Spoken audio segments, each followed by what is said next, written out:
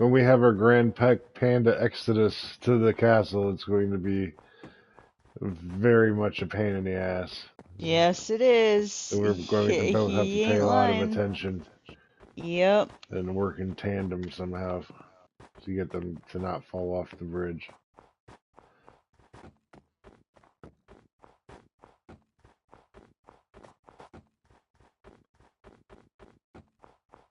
The slow-moving ones are going to be such a pain in the ass. I know. They're the ones you actually want, though. You know what I mean? Yep.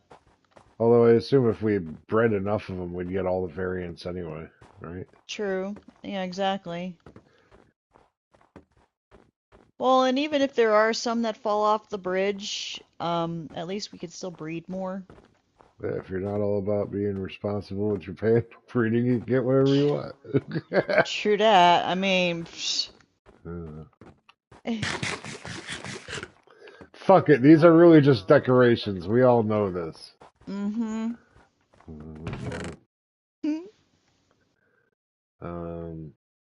Let's go.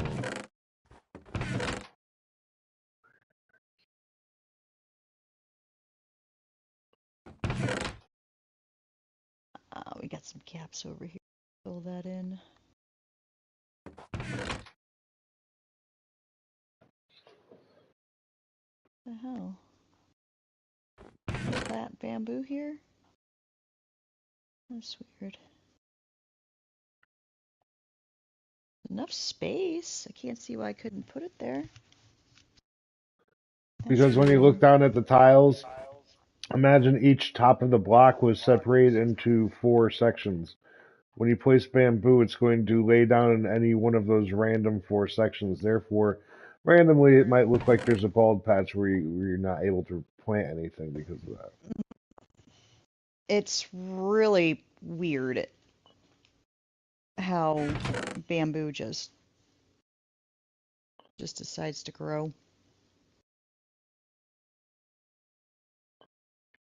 They do that to try to make it look random. Yeah.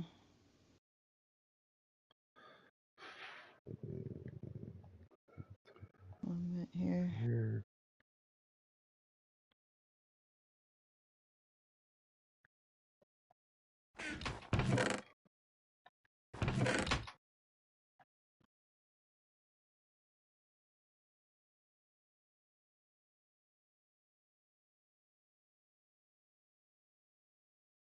Oh, why is this going so slow? There we go.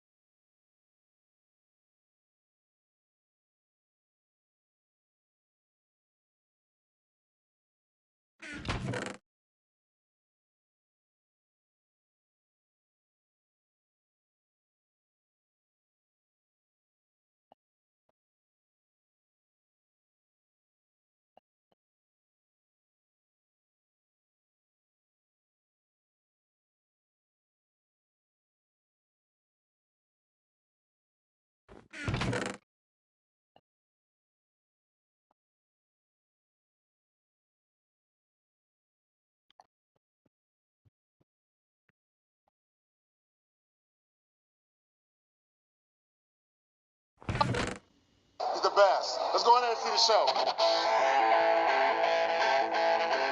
Something.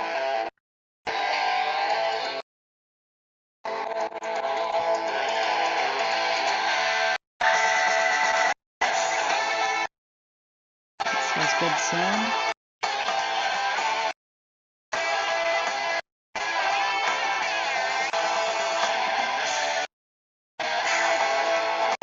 We are at the part of the show. All right, I'm up. You're all here. You guys ready to see your headliner tonight? Let me hear you. You know from the star of the Comedy Central TV show Insomniac with Dave Attell. Ladies and gentlemen, Dave Attell.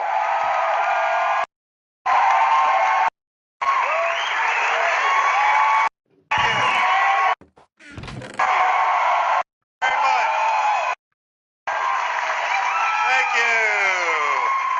Thank you, Newport, Kentucky. Thank you. How about a hand for Rick and Matt? Give them a hand, everybody.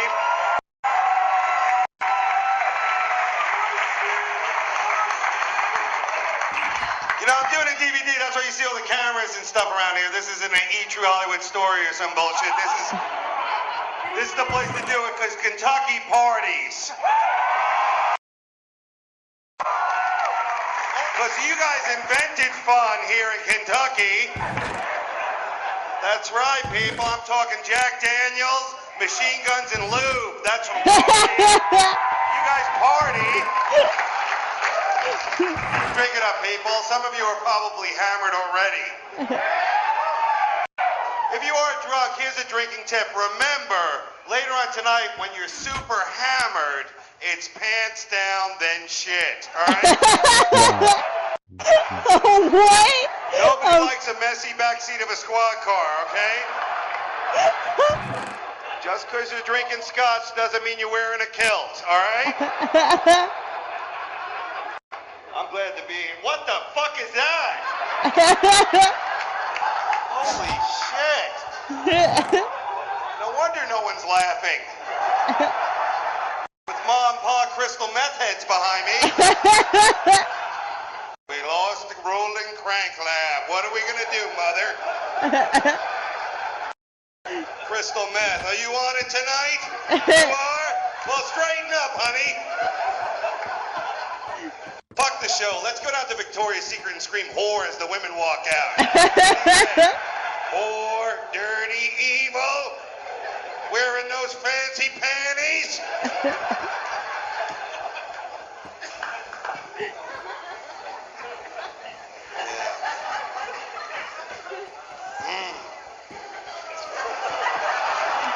Did you paint this? I didn't know Mona Lisa had ADD.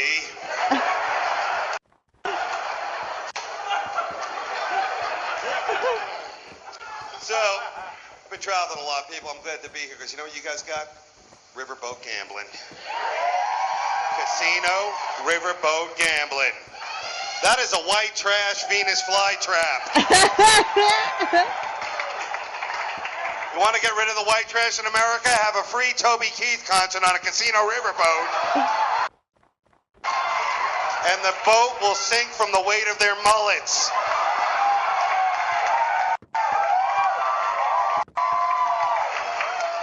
It's a little riverboat. You see the steam coming out of the stack? That's not steam. Those are souls, all right? There was some crystal meth to be had that night. Crystal meth, it gets a bad name. Well, let's say you're in a situation where crystal meth can help you, like you got too many teeth. You gotta grind some of those fuckers out. You can't be looking all toothy down at the Waffle House.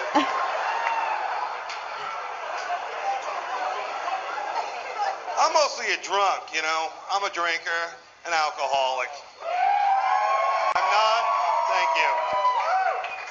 Thank you. It's always good to have a wingman when you drink, because I do a show where I drink, you know. Thanks a lot, hon. You're good. All right. Nice. I do a show where I drink, so when people see me, they give me a drink. Which started me thinking that the next show I do will be called Knock Knock, I'd Like a Blowjob. Knock Knock, I'd like a blowjob. But I'm pregnant. Your mouth's not fucking pregnant. Now suck it.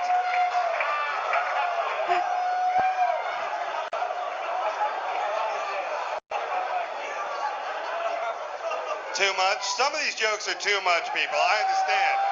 They are. The best you can do is just roll over and let it drip out. You know what I'm saying? I don't smoke pot. I think that's what's holding me back in this world. I do have a lot of pot tendencies. Where are the potheads? Okay. I have a lot of pot tendencies. I'm always late.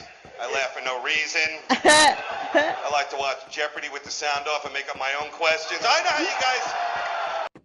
I'm with you. Potheads want everyone to be on pot. Even their dog. Have you ever seen a pothead dog? Oh, man, it's sad. He's wearing sunglasses. He's got a bandana on like he's high.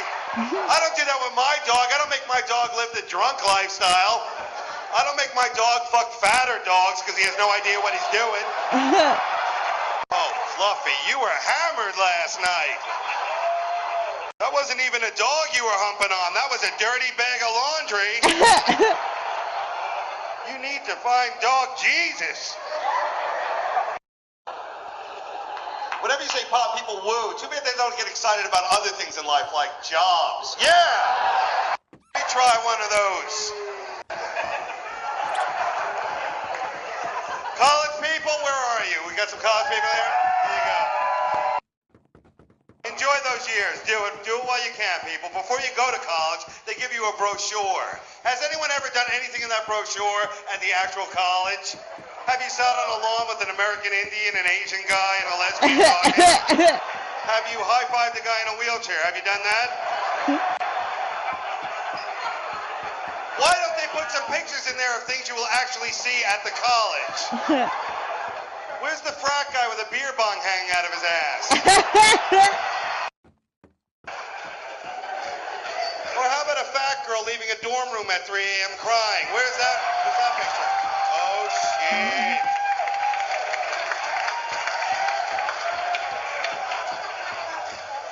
Your parents want you to go to college. You know why? Because while you're away at school, they're fucking in your beds. They are. I'm sorry.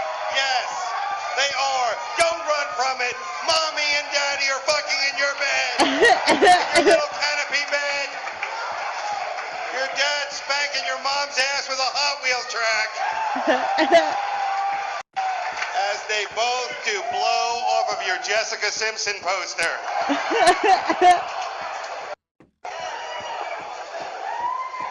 That Jessica Simpson is hot.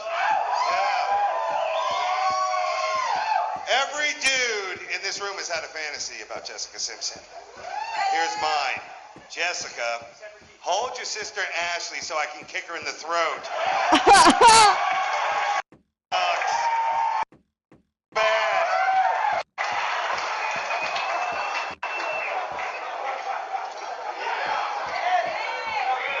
Gotta be careful, man. We're gonna wake the Cinnabons down at the other end of the mall.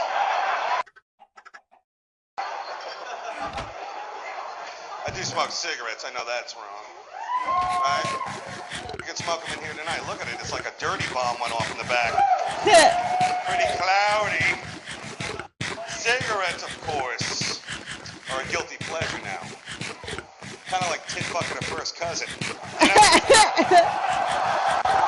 It's wrong, but it feels so right. And you can't do it once you get past airport security.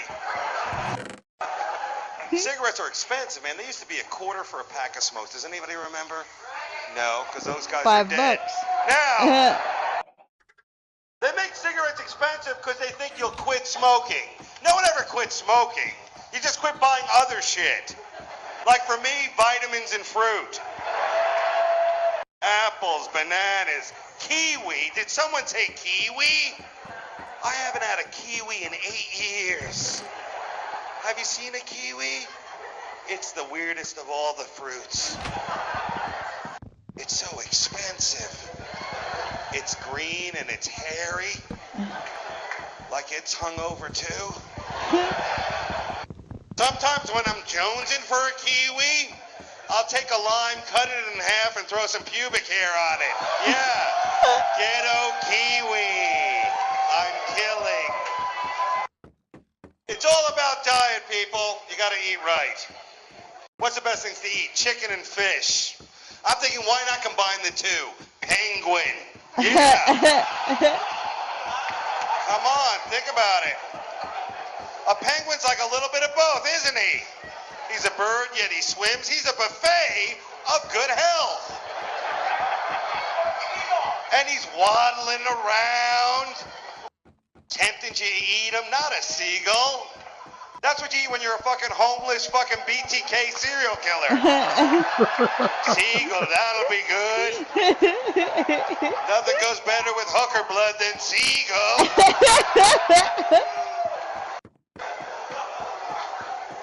No one will eat a penguin because they're too cute. They're too cute. Remember when you're little and your dad or whoever's fucking your mom takes you down to the zoo? Right? I don't want to leave anyone out here tonight. Everyone gets to play. And they'd be like, look at those little penguins. Aren't they adorable wearing those tuxedos like they're waiters in a fancy restaurant? Come on. How good a waiter would a penguin really be? Let's test it out. Who wants to help me? You want to help me? Okay. Now you order like a meal or something. I'll be the penguin waiter. Let's see how well he does. Go ahead. Chicken Parmesan. Okay, well, I'd love to get you that when I get some fucking hands. I don't have any hands!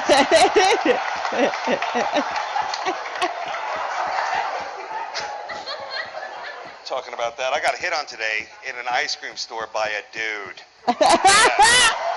I don't know if that's how you play it down here in Newport, Kentucky. Anywho, I'm in the ice cream store, right? The guy ahead of me is ordering his ice cream, but the whole time he's hitting on me. I swear to God, he's looking at me. He's like, I'd like mine with 6 inches of hot fudge on top. What are you having? I'm like, pistachio would be good, I guess, because it's vagina-licious. Damn, this pistachio's giving me a headache. There's a lot of hot women here tonight. And look at them in the back. Any redheads? There you go, Red. Oh, look how hot you are, Red. Let me ask you a question, because I love redheads. They are just wild, man. How many dates, Red? How many dates would it take for you to feel comfortable with me calling you clown pussy? Now, it's a turn. 1. Oh shit. Clown pussy when we're loving, circus snatch when we're hating. Circus snatch. Did you know that was the original title for the Reba McEntire show? It's true. Circus snatch. Don't rethink it. Let it go. All right, now. Nice sweater. All right. Sweet. Wow. Holy shit. Wow.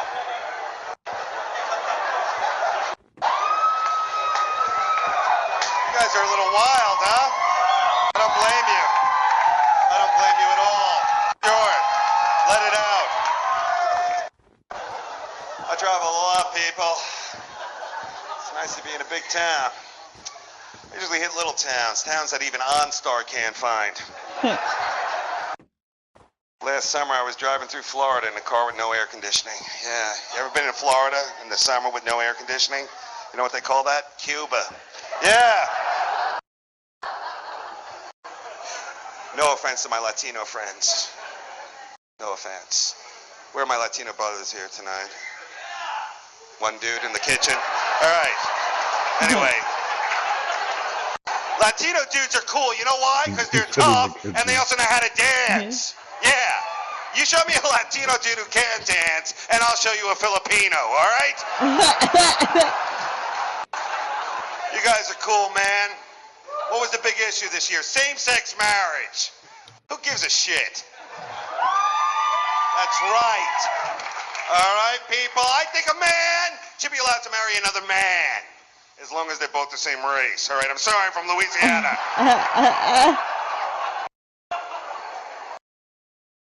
I'm a white man and a drunk, and you know what that means. When I get drunk, I start using the N-word. You know what I'm talking about? NASCAR. Yes, the Olsen twins are legal. And they owe us big time. We sat through their candy-ass adventures, their little mysteries, their mommy dress-up parties. They're adults, and I want an adult movie. The next Olsen twin movie I see, R. Kelly better be in that bitch, all right? They're barely legal, like in the magazine. They're barely legal. Have you seen that magazine, Barely Legal? That means when you look at it, you're almost a pedophile. Yeah. You're not Michael Jackson, but you live in his neighborhood. Yeah. You're a Ferris wheel and some analies away from being M. Jackson.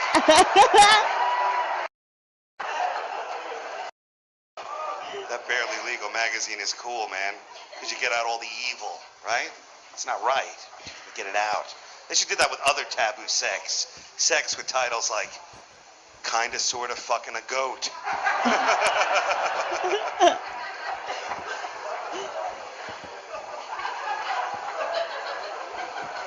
We've all got an inner child, people. We do. And my inner child is a girl. Her name's Bethany, but the local boys call her Sugar Tits. Now, I was in the Boy Scouts of America. Any other scouts here? You were in the Scouts? Really? You were a scout leader. Okay, there you go. I was almost Eagle, which is kind of queer. Being an Eagle Scout's like being a black belt at nothing.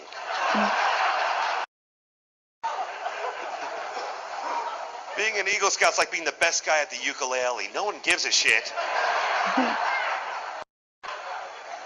I was in the Scouts, people. I know things. I know how to survive in any state park in the United States. Yes.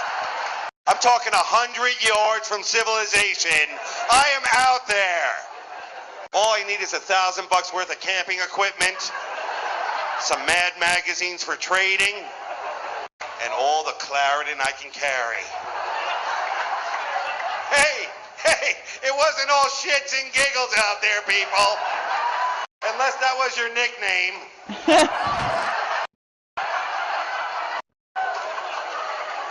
We had to learn things, important things, like a snake bite. You're a scout leader. Take us through it. You get bit by a snake. Let's just say you're leaving the show tonight. We're in the mall, okay? You're walking past like the bad part of the mall. You know, the Hot Topic, which is the evil over there. You know, it's where the devil shops. Boogie, boogie. You're walking past the mall, right? A king cobra snake comes out and bites you. What do? Go ahead. Suck out the poison while with your right hand jiggle the man's balls. That's right. Yes. Yeah. You heard me.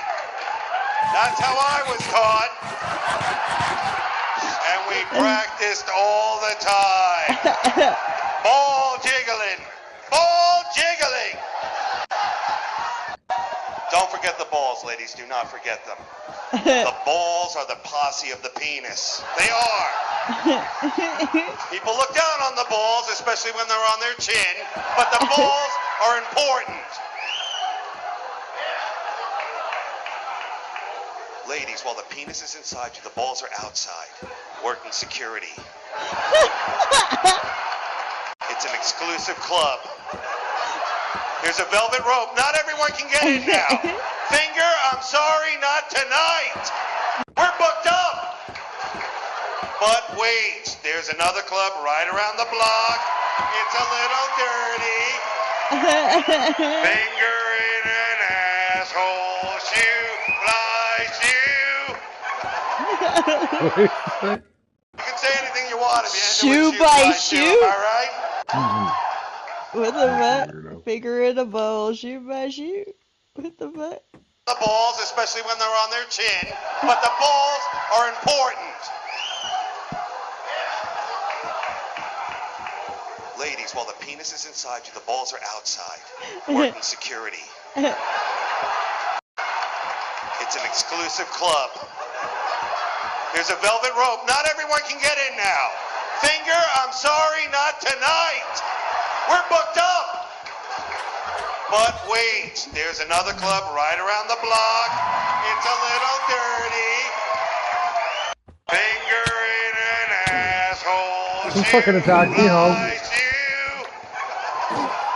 There, look. Go visit your mother. You can say anything you want if you end it with shoe, fly, shoe. Am I right? As I throw the baby off the bridge. You were laughing because it's funny. Sorry. You're not real. Some of you are afraid to laugh. Not real. Porn today. Hey!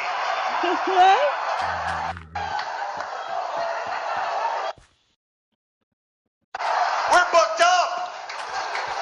But wait, there's another club right around the block. It's a little dirty. Finger in an asshole shoe, fly shoe. You can say anything you want if you end it with shoe, fly shoe, am I right? Some of you are laughing because it's funny. Some of you are afraid to laugh because you ate corn today. Hey!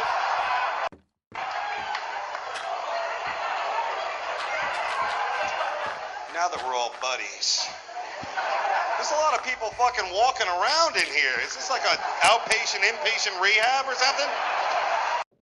I can't fight. You'll figure that out in the parking lot. I can't. But if we do fight and you beat me down, do me a favor. Don't piss on me. And if you do piss on me, don't hold my eyelids open so I can see it. Have a little hospitality.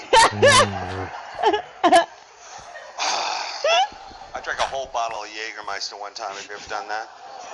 Oh, gross. Oh, yeah? Were you woo and yan when you did it? No. He said he drank a whole bottle of Jägermeister. Oh, yeah. Oh, God, that's so nasty. Laying on your bathtub floor, praying for death. Drinking a bottle of Jaeger's like being in the eye of a tornado. Everything's spinning around you. Death is close. You can't just lay there. You got to drunk-proof your apartment. You got to lock up your guns, duct tape your dog's asshole closed. Really? He won't want you to do it, but he'd thank you if he could talk.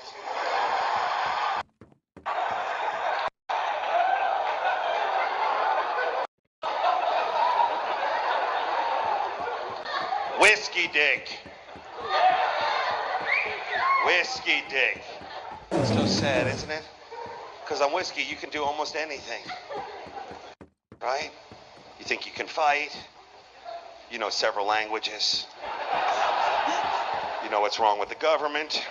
Yeah, You can drive. You can drive. The only thing that won't work is your old little peenie there, eh? But sometimes whiskey dick is a good thing. You ever wake up after a night of whiskey dicking and you're like, you know what? Fucking the left eye of a pumpkin sounded funny last night. But in hindsight, it would have ruined the party. Thank you, whiskey dick. Thank you. You just saved me my job. Pumpkin fucking, I know what you're thinking. Dave, good luck. They're out of season. Don't you hate when you're in the mood for some good old-fashioned pumpkin fucking? They're out of season. Then you gotta carve a yam. And there's no glory in yam fucking. Hey, that one deserved way more than you gave it. No, it's too fucking late. It's too fucking late, you yam fuckers. Since we're all getting to know each other a little bit,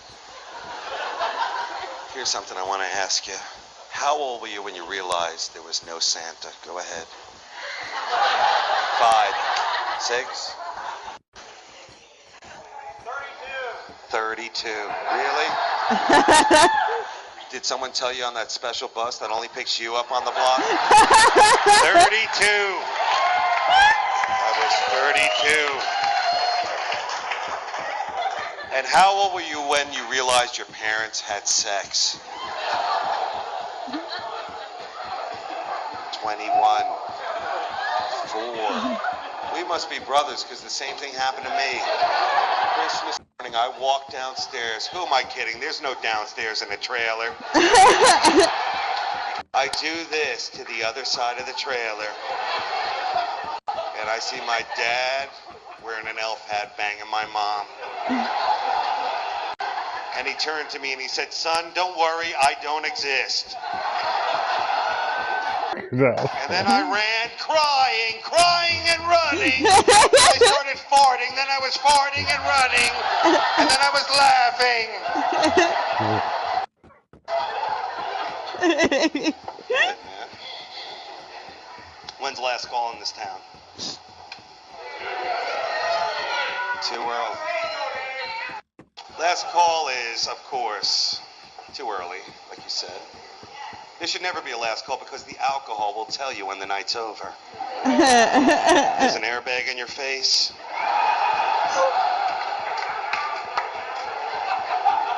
You're covered in Taco Bell wrappers. Whenever I go to Taco Bell, I'm usually so drunk I can't even order. I just throw a 20 down and go, surprise me. Right. Taco Bell is great. It really is. Cholito, that's your favorite? We gotta thank our... I didn't say let's scream out shit that's open, did I? This isn't TRL, fuckos, alright? That's your TRL, fuckos. It's like a fat man's request channel. Cholitos! No, we're talking about drinking here. Let me tell you something. Legally drunk is what? 0.08. Let me tell you what a 1.7 looks like. I'm outside of my car blowing my own muffler as the cops cheer me on. When's America's Funniest Home Video gonna play that tape? What's that? Swallow the cum and tell me what you said. Go ahead. Sorry, guys. You're not playing with kids here. I didn't know this was comedy show / yell shit out. It is, isn't it? It sure is. You've been here 2 times already? You're the guys who came from Madison, Wisconsin. All right, I love to be pointed at a woman, especially when I'm not on trial. That's the one. That's Kobe.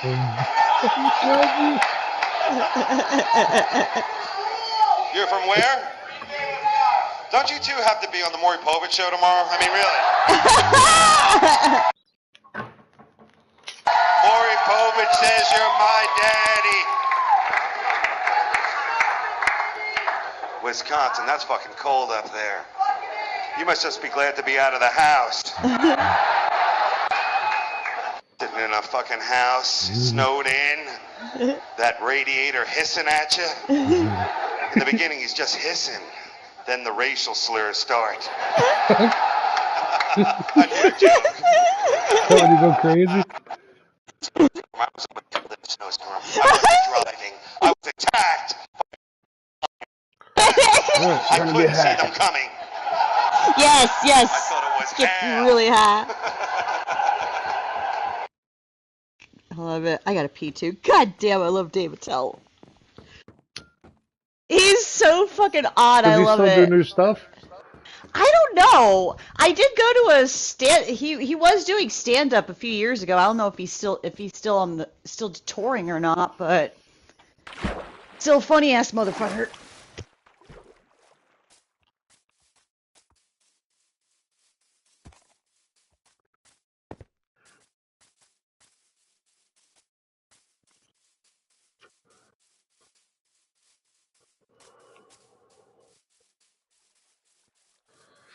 Can't believe those bastards ruined our village. This one was going well.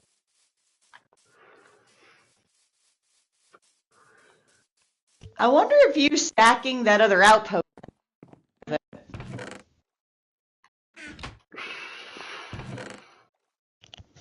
What other one?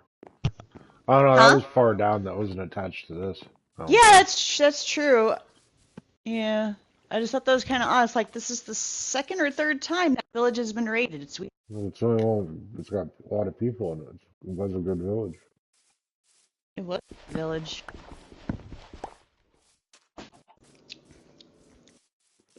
That was gonna be a ghost town.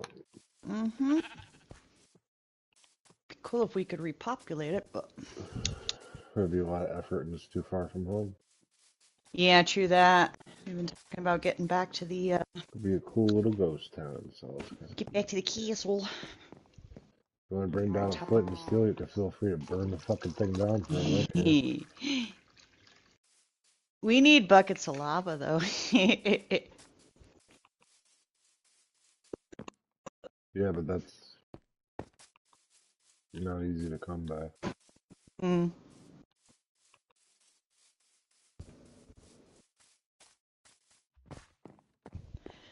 Alright, time to get super baked. Super baked. I forgot to put, I need to put my club sandwich away. I ate like half of it.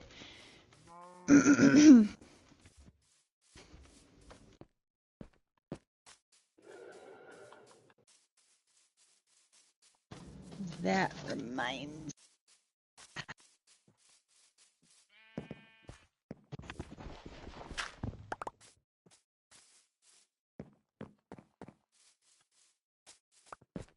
Okay.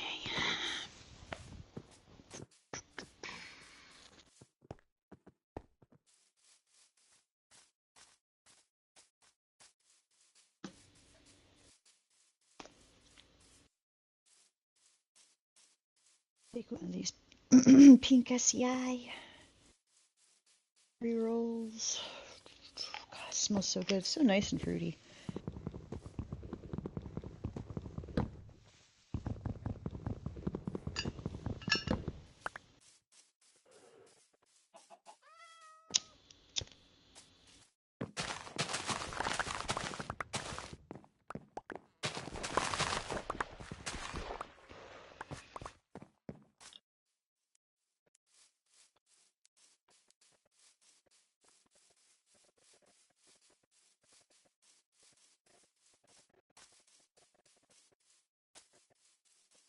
Ooh, I heard a dog barking.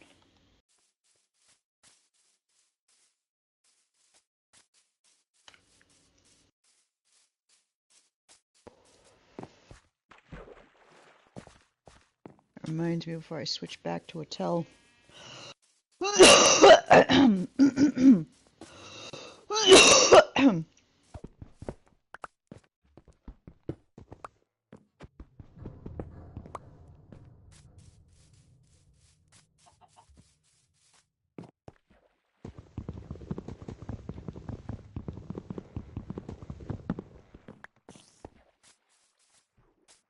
Have one of my favorite bits here.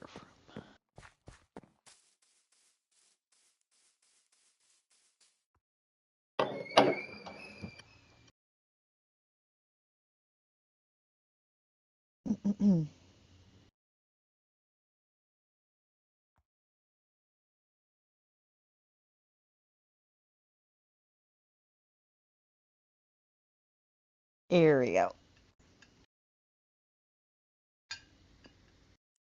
Play one of my favorite bits from Mitch Hedberg.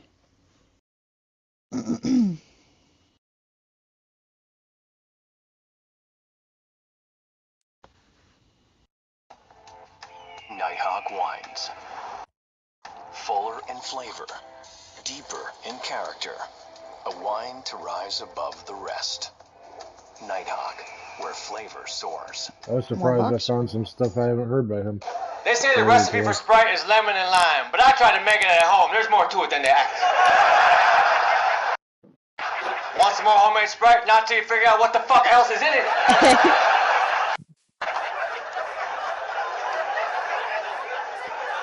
I like refried beans. That's why I want to try fried beans, because maybe they're just as good and we're wasting time. You don't have to fry them again after all. I eat a lot of sandwiches. Who doesn't, man? Sandwiches are easy to eat. But I hate sandwiches at New York delis. Too much fucking meat on the sandwich. It's like a cow with a cracker on either side. What would you like, sir? A pastrami sandwich. Anything else? Yeah, a loaf of bread and some other people. What kind of bread? Rye. No, fuck. Banana. You got banana bread? What kind of cheese? Cottage. Get the fuck out. I'm not making a banana bread pastrami cottage sandwich. That will severely ruin my reputation. I order the club sandwich all the time, and I'm not even a member, man. I don't know how I get away with it. I like my sandwiches with 3 pieces of bread. So do I. Well, let's form a club then. Okay, but we need some more stipulations. Yes, we do. Instead of cutting the sandwich once, let's cut it again. Yes, 4 triangles. And we will position them into a circle. And in the middle, we will dump chips. Or a potato salad. Okay. Let me ask you a question. How you feel about frilly toothpicks? I'm for 'em. Well, this club is formed.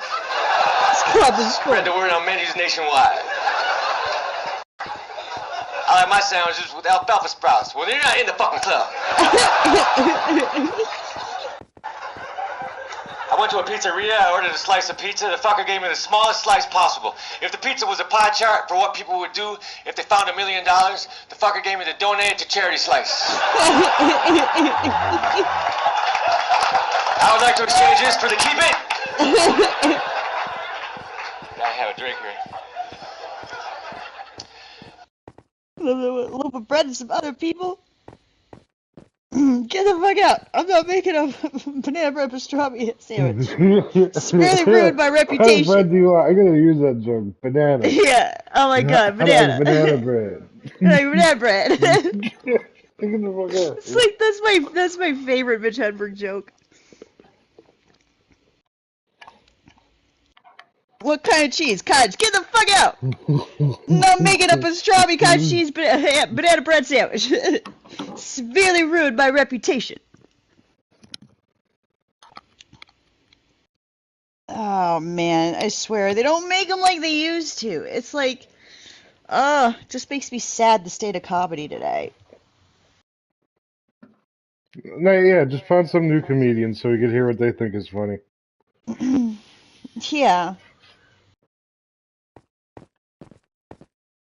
In fact, my vagina itches. Fart.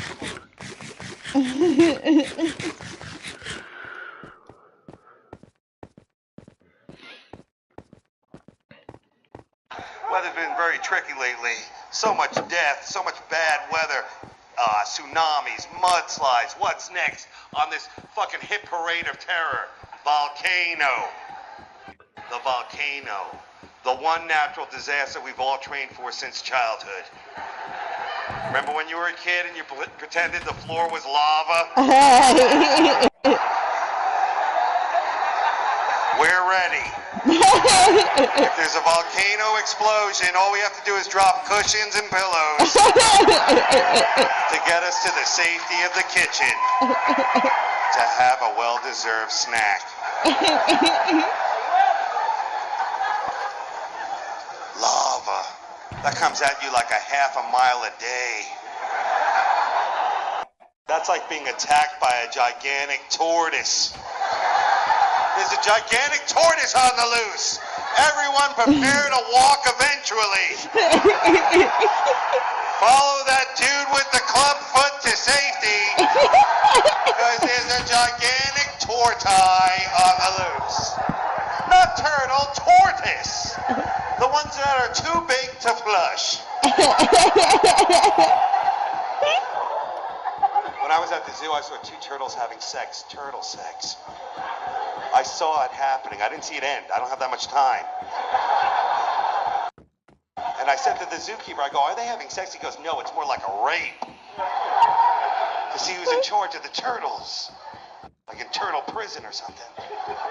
I'm like, turtle rape? Is that even possible? I mean, if you can't see that shit coming at you, I mean, really. 2 weeks ago, I got a knock on my door. Who is it? The queer eye for the straight guys. Yeah. For 4 hours, they fucked the living shit out of me. I swear to God. I'm like, dudes. I'm covered in cum. I'm like, dude. Can't see anything. Eyelids glued shut. Where are they? I'm like, dudes. Aren't you going to redecorate my apartment? They're like, right now, we're respackling your ass crack. Oh, it was horrible. At first. Am I right, ladies? Now. Am I right, ladies? That joke was great because it offended like 5 people at once.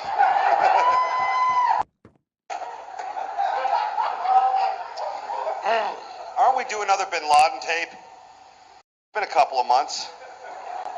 He owes us a tape, doesn't he? That guy's a fucking evil mastermind, isn't he? He's a criminal, though. No other criminal does that. Puts out tapes about shit he's gonna do. Like in your own town, do you have a guy who just puts out tapes and then does shit? Hey everybody, this is Earl. Yeah, the Pep Boys off of I-87 is going down next Thursday or Friday, depending when I can get a ride.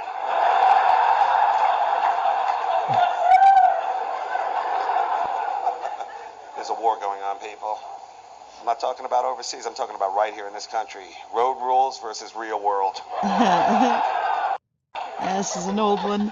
Pick a side, people. Pick a side. My favorite TV show is The OC. Do you guys watch that? You do? That one's... You like it too? Good. Let me tell you something. The OC is cool because these kids are in high school and they have sex. But they don't have high school sex. They have TV sex. Hand-holding, eye contact, talking. I want to see real high school sex on that show. I want to see Ryan, that bad boy, jump on that Marissa girl and just chimp fuck her. Yeah! Just stick it in and go, yeah! Pull out, come on his own belly, and walk out with her iPod. That's what I want to see.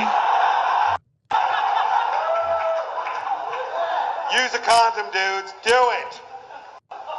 Especially you young guys. Remember, there's a right way and a wrong way to wear a condom. If you put it on for the first time and it feels really, really good, you have it on backwards. Yeah!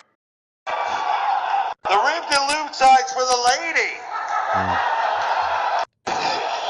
Yours is that other side. That scary, dry side.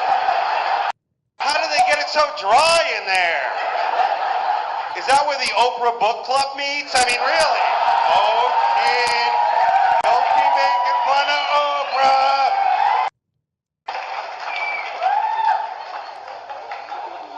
Dudes, unless you feel like you're rubbing your dick on a highway in the desert, you have it on backwards. I saw that movie Open Water. Did you see that? Isn't that everyone's fear? To be in the middle of the ocean with someone else who can't act? Holy shit. Here's a shark on the loose! Shark attacks. Did we talk about this? They're out there. A couple of years back. Really, this side is not as afraid as that side over here, but shark attacks.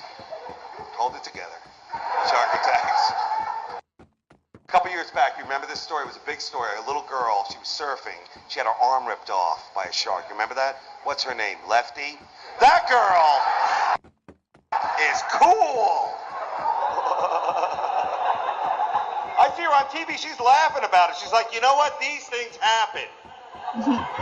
Well, actually, Shark Girl, they rarely happen. You have more chances of being banged in the ass by a leprechaun on your lotto winnings than you do of being attacked by a shark, you dirty little whore. Sorry, I'm watching it home on TV. She's like, maybe it's for the best. For the best? What was that, your evil arm that was ripped off of you? Your arm that made you do crack and jerk guys off? Oh my God! This arm is a whore! Hitler! Hitler! I have to get rid of this arm. This is my good arm. For making hot chocolate and waving goodbye to Grandma. Writing letters to Jessica Simpson. Dear Jessica, I sat on a crayon. Am I going to have a crayon baby? No, you're not. You're going to have a vicious yeast infection. Let's see how far along we are, people. Oh, it's time for some porn. Porn jokes. The internet is the greatest device ever invented.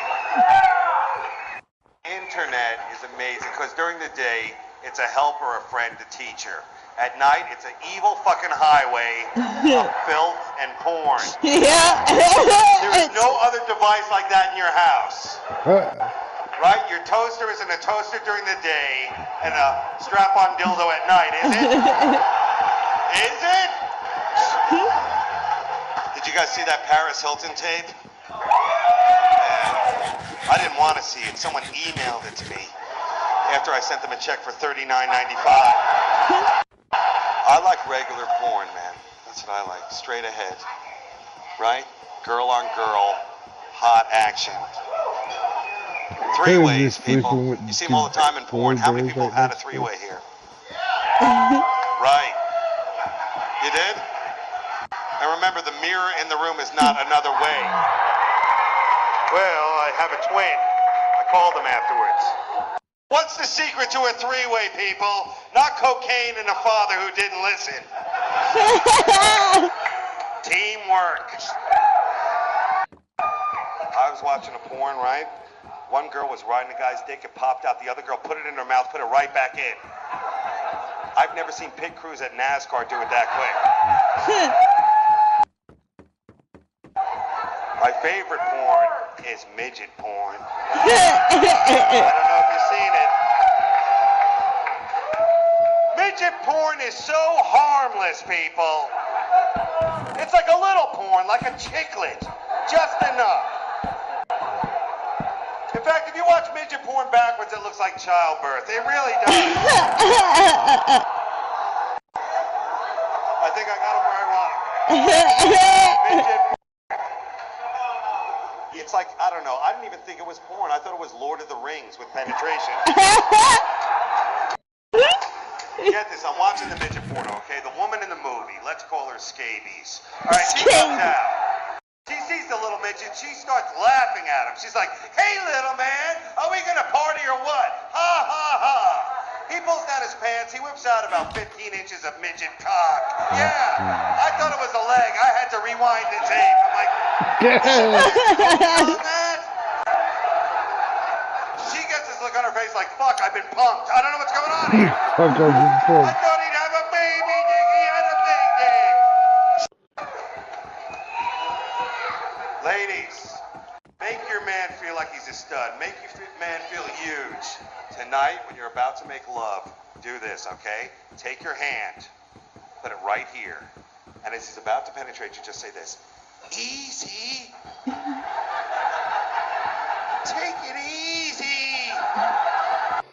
Oh, okay, a little more now, a little more now. Whoa, whoa, whoa. I can't breathe. If you do it right, you can make an Asian man feel Italian. I swear to God. Yeah.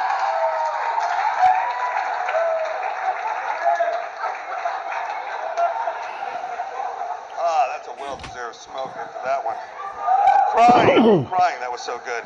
Brought back so many memories. So, sex. What's that? Do ya? Is it the kind of love where I can come on your back, put you in a cab, and call you in a couple weeks?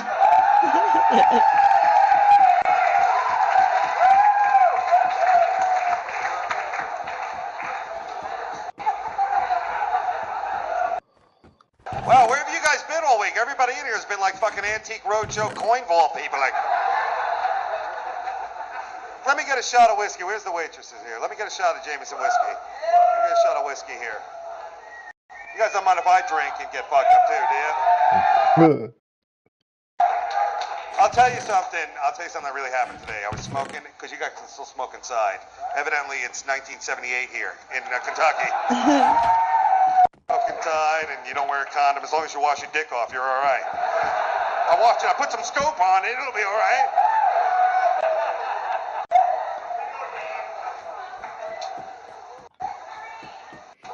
Listerine, that's what you like? You put Listerine on your cooch? Then you must find anal a fucking kiss on the mouth. Here she is. Here's my girlfriend. Here's my girlfriend. Wow, that's a lot, isn't it? Holy shit.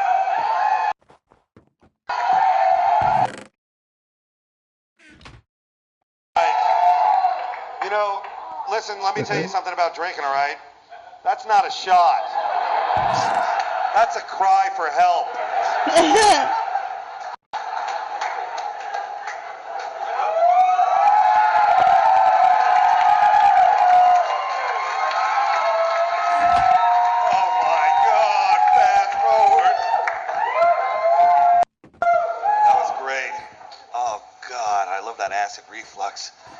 I just blew Hitler. Man! Anybody getting married here? Oh, you are, honey. Oh, you're hot too. Where's he? Is he at home watching the game? He's in Las Vegas.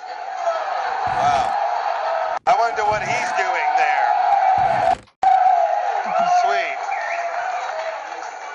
He's in Las Vegas, balls deep in hookers, as you sit here,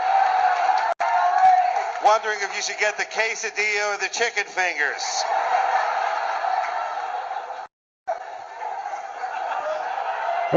Balls deep in strange poon.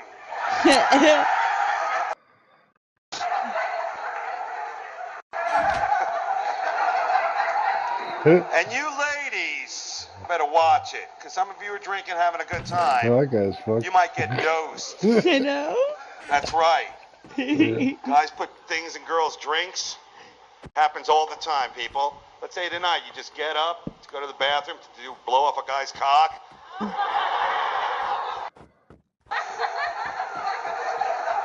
You come back, you take a sip of your drink. Ooh, this tastes funny. Everything's blurry.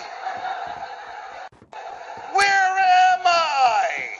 Then you wake up somewhere spread-eagled on a pool table, surrounded by cocks. Cock, cock-a-doodle-don't. And you're like, Dave, I'm listening now. Dave, help me. And it's too late, because I'm videotaping it. Yes.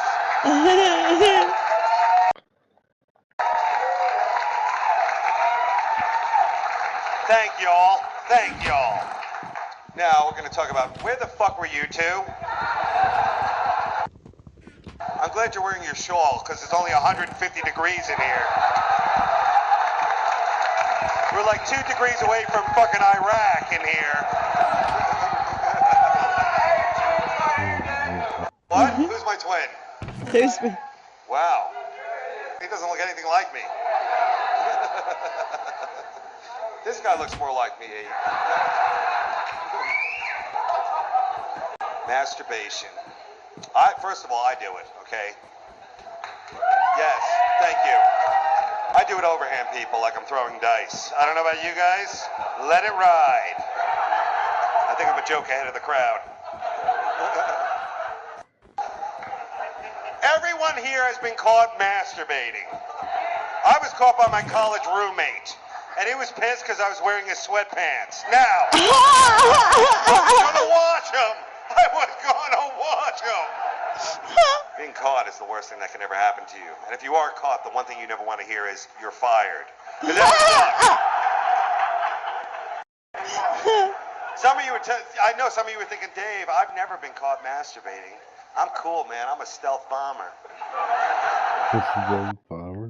Hey, you know what? We've all been caught, whether we know it or not. Everyone's had that experience of jerking it, and you feel a presence behind you. You look around, nothing. There was something there. That was Jesus. Yes, it was. I'm not lying. That was Jesus. He had come down at that moment to tell you something super important, like a cure for a disease, or where Atlantis really is or something. But he caught you jerking your pud to the credits to Charmed. Forgive them, Father, he know not what he do.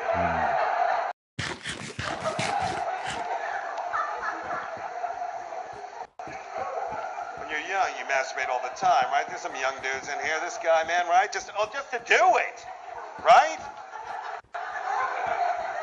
When we get older, you don't masturbate to sex, you masturbate to things going your way. Like today, I was jerking it to No Line at the Bank. I swear to God. I swear. I'm in, I'm out. I think I'm bombing. You gotta watch it, people, especially with the jerking it, okay? Because remember, there is a fine line between masturbating and looking out a window and masturbating and looking into a window. Yes. One of those is super illegal.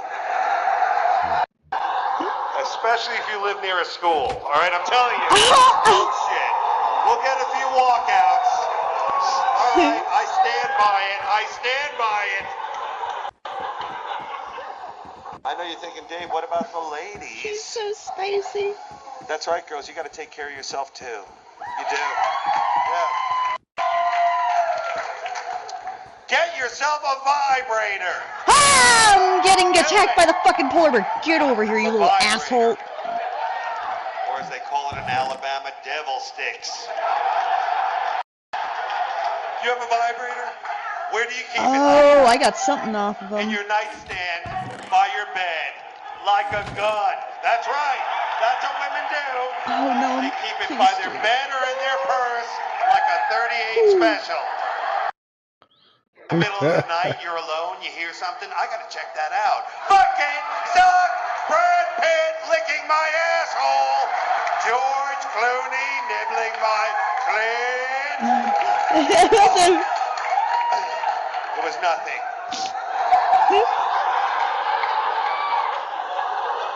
The vibrator, girl. You're up on it. Do it. Men are threatened by the vibrator. Look at the fear in your man's eyes. Look at it. A vibrator. A piece of plastic that can make your lady moan and groan in ways that only your roommate can when you're out of town. Yeah. You heard me. That's right, your roommate. Hey, girls, ladies, will that vibrator hold you all night like we will? No. Will that vibrator come in your hair and get up and get you a towel? Because it's got no hands. You might as well stick a penguin in your snatch and let it quack you off. Quack, quack, slower, quack. Thank you very much.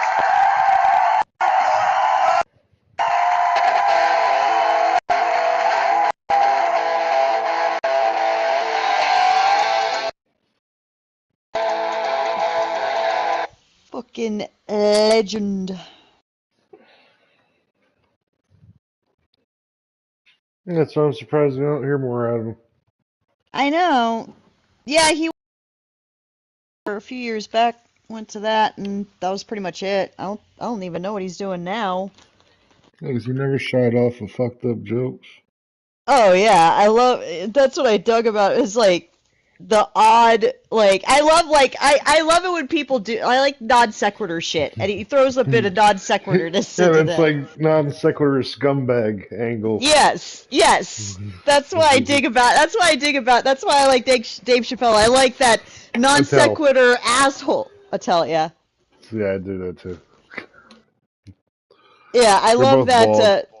Yeah, I love that non sequitur douchebag type of hue.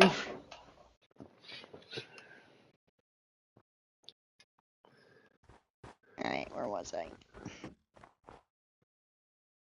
I got attacked by a couple polar bears up here. Well, take care of it. Oh, I did. I almost died. Thank God I didn't die that time. I need to make more swords.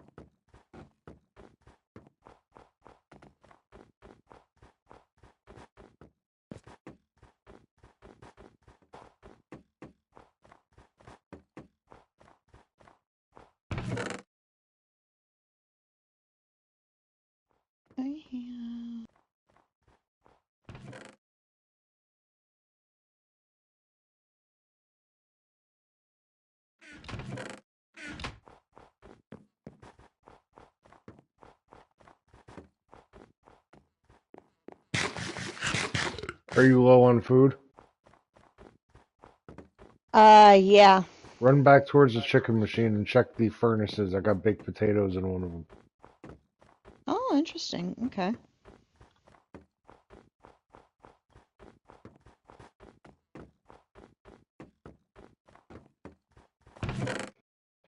They have a tendency to put food in and run away to go do other stuff. I'll like wait for enough, like just how many I'll need, then I'll just run away. Because we're on a bridge. I mean, I'm gonna pass it again. Yep. True that.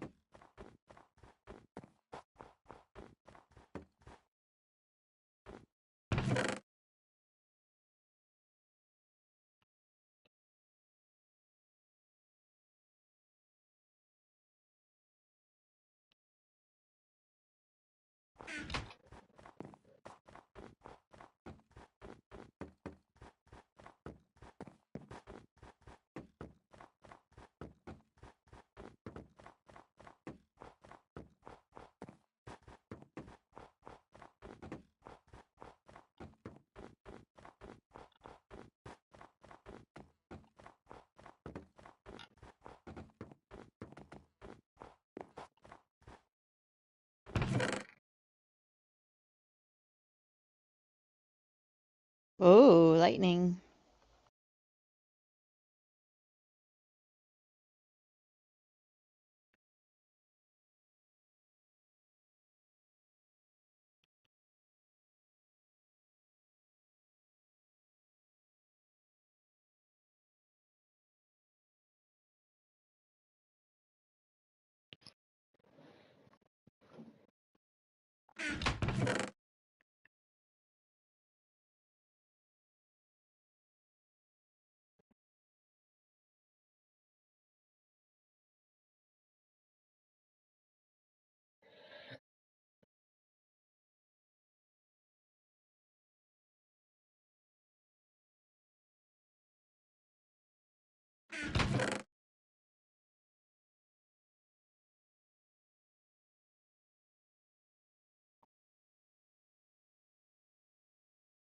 Whoa, I just saw lightning. That's cool.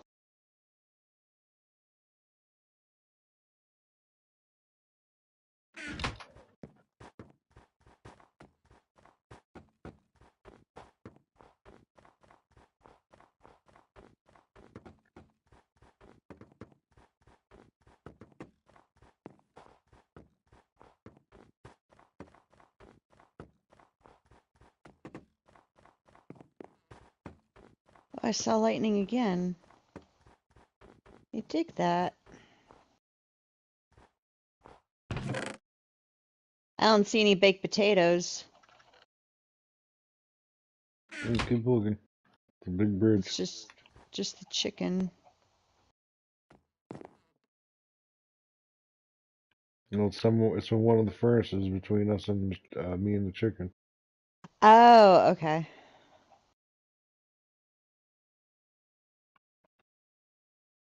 I see. Only 3 though. Good, I need to make some more swords.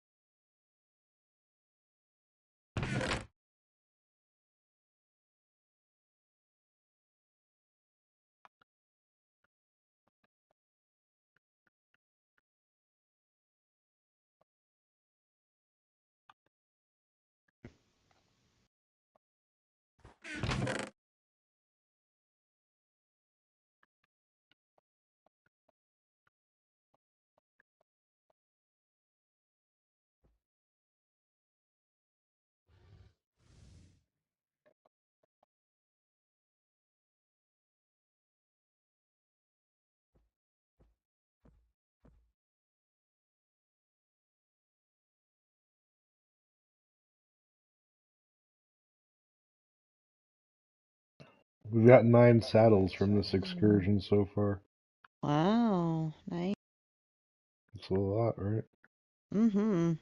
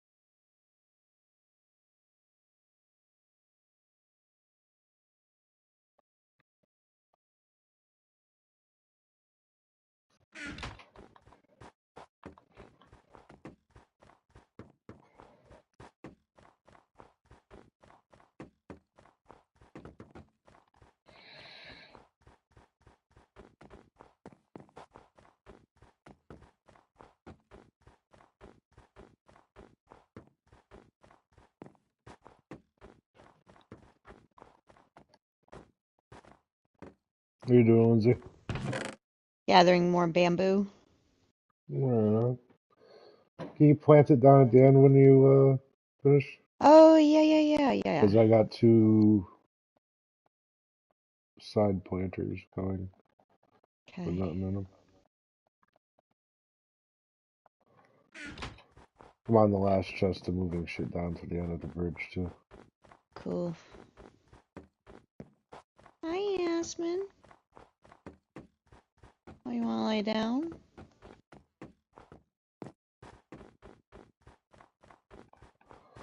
We have a lot of beds. That we do. At least we won't have to worry about a bed shortage anytime soon. Yep.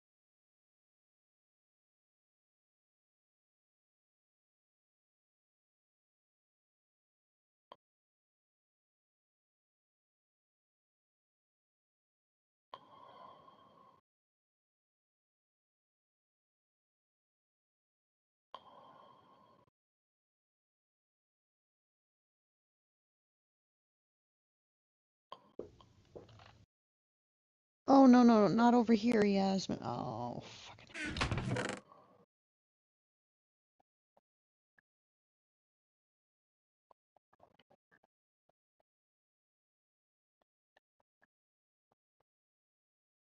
Oh, thank you, Yasmin.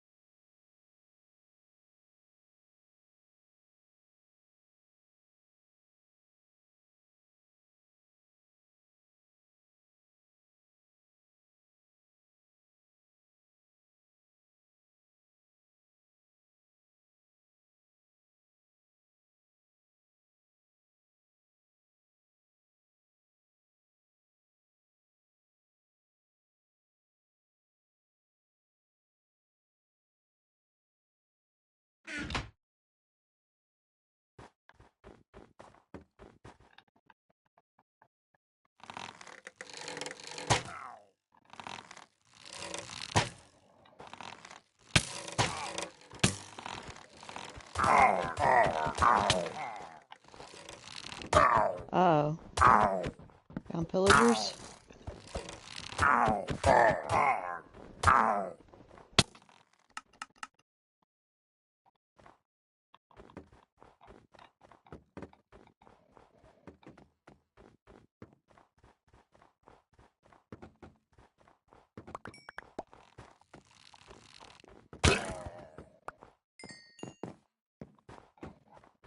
We got another banner.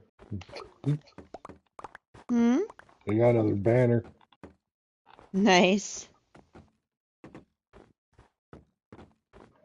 Okay, now that, Which thing polar were the bear's banners gone. in? Seriously, though, which one Oh, was never it? mind. That polar bear's not gone. Shit.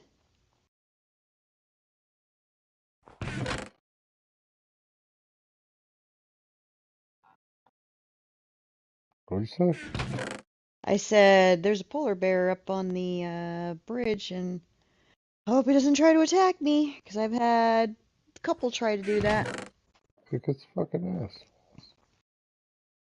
Weird. Polar bears seem to be pretty unpredictable. Either they'll leave you alone or they'll get aggressive. Chef home yet? I don't know. They are We'll see. unpredictable. You're absolutely correct.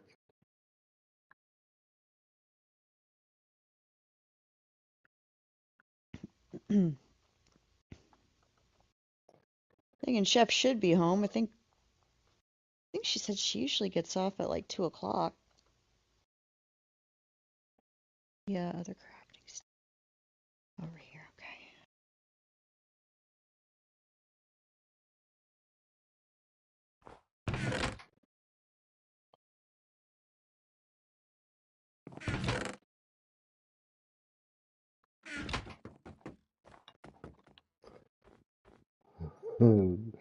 For Patrick, this looks like a popsicle.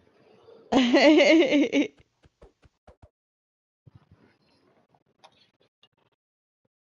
here we go. Try to chop off here. Don't need that or that. All right.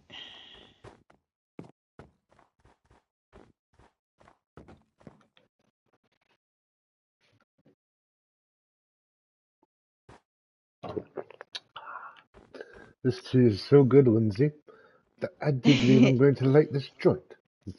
Oh, sounds like a plan, It's Jesse. lovely.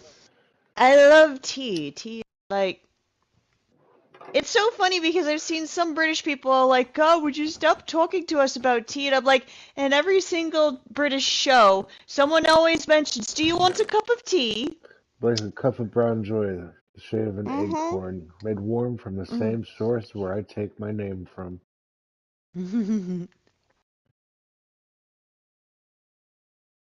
Good stuff.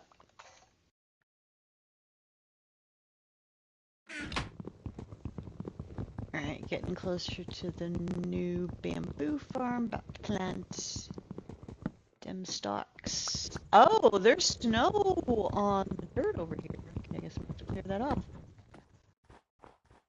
Not down there, yeah, a ton of it. Yep.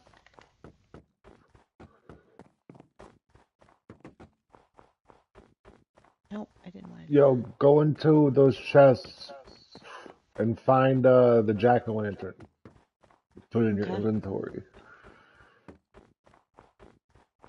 Okay.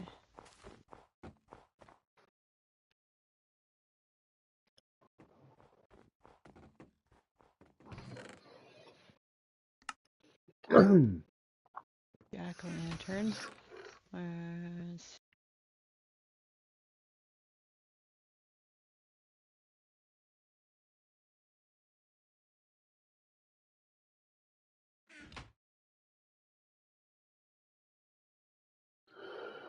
See a pumpkin, block of copper.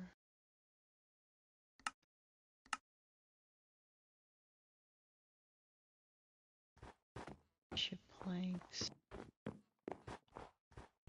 Cut copper. Any jack-o'-lanterns? Oh wait, what's this? Are you talking carved pumpkin? Yeah, the jack-o'-lanterns. Yeah, I got that recipe already. No. Put it in your inventory, but then Oh. put it on like a hat. Put it on a hat? Put it on Okay. like a hat. Oh, okay. Oh my god! Yo! See? I knew that would make you happy. Yo! And it's like a wearing a mask. I know Like you I could can see actually. through the holes. You gotta look through the That's holes. amazing. Wow.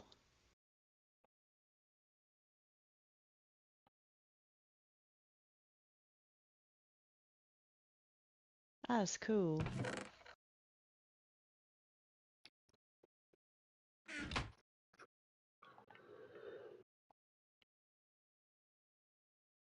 I can't see through that thing. That's cool.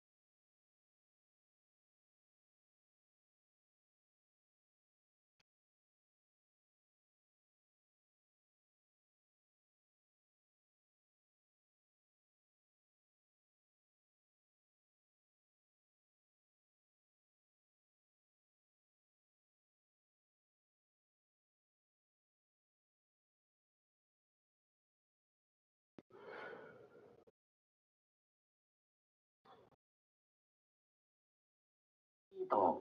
Oh, don't be afraid. I'm not going to steal your Fritos corn chips.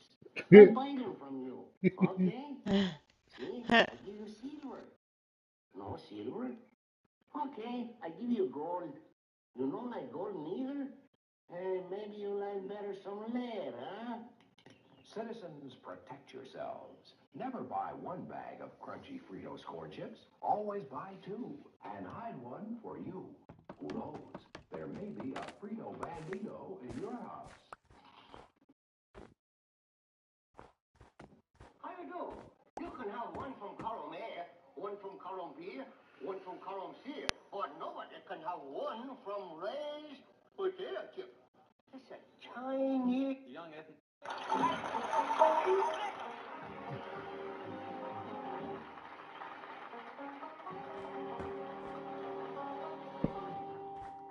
Hello.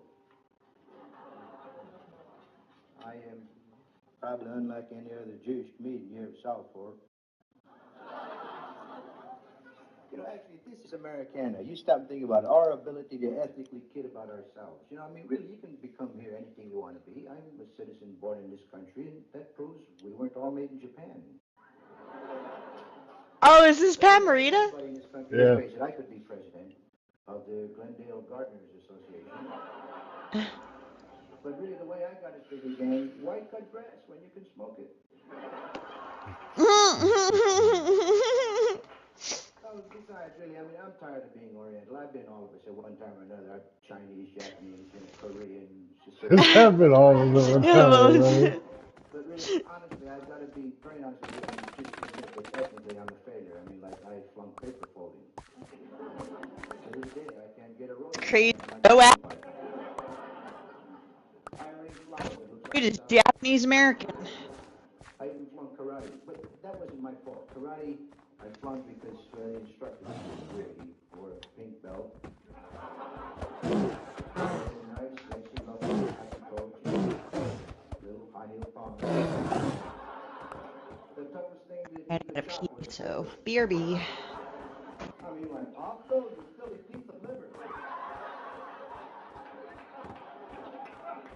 You know, really, as far as I'm concerned, orientally speaking, that was it. I mean, I couldn't make it after that. In fact, December the 8th, 41, I became an Irish Italian suffering from jaundice.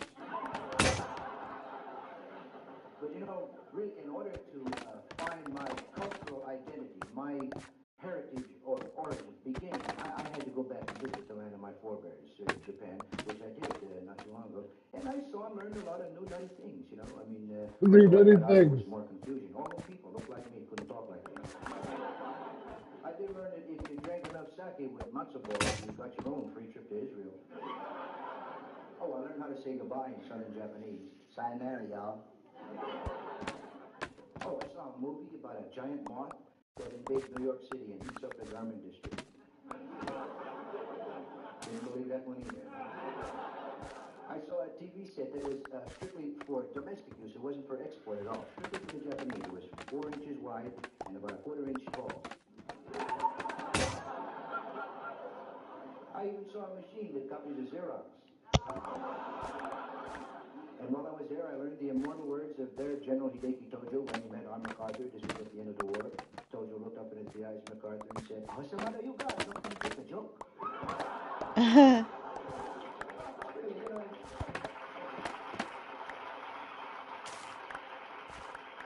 Talking about the war and the this and that, you know, you stop and think about over here in our country, we've seen all the flicks about the VE Day and the D-Day, the VJ Day. Over there, I saw a Japanese war movie. It was called the VM Day. It showed them kind of winning, you know, like their pilots got to wear the nice white scarves. They had the straight teeth and the snappy uniforms. The American soldier had to wear the thick glasses and they had the very New Orleans on tennis sneakers. At the end of the flick, Japan become flooded, you know, overrun with a whole slew of American cameras. And that was nutty. There was one scene in there that really knocked me out that I got to tell you about. It showed a very clever lieutenant colonel breaking the news to his men that they blew it. You know? And it was beautiful. He just simply lined all his men up. Okay, men, right now. Good, good. Some of you guys turn around and face me.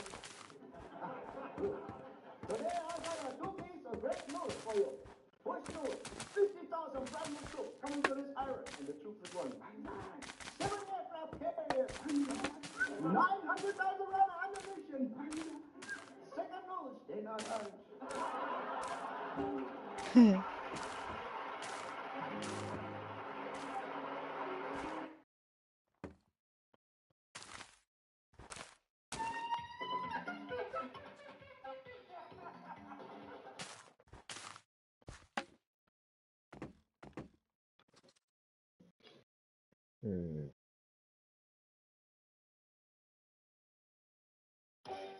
Good evening, ladies and gentlemen, and welcome to Funny Men, featuring Andy Bumatine, Larry Miller, and Mark McCollum. And here's your host for this evening, Pat Morita.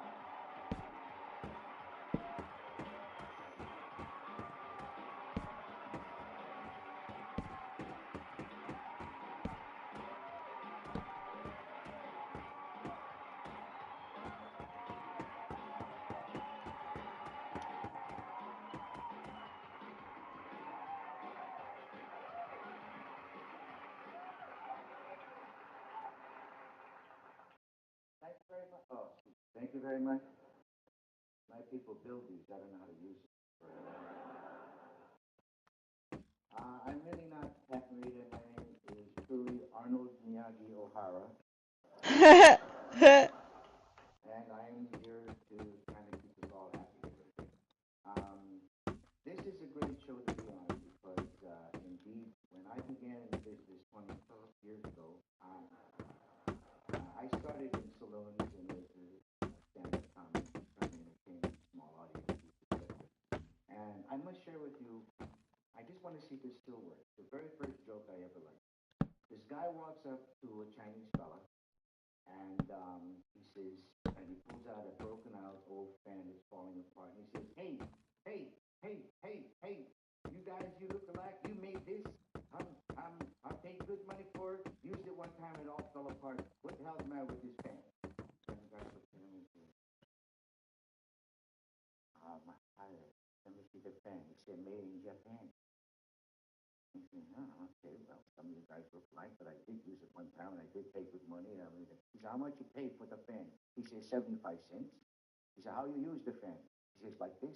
He said, what's the man you for 75 cents? You don't use a fan like this. You use a fan like this.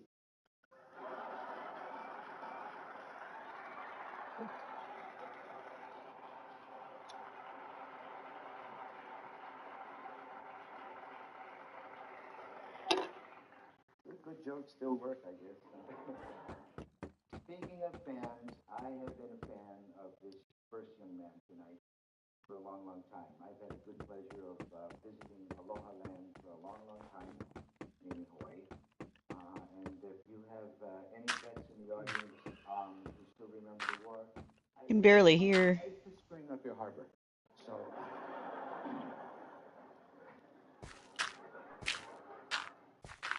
Anyway, I truly have been a fan of this young man for a long, long time. He's homegrown, meaning Pineapple Bay. He stepped out into the wonderful world of comedy and the big, wide, wonderful world of show business. And I know you're going to like him as I have loved him. Please welcome Mr. Andy Bumatine.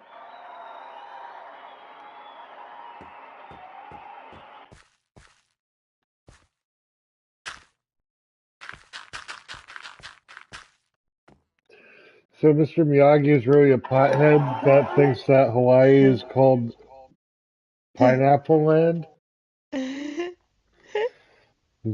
That's awesome.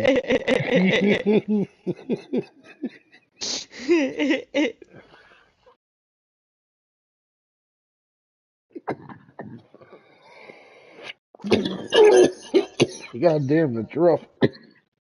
Yep, that sounded Go rough. To the tea. Go to the tea. Yep, you need some tea. Get that tea in you. Clearing off the snow up here.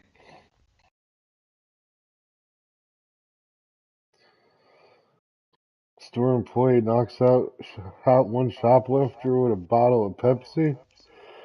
Well, I mean, hey, modern problems require modern solutions. Yep. They'll be like, hey, bitch. Bam! Yeah, that does happen. How about don't steal, motherfuckers? Is that really hard to? Yeah, Is but that don't really fucking hard? steal. No, that's No, hard for that's people. funny. You have commie dumbasses like AOC, like they just want bread. They just want to feed their families. Really, when does stealing a pair of Nike shoes equate to feeding a fan? Okay, right.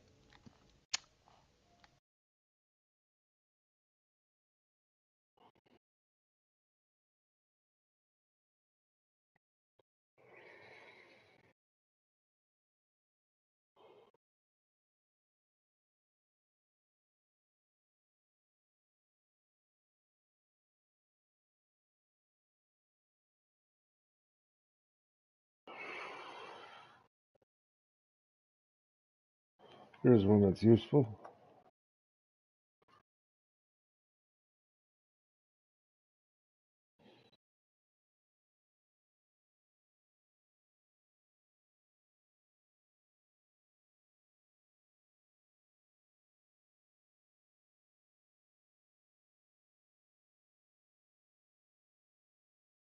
Ah, that's that. I never thought I'd dream. And tips to help you become Minecraft pros. So if you enjoy this type of content and you want to see more, let me know down in the comments. Yes, yes. Keep After making you've videos. confirmed that, you can ditch the map you no longer Everyone need. always make From there, videos. hit F3. It's this one. Oh, this guy's doing Subtotal this on a coordinates 9 computer. and 9. I will So he's like, I'm gonna just go buy what's in the computer to play my game and go by numbers. I'm like, this is not playing a game.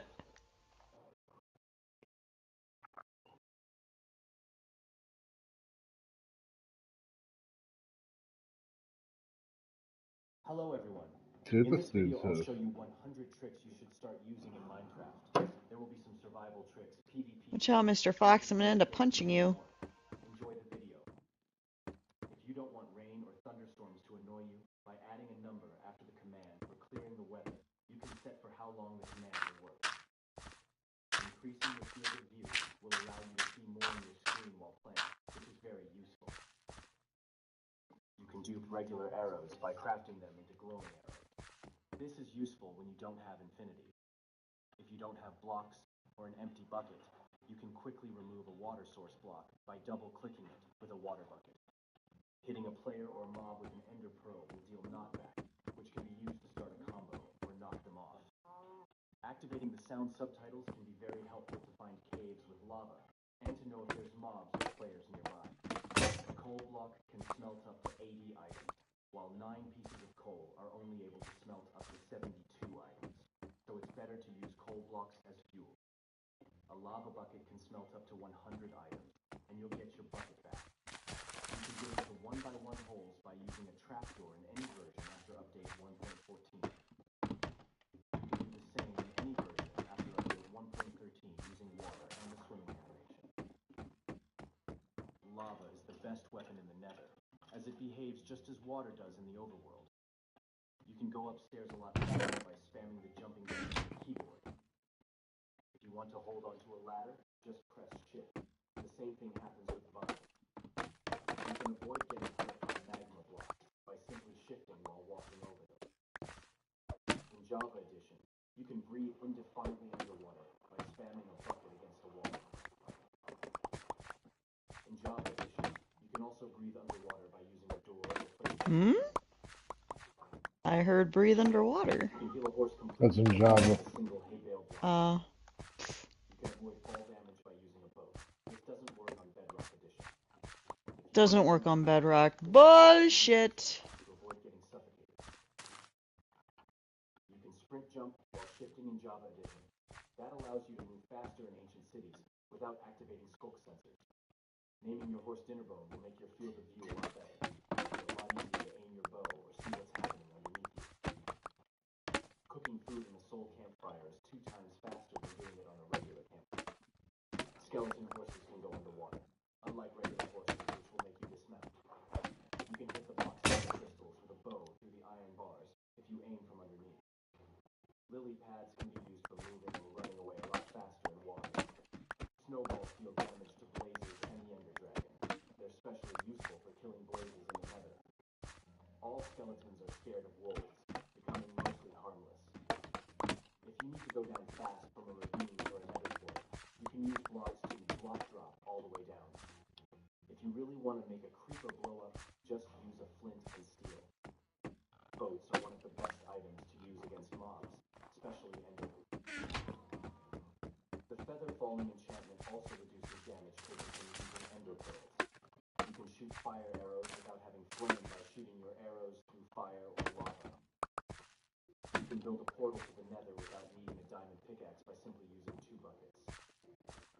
Endermen are 3 block tall, so your creeper can safe from them anywhere with a 2 block high ceiling.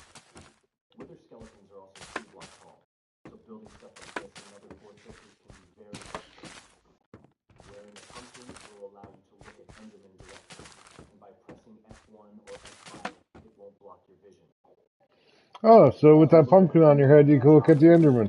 Just stare into its eyes. Oh, that's cool. Always bring water to your dragon. It's very useful if you get attacked by an Enderman, or if the dragon knocks you up. You can make a very simple track with a tree, a rail, and mine carts with TNT. Splash potions are more effective if you throw them at your head. You can block most of the damage from any explosion by simply placing a block in front of you. You can do the same by simply using a shield. It's the best and only way to survive when a creeper falls in front of you. A suspicious stew crafted with allium will give you fire resistance for 4 seconds, which can save your life in the nether.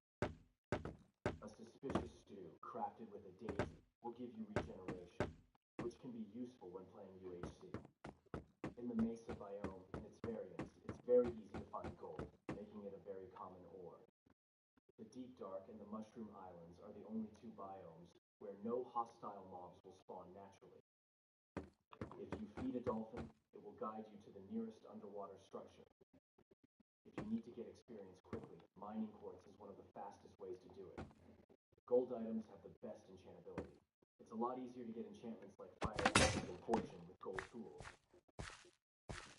It's easier to get Fire Aspect with an iron or golden sword, and dual wield it with another sword, than getting it in a diamond one. When an attack deals a lot of damage at once, armor becomes less effective. Armor toughness reduces this effect. That's why things like bows deal so much damage if you only have iron armor. If you want to debuff a player, walk right towards them as if you wanted to fight them.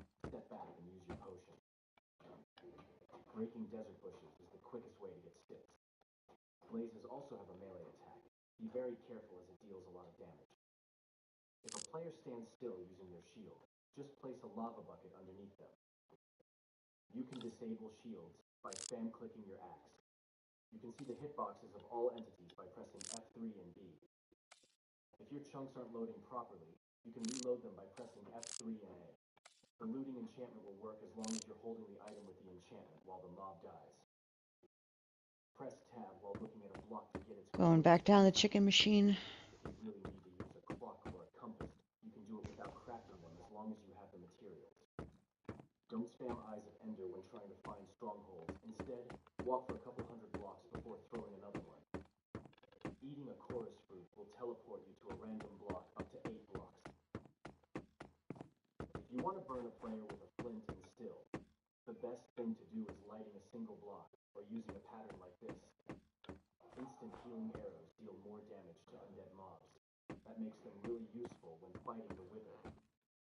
You can glitch onto the nether roof using a boat or ladder and an ender pearl. Cats will give you items when you sleep. They also scare phantoms and creepers. Beds blow up in the nether and end. You can use them to fight the ender dragon or to find netherite more easily. You have a better field of view when in F5, which can be very useful for spotting mobs, resources, or players. Use F5 in 2-block tall caves to be able to find caves more easily. You can use a pufferfish in a bucket to deal damage to players and mobs. Boats are very useful for fighting phantoms, especially if you don't have arrows. You can avoid all fall damage by simply logging out and joining the game again. Burning mobs before killing them will make them drop cooked meat. If you sprint before hitting an enemy, the first hit will deal more knockback. reset your knockback attacks by shortly releasing W, which is called W tapping, or by shortly pressing S, which is called S tapping, to reset your sprint while fighting. You can shoot players and mobs through corners of blocks as their hitboxes will pop off slightly. If you craft these rockets, they will deal 9 hearts of damage when shooting them from a crossbow. Use the middle mouse button when looking at a block to get that item. You can copy blocks with NBT data like chests by pressing Ctrl plus the middle mouse button. You can see the durability of items by pressing F3. Clementine. We don't have all that. Potions are the only potions that is only using wood and lava. This is If you're getting wearing boring. eternal Something to listen to.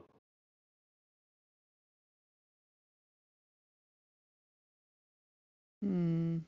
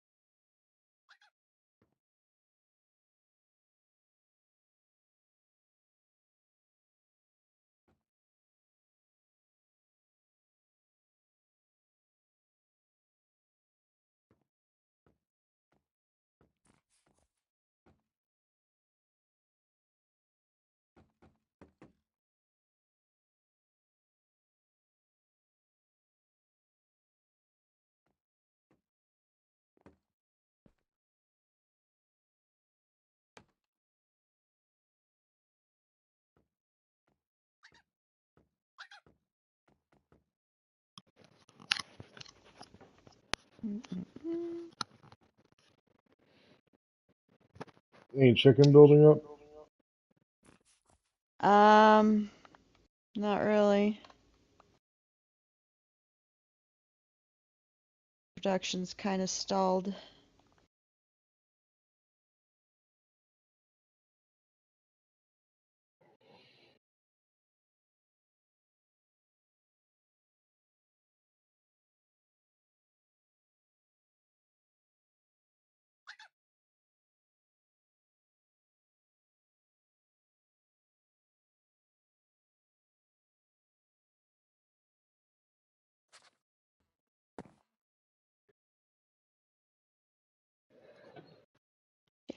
There we go.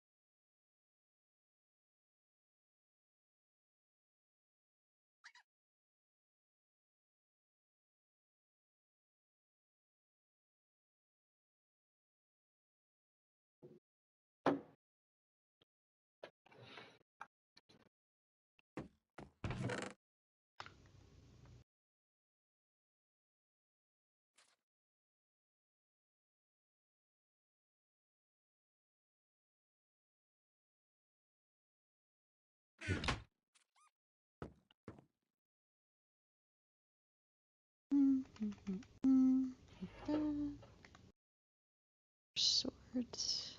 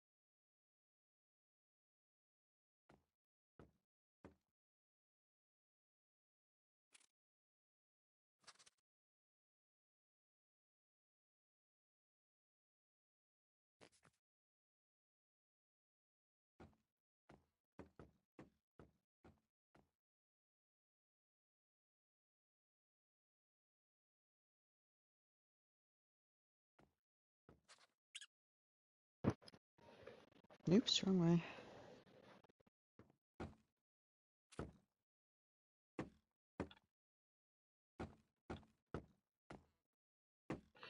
Why is there a pillager thing up in the right-hand corner, a hose mat or something? Uh-oh. Oh, do Can you something. imagine imagine if they tried raiding the bridge? Oh, I don't want to jinx things. That'd be great. That'd be hilarious. We'd have to go down and get it because we'd throw them all off the bridge. But Yeah, that's true. Like, come at us, you hoes.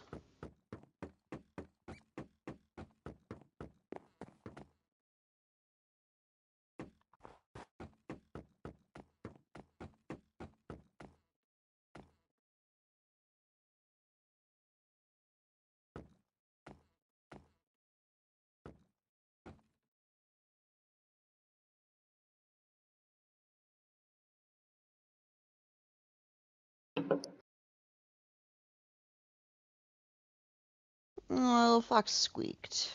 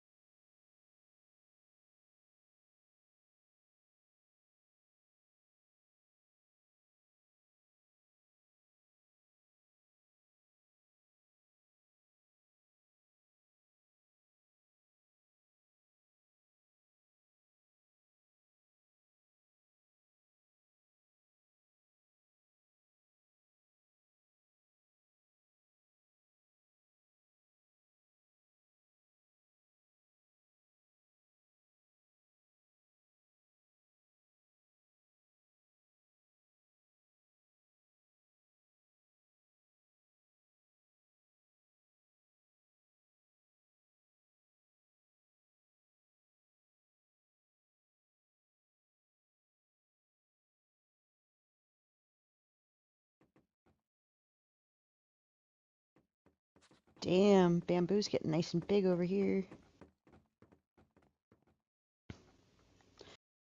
Alright, now I'm in a secure spot. I'm gonna turn the light on.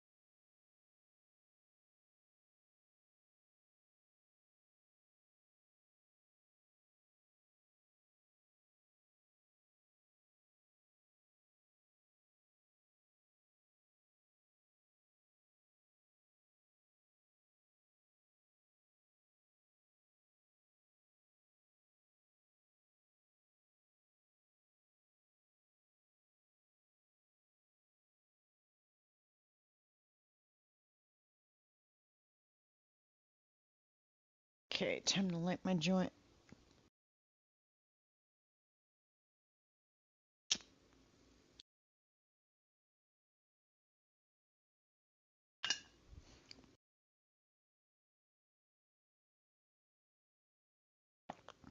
Mm.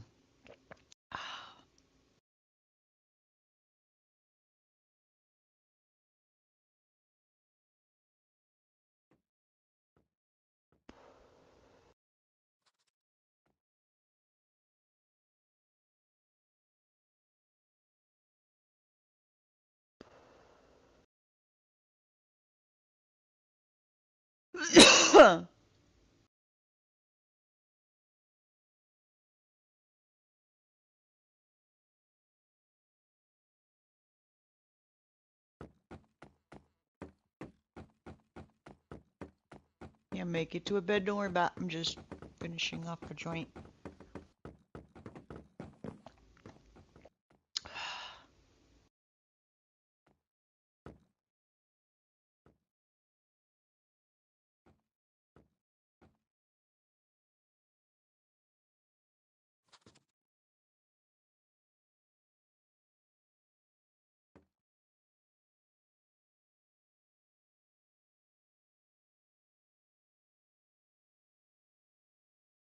Oh, shit. Okay, cool. Got some more bamboo to harvest.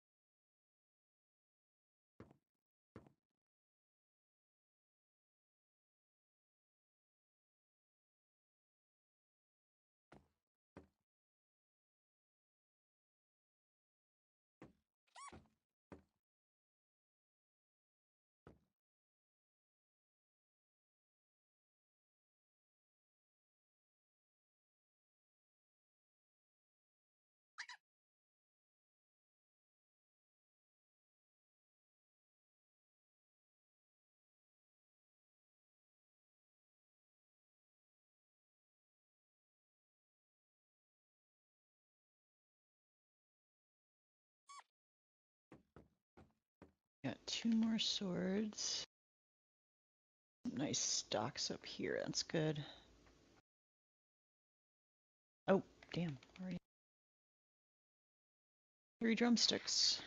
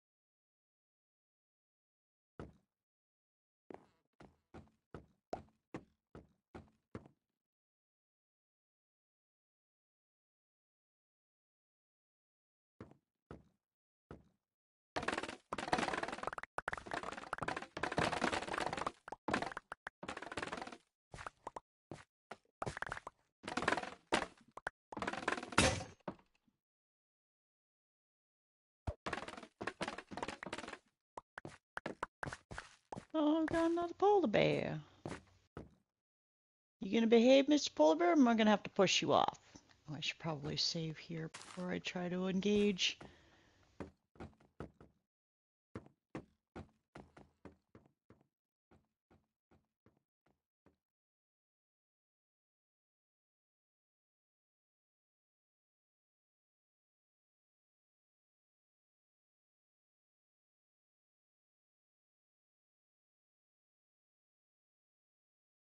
Okay. Or no aggression.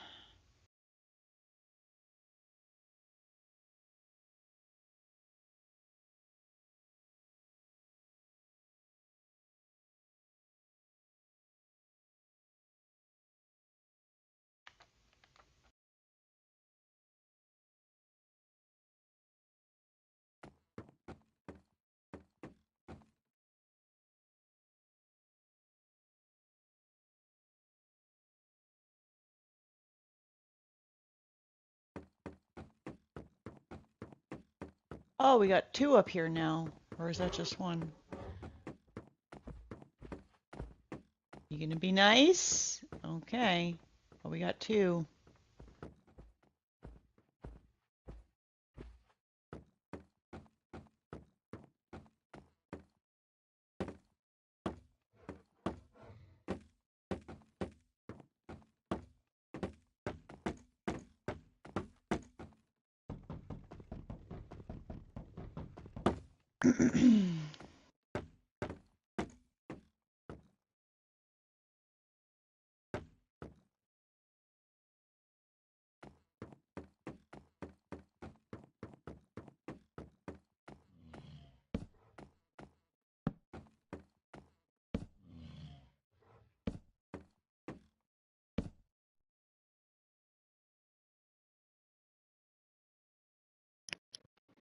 Do you have any torches?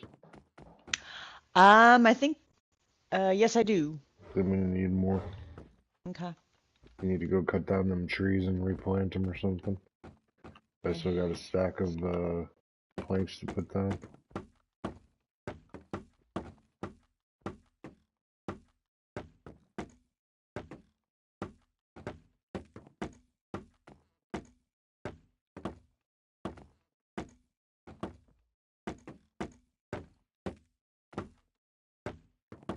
We're at 1375.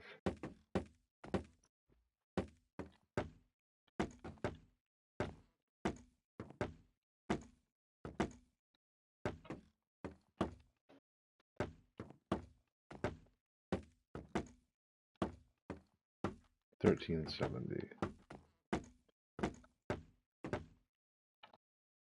Any more? Not right now. Phew, 2 polar bears on the bridge. Our need is... So far, they're behaving.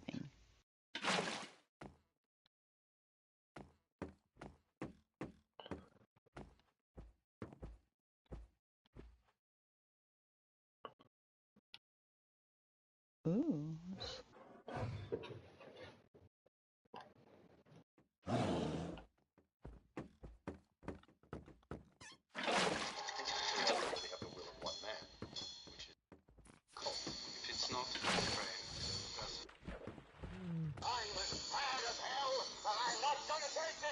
I'm funny how? I mean, funny like I'm a clown, like you. Where you been? Wendy, darling, light of my life. I don't throw one purpose in life. To explode, of course. I like death with sex. How about you, Kate? Do you like sex with death? Yeah, so fuck up and die. So fuck off and die. Adrienne Barbeau patterned her voice after Alison Steele, who was a famous female disc jockey from the 60s, known as the Nightbird. Yeah, I saw that. Isn't that fun factoid too? Isn't that pretty fun? I did absolutely nothing for this movie because I feel absolutely nothing for this movie. I was going to. I was like, oh, I watched it. Today I was literally like, I'm gonna write the synopsis because I know it's my day. I'm gonna actually write one so we don't. I think if I want stand up or music.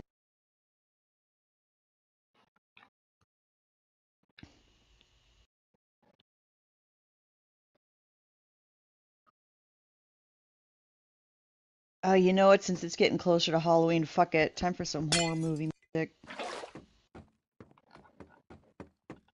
I know just what to start off with.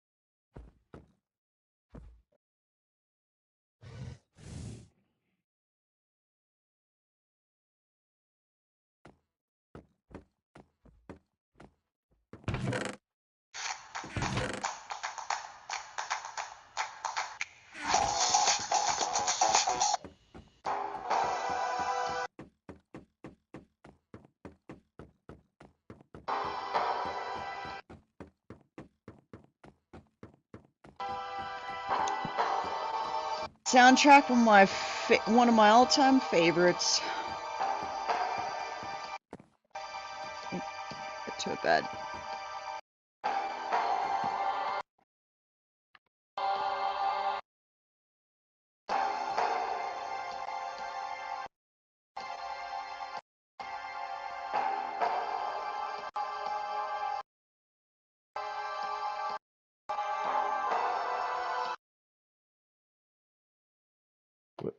It keeps cutting out. Oh, let me see if I can.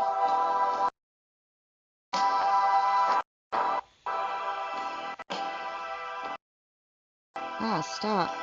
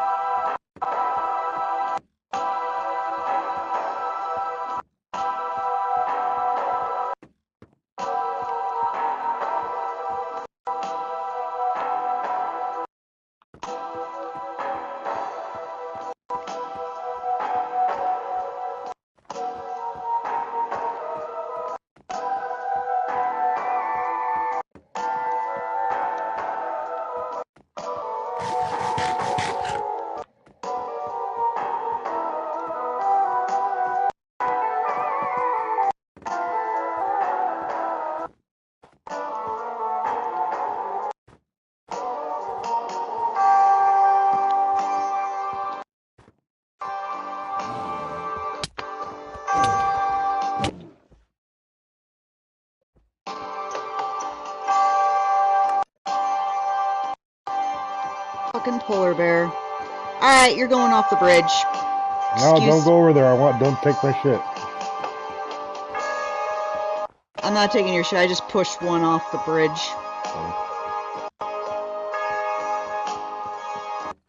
Figured if they're... I really hope my water bucket didn't fall off, because then I can't get down to get the rest of my shit.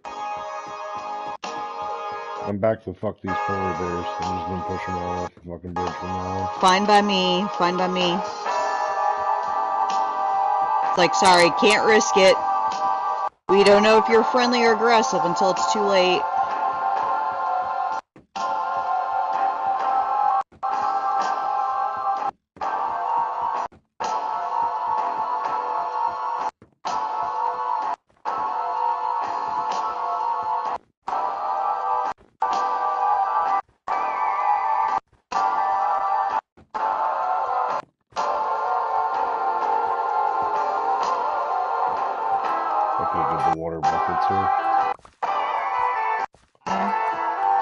Do you mind coming down this way so, because it's probably gonna freeze. It's snowing. Okay. You at the edge of the bridge, right? No, I'm back coming towards where the trees are. I ran past you.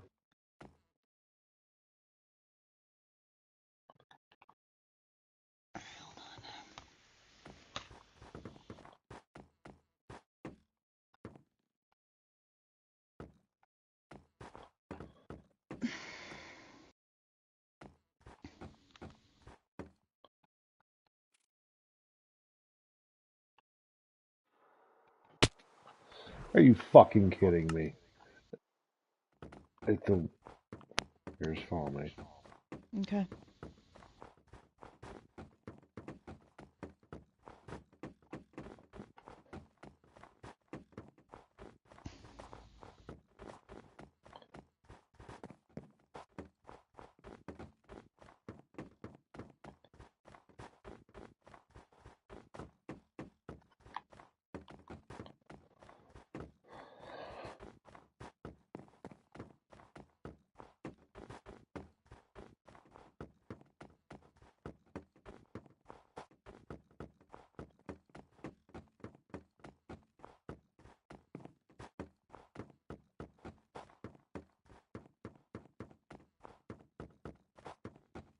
I work in a prison for monsters. That sounds kind of Halloween-y.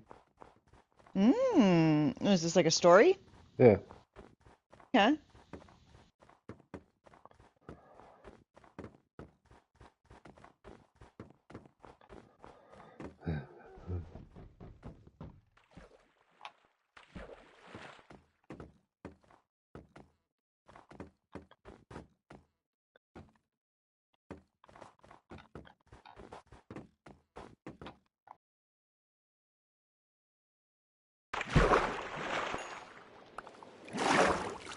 Hopefully that bamboo farm gets a little bigger.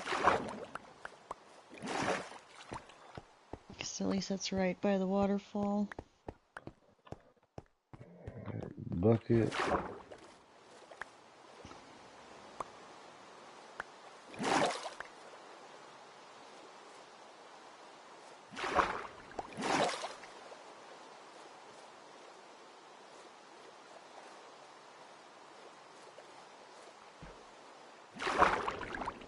Real name, but it'll do. Now, as with most maximum security prisons, there are some genuinely sick people there. Murderers, psychopaths, rapists. You know, the kinds of people who can probably never be allowed back into society. A lot of people claim that it simply isn't possible to escape from this prison. And maybe they're right. I really hope that they are. Not because I'm afraid of the sickos they've got in the cells. I mean, I am. Of course I am. But even the most disturbed, serial-killing necrophiliacs they've got in there don't scare me as much as what they've got in their basement. I don't think most of the regular staff is fully aware of the prison's other inmates. I've heard rumors that some of the guards are aware that something is up, but they either don't care or they know better than to ask questions. I imagine they probably think it's some government lab or something, running experiments that may or may not be entirely ethical on convicted felons. Some people would say that might arguably be preferable to the truth. They have your standard security procedures, of course. For starters, inmates aren't allowed to have any contact with each other. Some of them are not permitted to leave their cells, and those that are only do so under heavy guard. There are no common areas, there's no yard, and every inch of the place is under heavy surveillance. The whole basement complex is surrounded by 20 feet of reinforced concrete and runs deep beneath the prison itself. Digging your way out simply isn't an option. There's only one elevator that goes down into the basement complex of ASP, and it only moves if you've got a valid passcode and keycard. The snow is actually helpful because it shows you which squares you could plant one on. Oh, yeah. The elevator gets shut down. Oh, look at the little baby. Oh, it's a baby wolf. Or fox. It's a fox, isn't it? Tiny. You might think that whatever's down there can't be human. And you'd be right. I can't tell you much about the organization I work for, but they refer to themselves as the International Fey Relations Bureau, or FRB for short. I legitimately do not know the overall scope of their work. They're good about keeping things quiet, but what I do know is that they deal with the supernatural. Monsters, demons, Fey, gods. It all falls under their umbrella, and ASP is where they keep the ones who prove to be problematic. Most of the unusual things in this world are content to keep to themselves. My understanding is that there are far fewer of them than there are. Oh no, I'm gonna have to switch to one of the shit controllers soon. They're certainly on the decline. It's why the FRB is eager to study them, especially those they have in captivity, and that's where I come in. Alright. I took the prison job to satisfy my own curiosities. Despite And I gotta pee, so I guess it all works out. I still had only fairly limited experience with the supernatural, aside from a few strange people I'd sometimes run into in the southwestern branch, who most likely weren't entirely human. I'd never seen any of the things we'd researched firsthand. The closest I'd ever really come was when my dad passed away. And even then, I never got a good look at whatever it was that killed him. I only knew that it wasn't human, and that it wasn't an animal. That was what brought me to the FRB, and ultimately, what led me to ASP. I've been reading about these things for years. I've seen footage that most people would never get the chance to see, but I'd never actually laid eyes on anything truly supernatural. This job was my chance, not only to get my hands in the dirt and interact with them, but I'd be learning about them too. Maybe I could even find ways to keep people safe from them. You can't imagine how exciting of an opportunity it was. It really did feel almost like something out of a dream. I'm sure that on my first day working at ASP, I was the only person walking into that dreary place with a legitimate smile on my face. I was met at the door by a tall and heavy-set man with kind eyes. He had a warm but tiny smile that seemed just a little out of place, given everything I knew about Ashurst. "Dr. Berry," he said, obviously recognizing me as he went in for a handshake. "Welcome to Ashurst. It's nice to finally meet you. The name's Bob Hitch. The warden asked me to meet you here." "It's nice to be here," I replied, trying to match his smile. He had an absolutely crushing handshake that didn't last for long. "Well, I'm glad you think so. This wasn't an easy position to fill. Ashurst doesn't exactly have the greatest reputation in the first place. I'm sure you can imagine why." "I've heard some rumors," I said as he led me inside. Bob flashed his key card to one of the guards in the front entrance, who gave him a nod. He turned down a sterile hallway, lit with fluorescent lights, and I followed him closely. "A lot of them are true," he said. "We don't typically deal with Gen Pop, but you'll still see and hear things. Part of the job, I'm afraid. It can't be as bad as the inmates we're dealing with downstairs," I replied, half joking. Bob didn't seem amused. "You'd be surprised and disappointed to know just how similar the two are," he replied. Up ahead was a barred metal door that we stopped in front of. Bob looked up at a security camera in the corner of the ceiling and flashed a weary smile before a buzzer sounded and the door opened. We walked past a security booth where Bob stopped to show his ID to the guard there. "Morning, Mikey. We've got some new blood with us today." The stone-faced man in the booth glanced at me.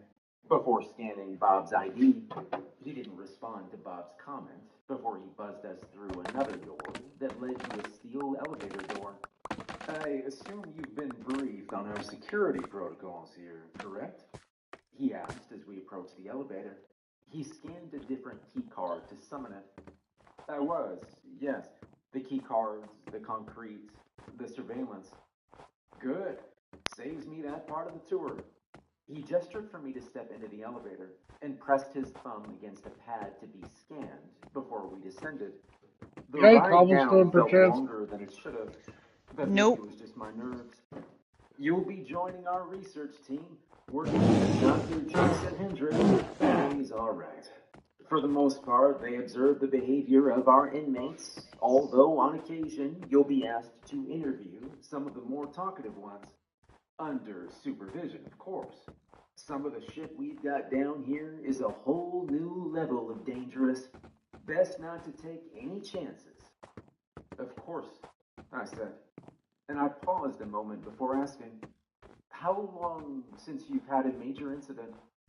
"Like an escape? Never. We've had a few attempts, and we've had to put down a few of the more determined ones, but that's it. Our warden has one hell of a record when it comes to safety. She takes a lot of pride in that." "She?" "Elizabeth Parker. Yes, she's been running this place for almost 35, 40 years. I think she's been the one in charge ever since they opened it up. It might be best to let you know up front that she's not entirely human. Vampire. You know how it is." Wait. So the warden is an actual vampire?" I asked, a little surprised. That hadn't been mentioned in the brief I'd gotten. Yeah, that she is. I figured the FRB thought it might look better to have someone who wasn't fully human running the show down here. It's probably for the best. A lot of our staff are also either fae or empowered beings. Werewolves, vampires, mediums. Best to fight fire with fire, right? So, what are you? I asked, almost a little cautiously. I'm the head of the research division. Right. Got it. I said with a nod before the elevator doors opened. I was greeted by the sight of another sterile hallway, although this one seemed a lot busier. Bob checked us in at a security checkpoint in front of the elevator door before a final barred door opened to allow us into the hallway itself. Welcome to the basement, Dr. Barry, Bob said as we stepped through. Let me introduce you to the team. My first few weeks at ASP went about as well as I hoped they would. There was a slight adjustment period, to be sure, having never seen any actual fae or supernatural beings before. It was hard to figure out who was what. Just about everyone passed for a normal human at a glance. But in time, I did start to pick up on the subtleties that set them apart. Most of the guards were werewolves. You could usually tell by how chummy they were with everyone. I would have thought they'd have some sort of pack mentality, but if anything, they were just high energy and sociable. It turned Oh, like man's best friend type behavior. And that is not a sentence I ever thought I'd get to say. A lot of my coworkers on the research side ended up being vampires. They were a little easier to pick out, namely because the stereotypes are mostly true. They were pale, usually quiet, and kept to themselves. We need charcoal. I never saw any of them eat either, although I also never saw any of them bite anyone. I still don't actually know how they feed, and I don't really want to ask. The fae and mediums were harder to pick out. Sometimes I'd catch a coworker moving something without touching it, or I'd see something a little strange and that would give it away. But without that, it was never obvious, even if I couldn't figure out with perfect accuracy just who was what. It didn't make the overall experience any less exciting. For the first time in my life, I saw the creatures I'd been researching for years up close, and it was both breathtaking and disturbing. I'm not at liberty to share most of it, and what I could share would fill up pages and pages. There was so much, and it was beautiful. It was everything I'd ever wanted, and I suppose I really should have known better. Maybe then I wouldn't have been stupid enough to try and talk to Vikram. I suppose it's an inherent flaw of humans to want to categorize things into neat little boxes, isn't it? Maybe it's just some doomed desire to understand that which we cannot comprehend. Either way, the FRB is just as guilty of that little sin as the rest of humanity is. They categorize entities into 5, technically 6, classes. Class 1 entities aren't dangerous. They're either small enough to pose no danger or outright benevolent. Things like mediums and most ghosts, for instance. Class 2 entities are actually dangerous, but only incidentally. Things like some of the more predatory fae or ghouls.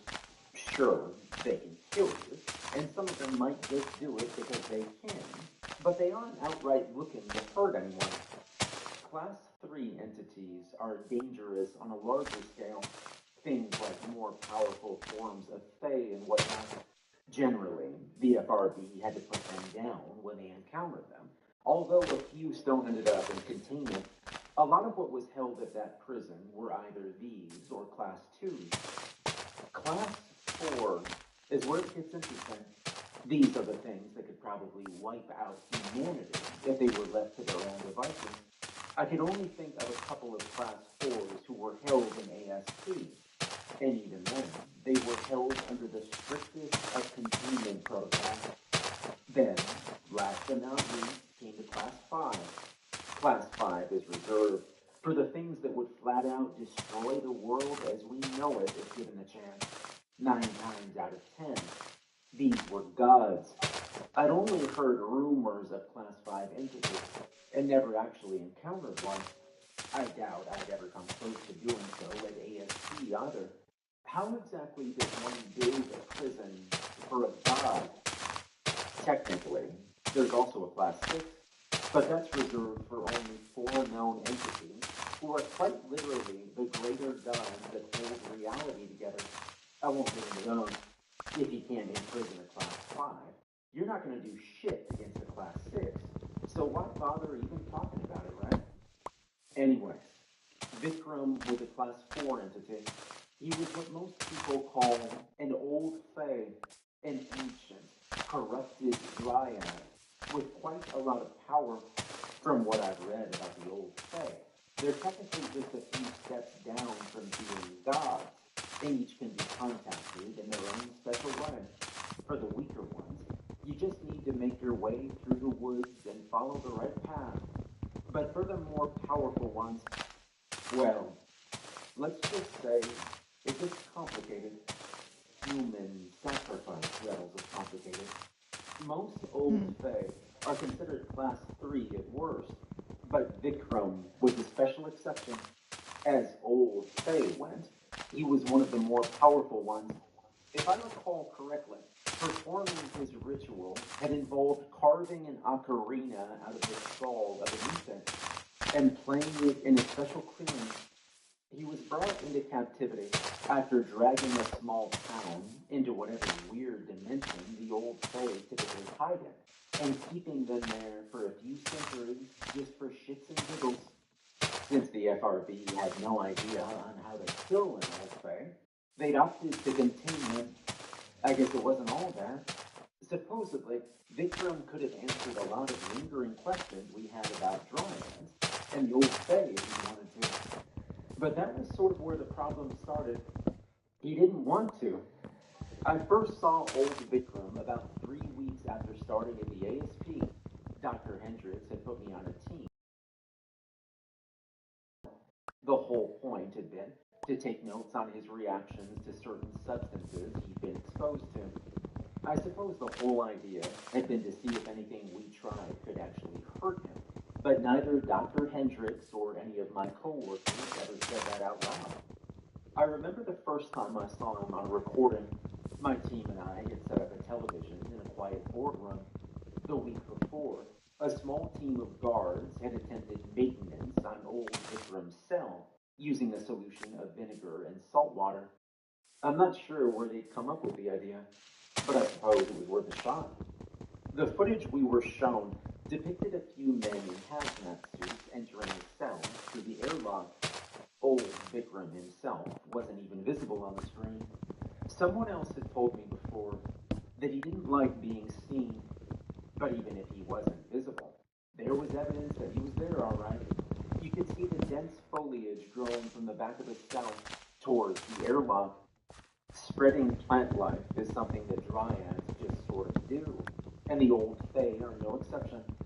I watched as the men in suits sprayed down his foliage before they retreated at the airlock unmolested. I'll admit, given everything I'd heard about things like old Vikram, I hadn't expected him to just let them leave. But I suppose this was a more controlled situation than what one might find out in the wild. From there, we watched to see if the vinegar solution had any effect. Boring stuff, really. I wish I could say that it wasn't a complete waste of time, but it absolutely was. Salt and vinegar, various types of weed killers, new variations they developed. None of it worked. Even if it normally should have killed the plant life in there, it didn't do jack shit as long as he was in there. Old Vikram was content to ignore them, and they kept away from the back of his cell where he was hidden amongst the foliage. His camouflage was damn good, too. Looking straight into his cell, it was impossible to see him. The only way we knew he was even still in there was because of some of the readings from inside the cell, confirming that something was definitely alive in there. I remember it was after about a week of watching the security team waste their time and hours that I finally asked Hendrix the million-dollar question that had crossed my mind. You guys ever think to just interview the big guy? We'd been receiving one of the last rounds of testing that had utilized a variant of Agent Orange that some idiot had modified to be even more dangerous, and I'll admit that my question mainly came from a place of frustration. What? Old Vikram? Hendrix asked, looking over at me. He scoffed. Old Fae like him aren't known to be all that talkative, unless you've got something to offer him. So, what have we got to offer him then? It's not a question of we. It would probably depend on who's doing the interviewing. Old Faye always wants something personal, something of value, and not always something tangible. They might take years off your lifespan, or memories of the people you love most. Dealing with them is risky. Interviewing him could end very badly. I take it that nobody's volunteered then, I asked. Nobody's that stupid, Barry. Maybe I shouldn't have taken that as a challenge. Not to speak out of turn, but we're not exactly getting very far by watching the guards spray him with chemicals. I don't know. Maybe it's time to try a different approach. I mean, if at first you don't succeed, sometimes you just redefine success. Hendrix raised an eyebrow. Oh, I see the village down there. Trying to talk to him is going to yield results. Well, it can't hurt to try. I'll do it myself if I have to. Consider me your first volunteer. I knew that Hendrix wasn't taking Nice knowing you, me asshole. seriously, but I was about as serious as a heart attack. All right, then, he finally said. Tell you what, I'll have a word with Warden Parker, see if I can't get her to sign off on this, and then we'll talk about getting you in there. That was the best possible news I could have heard. Thank you. I'll do what I can to get something out of him, I promise. Hendrix still didn't look sold, but I couldn't have cared less. I'd already gotten everything I wanted out of him. It was a few days later that I got a visit from Warden Parker. It was fairly late in the evening. Most of the team had gone home. I'd stuck around to finish a report on an interview I'd had with another inmate when I heard the door to the lab close suddenly. The sound had made me jolt upright, and when I looked, I could see the figure of a woman standing by the doorway. She was tall and slender, with a pressed tan suit that fit her loosely. She wore a wicker cowboy hat on her head and aviator sunglasses, giving her a strange modern cowgirl look that seemed a little out of place at the ASP. That said, I knew who she was the moment I saw her. When she walked towards me, she moved with the smooth grace of a dancer. Dr. Stephen Barry, she said, her voice low and almost condescending. Yeah, that's me. Warden Parker, I presume. The very same. I hear you're the one looking to chat with old Vikram. I am, yes. She took off her aviators and hung them off her shirt. Beneath them, her eyes were a cold blue. Well, son, you've either got massive balls or a death wish. I thought I'd stop by to find out which it was. She stopped a few feet away from me, studying me carefully and sizing me up. Dr. Hendrix said that you'd never tried getting someone in there to talk with him before. I thought a change in approach might be smart. Hendrix and his team have never tried. Bob and I, on the other hand, have.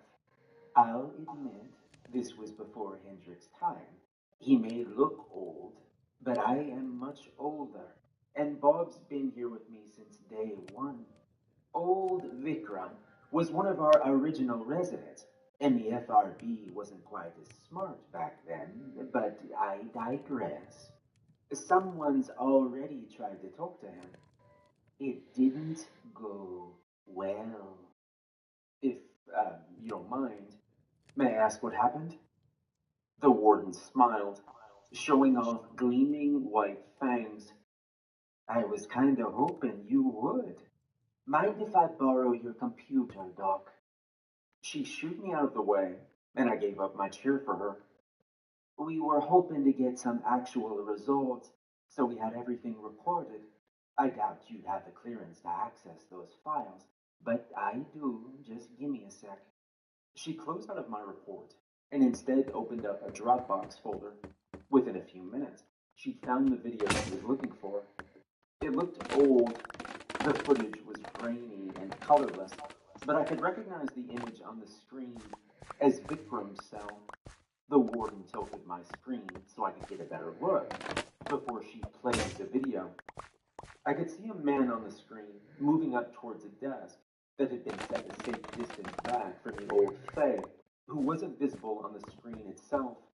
A team of 4 guards, complete with riot shields, flanked him and took up a defensive position in front of him as he sat down. Hey, good morning, Vikram, he said. How are you today? There was no reply. We got some questions we'd like to ask you, if that's acceptable. Still no answer. Could you tell us more about you? Still nothing. It was hard to make out the expression on the face of the man behind the desk, but I could see a quiet frustration on it. Well, Vikram, we've done our best to ensure your comfort. All we ask is that you cooperate with us. If you prefer we use more difficult means, we are happy to do so. But we would prefer a more respectful and dignified approach. Vikram didn't say a word, but this time, at least he replied in a sense. I could see the guards tensing up as something happened off camera. I could hear them yelling to each other before scrambling to retreat. The man behind the desk leapt up and stumbled backwards towards the door of the cell, but he wasn't fast enough.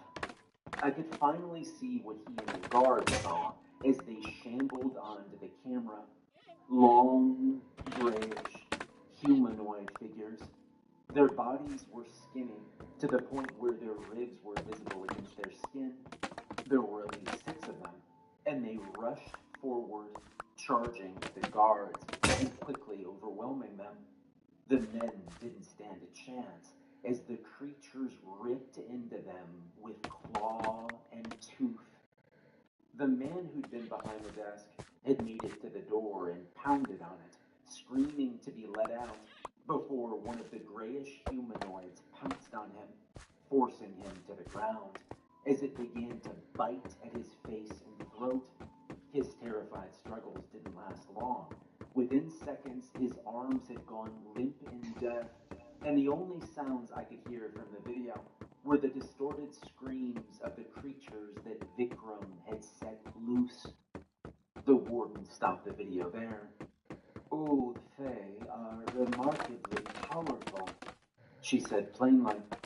Even now, I doubt we know just how strong they really are. 50 years ago, we had no idea they could be captured. 40 years ago, we had no idea they could summon packs of ghouls out of thin air.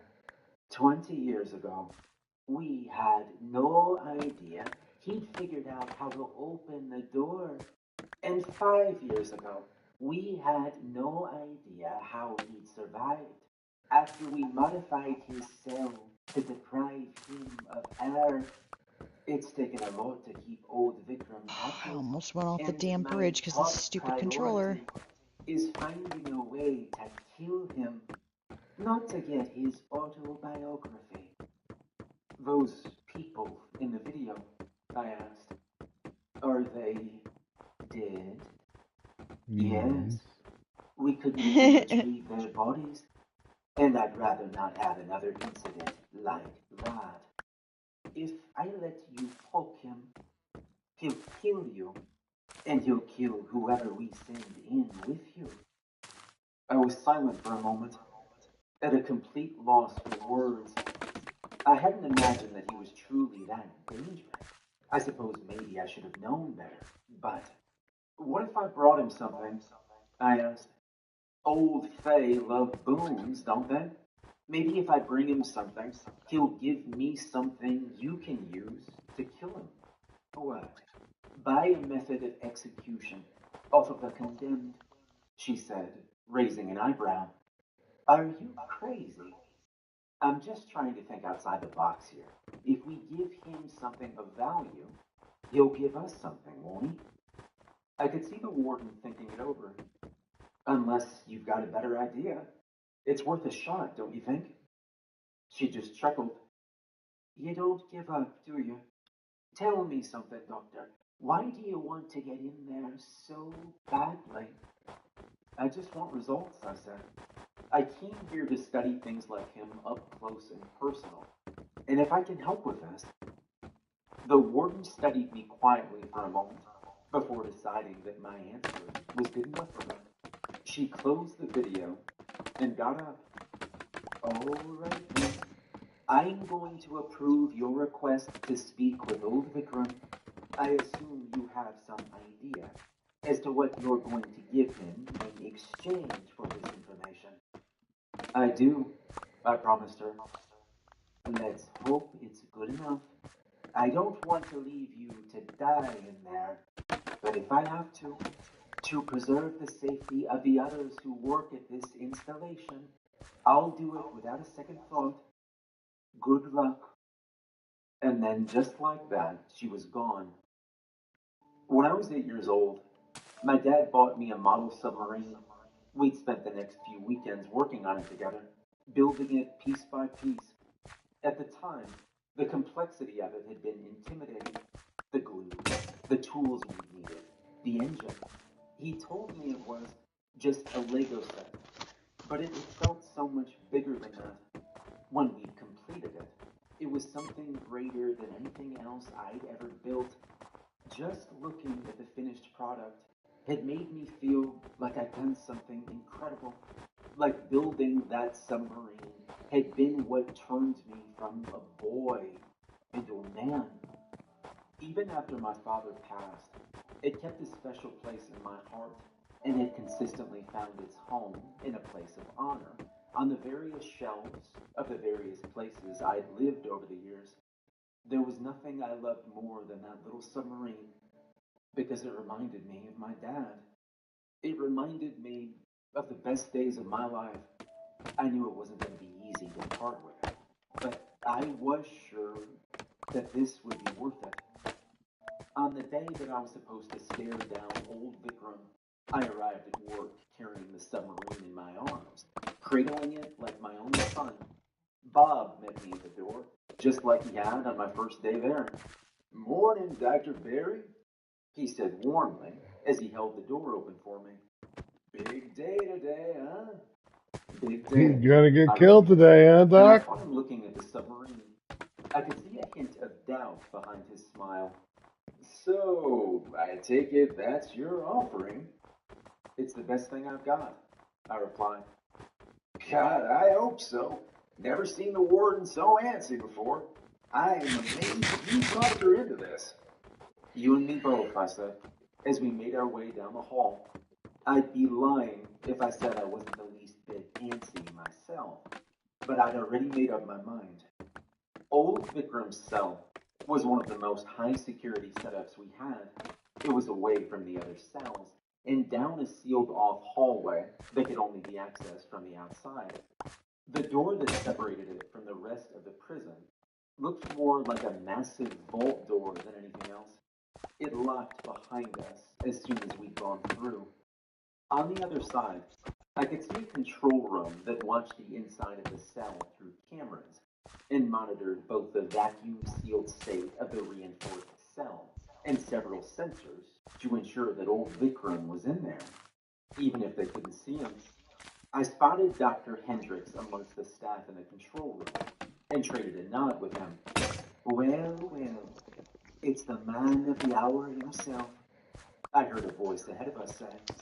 The warden waited by the small airlock that granted access to old Vikram's cell. It had been designed to be too small for him to fit through. There's still time to back out if you're having second thoughts. Nobody here would blame you in the slightest. she said. And deny them a show? I asked.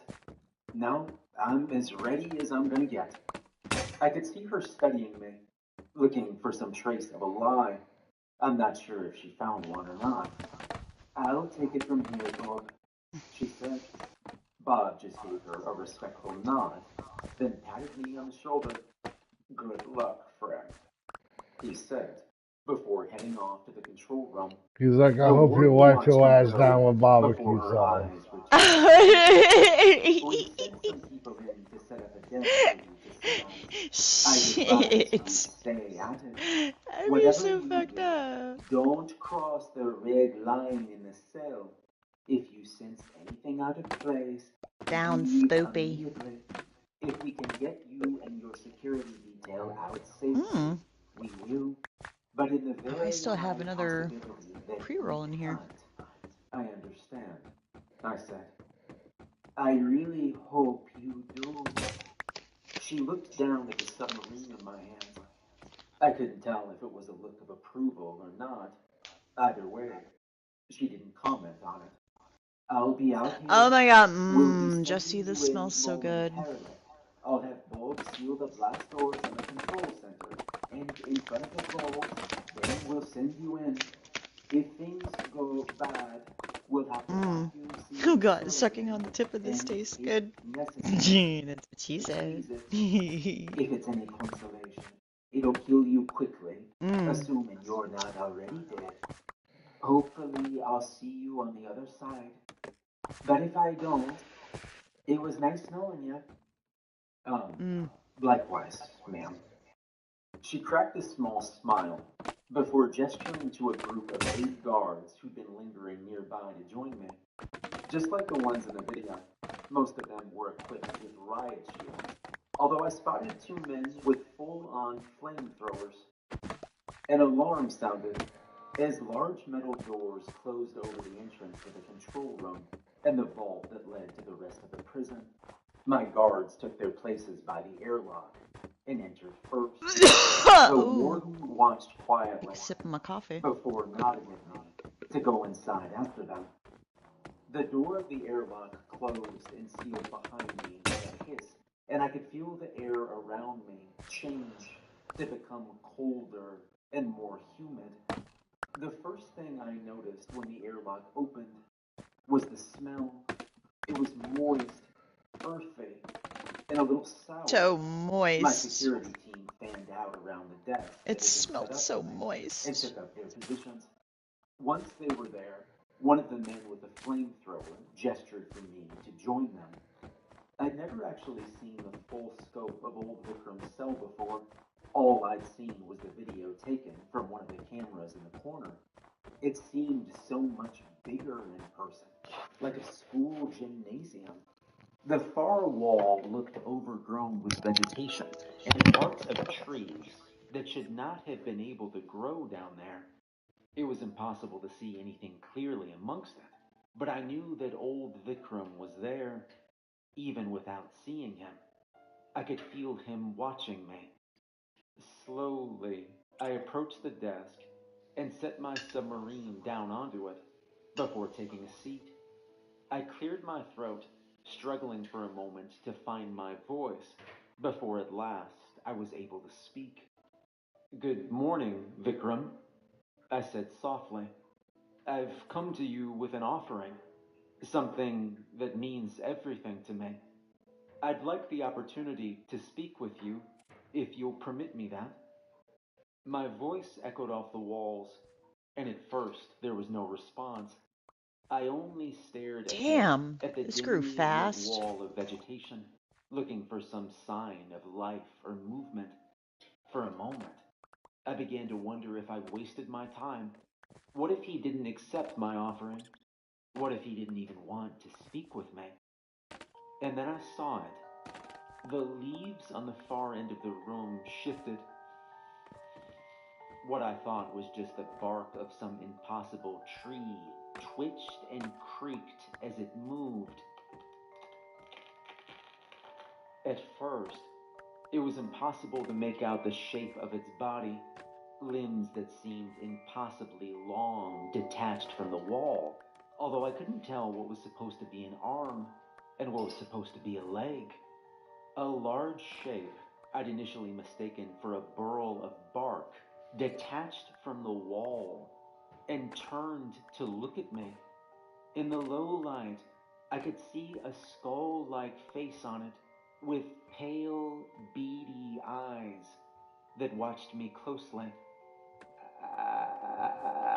An offering. How very quaint. A voice hissed as old Vikram revealed himself. His body seemed to be made of twisted, gnarled wood with branches and leaves jutting off of it.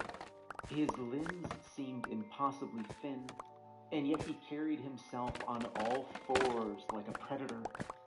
Too long has it been since one has offered tribute, and never before has one of your kind offered it.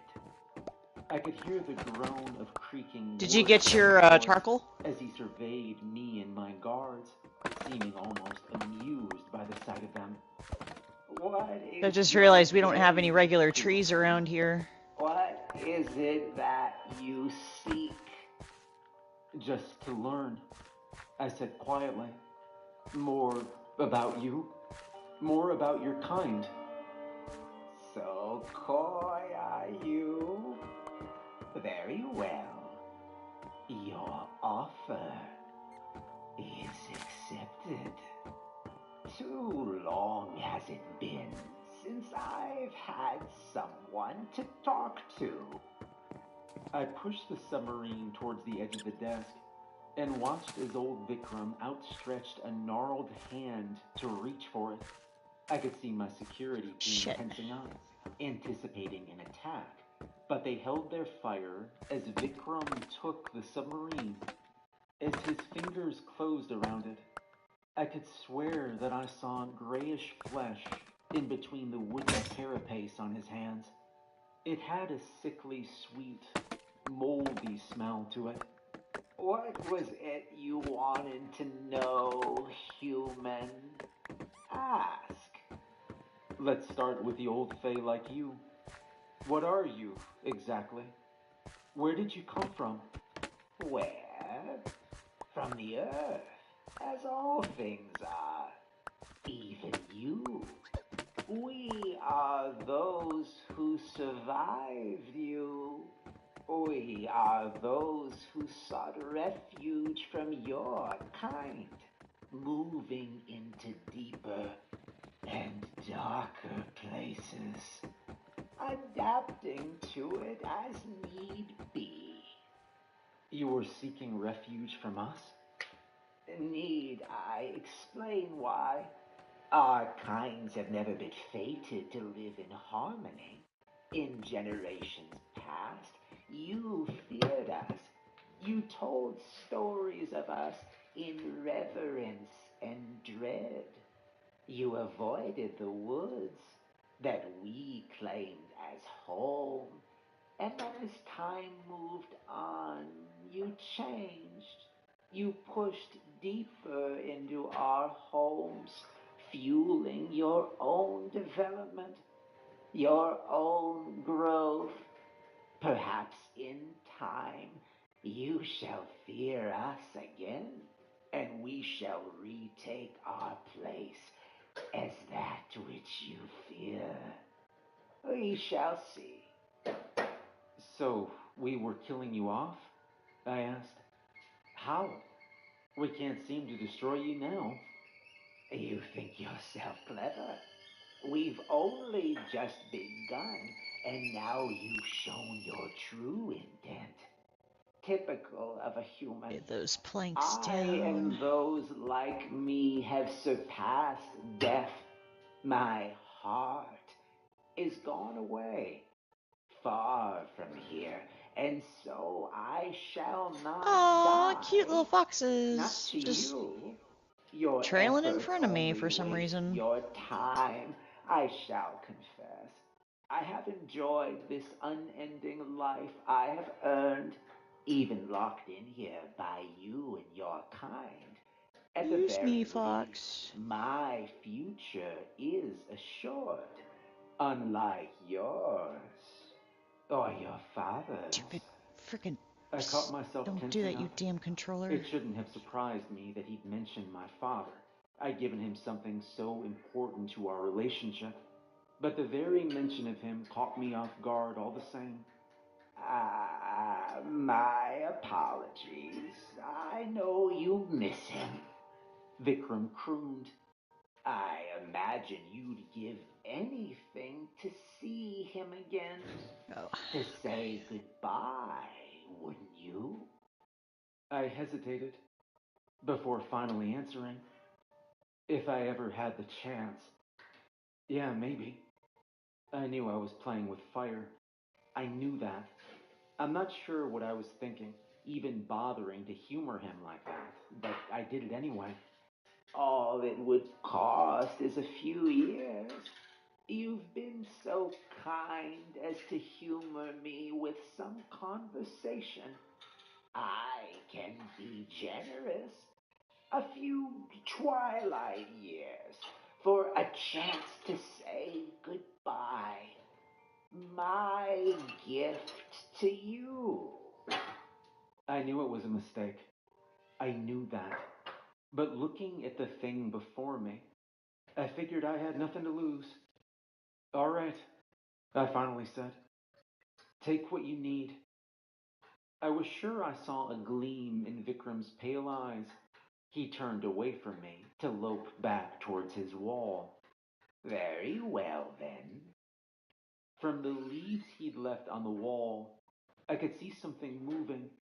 Something in the shape of a man shambled out, stumbling on unsteady legs like a foal.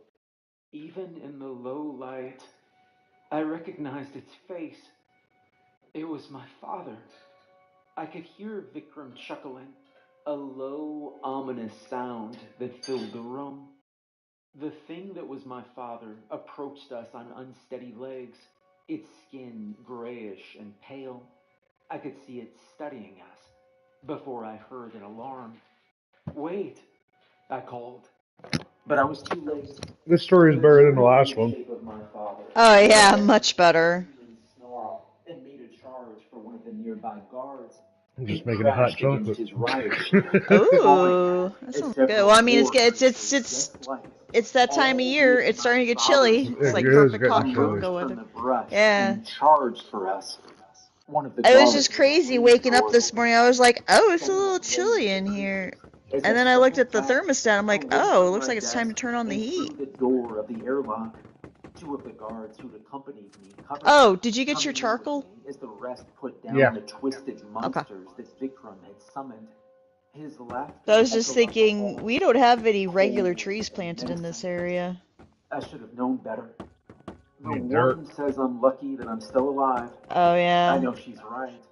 I had a moment of weakness, and it nearly got me and my security killed. Delicious Coke. I'm gonna have one of my joints. Aside from a few injuries, I just had. Only got one I left think that's after the that only one for reason tonight. I wasn't fired. I just broke into the other, because I got a 2-pack of the ice cream cake and pre-rolls. Oh my god, it smells so good. I can't believe I got it at the fucking corner store. And we can kill him.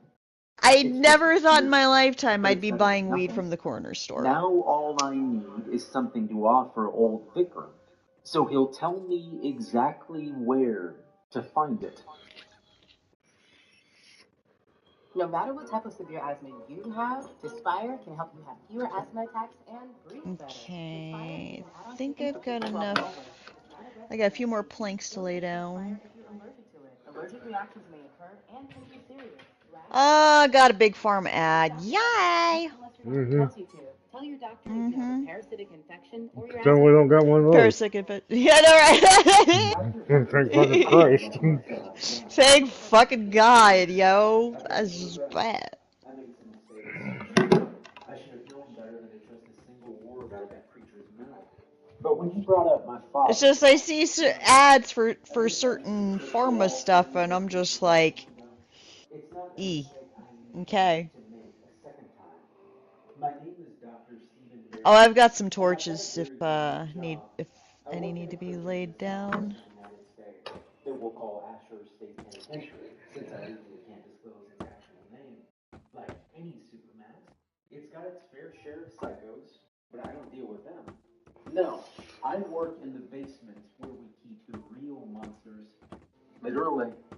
Fae, sirens, werewolves, mimics, vampires. We've got them all, and we've got the worst of the worst. There's a certain measure Must of be part of danger a series. inherent to any of these creatures. If, To exist out in the world. culturally historical monsters were enclosed in a prison, like, Or they're too valuable. you know, vampires, werewolves, like, run the whole gamut. Ones who we couldn't kill, namely because we didn't. What the fuck are Fae? I've never heard of, or I mean, I've heard of the name, but I'm not A familiar fae with that type is of a very creature. generalized overviewing term, just like you would call the kingdoms, the plant and animal kingdom. Fae Oh. is any mythical creature of the earth or existence from you know, elementals like a genie and pre-existence entities, all the way So, up like, to a fairies, little would brownie or a fairies- lawn gnome. Yeah, So, or like, fairy, yeah, fairies. fairies, Tinkerbell, yeah. So, like, fairy, like, trying to think. You know what brownies thinking- are? Yeah, well, I've seen the movie Willow. Are they like the okay. tiny? Are they like halflings? Kind of. Well, they look like lawn gnomes and they do yard work and they do like housework for you. Because I know They like tobacco and butter. halflings. They don't like to eat healthy, but they like cigarettes. They seem pretty cool. Oh my god. Boy, that's why I've been saying that I want to try out Baldur's Gate 3, and I think that would be fun to play as a group because they've got all these different type, like when you choose your own character, they Is it got all out these now? different races. Yeah, it's out now. I have to look at It's some like trailers. it's like the closest we're gonna get to like a virtual version of a tabletop D&D game. Because like you create your own character, there's a whole bunch of different races, a whole bunch of different classes to choose from. And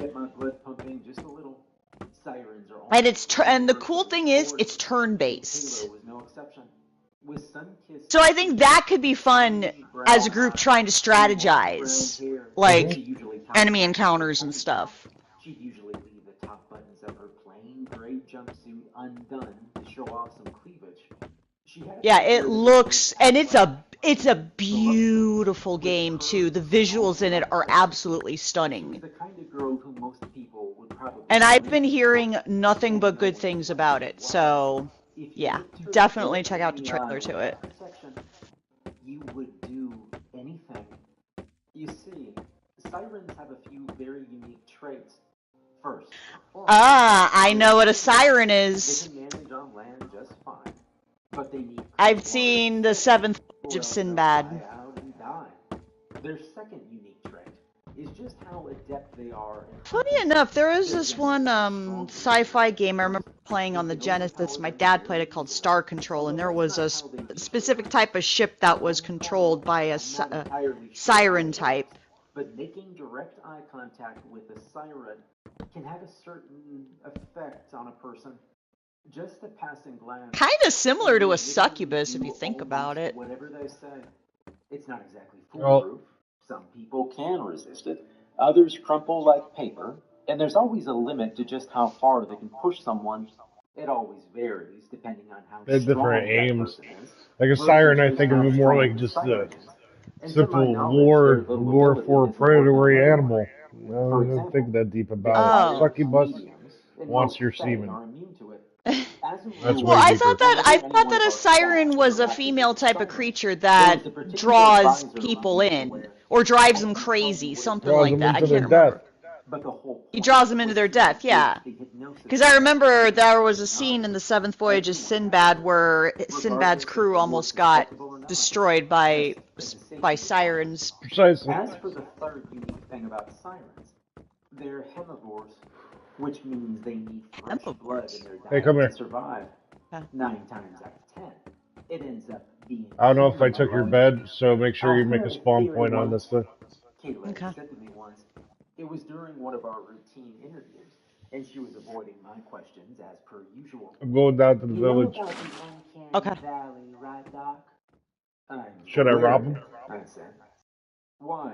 I Somebody mean, once told me the humans if are they've the got some only good ones shit, who why not? experience You it. could They always, probably we got could always do, mediocre Some shit. animals would we have could always do, feelings yeah, just that's like true. animals, but Ooh, I there's So I was don't. like, terracotta right Like there. See decon that red? bronze or something. Bam. You I'm don't gonna go get usually that. get Do I that have a with humans. pickaxe? ooh, Yes, I I like do. the tops of these villages. There's your point, Village Bill. huts. Well, according to the theory I heard, at some point humans learned to fear things that weren't right, but weren't them, and that's a valid enough fear that it was passed down through the generations. But of course, that then raises a very important question, doesn't it? Just what was it that you people were so afraid of? Does your theory have any suggestions as to what this thing was? I asked.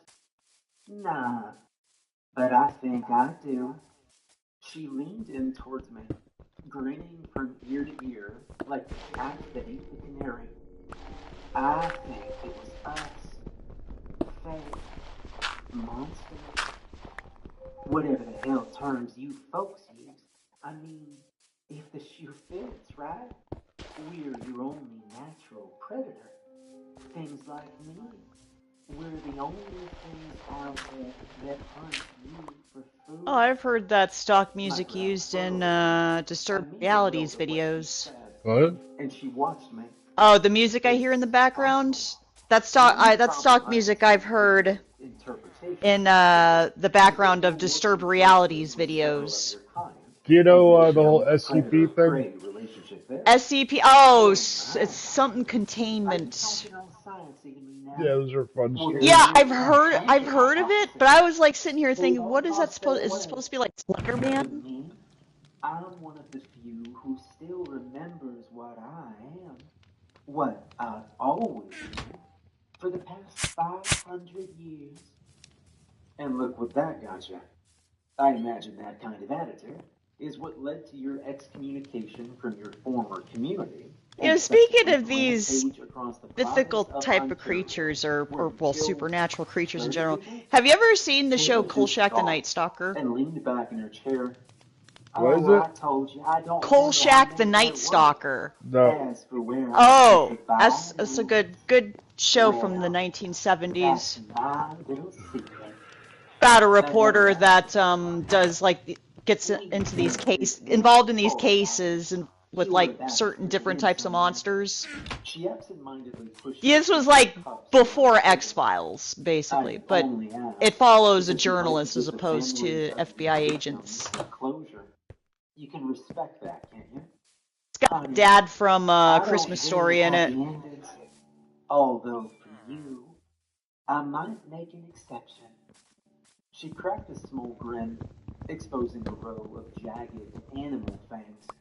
How about you slip into my cell one night? I promise I won't tell the guards. That's a generous offer, but I'll pass. My watch beeped and I checked it.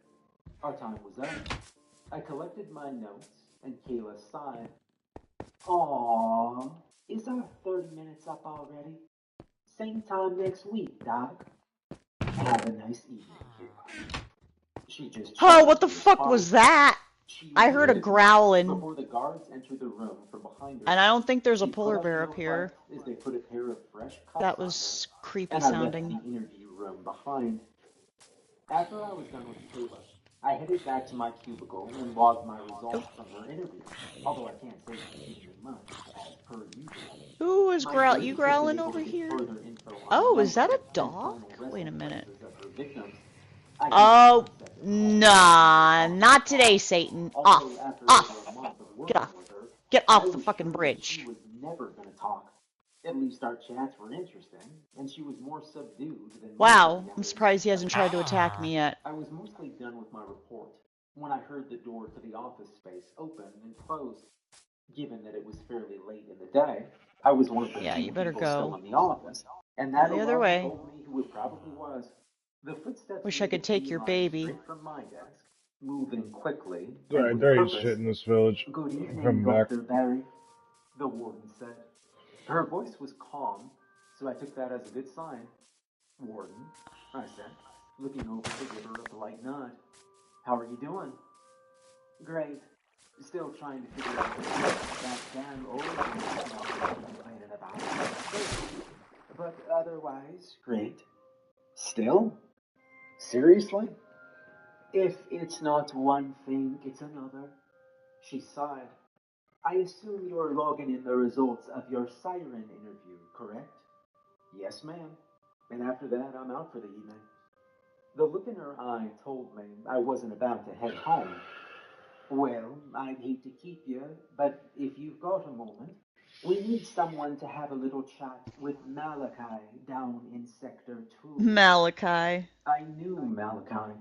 He wasn't on our usual rosters of interviews. I've dealt with him before. He was a vampire, a very old and ornery one, too. As far as we knew, he'd been kicking around since at least the time of over a year, and he could have been much older. He wasn't usually one for conversation, so there was really no way to tell for sure. What kind of chat? One of the guards caught him reading something in his cell yesterday. This, she said. Hey, She boy. slipped something out of her pocket and placed it on my desk. Looking at it, it looked like a crumpled up piece of toilet paper. Something had been gently scrawled on it in pen, but I couldn't make heads or tails of it. The language wasn't one that I recognized. You found this in Malachi's cell? I asked, frowning. This and a few others. Looks to me like he's made a friend. We've been running checks on various cells while the occupants were otherwise either subdued or out. Vulcan, Kayla, Lay, Darren. The list goes on. If it was any one of them, they weren't dumb enough to keep the evidence. Although I can't imagine any of them would be smart enough to pull this off either. I looked over the contents of the note again. How they even pulled it off. If I knew that, you'd be on your way home by now, the warden said. I've had Malachi sent to room 205. I'm hoping you can get something out of him.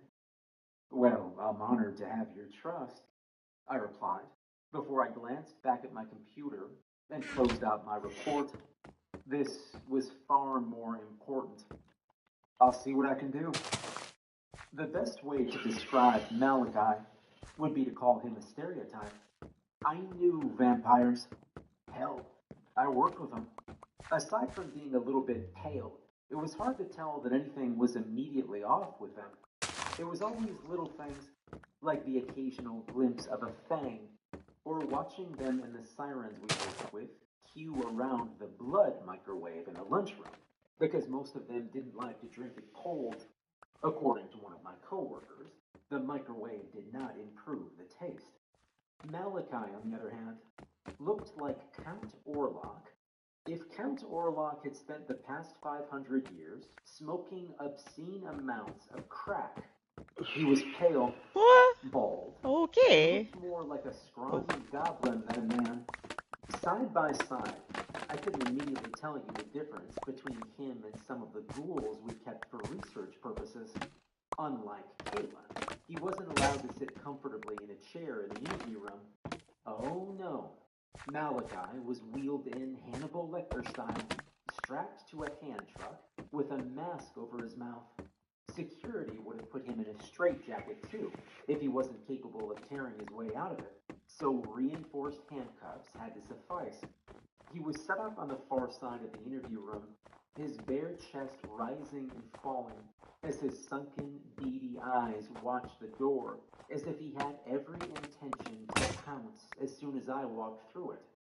2 security guards flanked him, each armed with shotguns. Vampires are a little easier to put down than most legends suggest. Sure, a stake to the heart or decapitation will do the trick, but so will a shotgun blast at close range, especially if you aim for the head or chest. The warden walked with me into the observation To the room, jungle, folding motherfucker. her hands, eyes upon that wretched. You're gonna I could see die. the clear look of disgust on her face. They also How hate much time do you chainsaws. think you'll need? I'll start with 15 minutes and see how it goes, I replied. I took a deep breath before moving towards the door. I could feel the warden watching me. Through. Instead of Horror movie fans are fucked up. How are you gonna defend yourself? Chainsaw.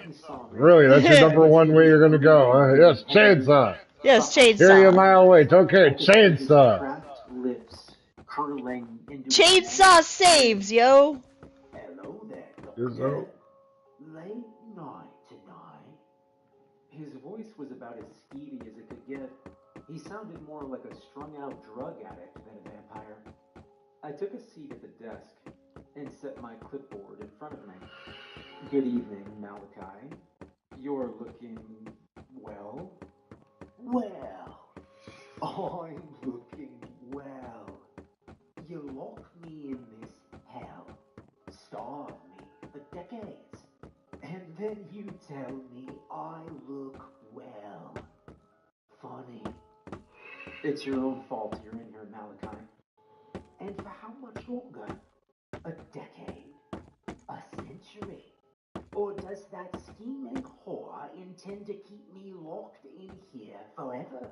Feeding me tainted blood until I finally die. You want to know how I feel?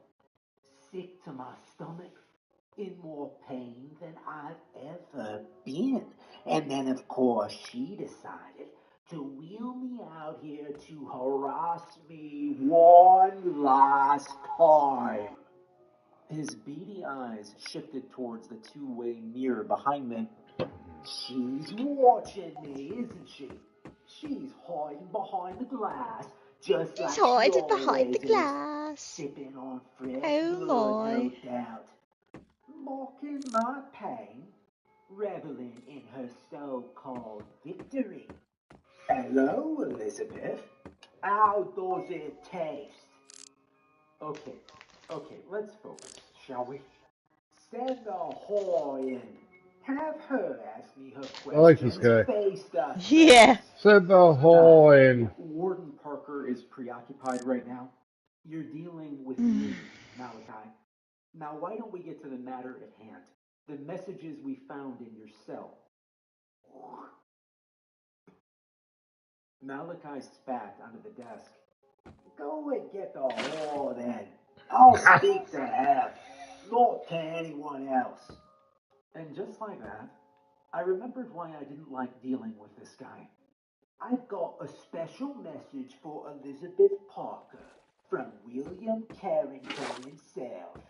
I'd appreciate the opportunity to deliver it to her before he shows up to rip her pretty head off her shoulders. Is William Carrington the one who sent you these messages? I asked. Hardly. He's not a man and would not waste his time on the likes of me anymore. I'm already dead. Besides, I have other friends. New friends. I think you might like them, Doctor. Why don't you tell me about your new friend? I said. What kinds of things do you two What the talk about? fuck? You killed those foxes! You big beast! Get the fuck off my bridge! And now you feel the need to supervise my personal correspondence. That polar bear just killed those Where foxes! does it end? The FRB has been very accommodating to you. Polar bear just killed that fox, so I pushed him off the fucking bridge. Little shit. Your blood rations is not the fault of the Seems like faculty they really here, bothered you. nor is it the fault of Warden Parker. Pig blood. Malachi snarled. Plus, I was also thinking, well, if he got aggressive with the fox, he's probably gonna get aggressive with me. Ready to shoot him if need be. So, preemptive strike. Smell it.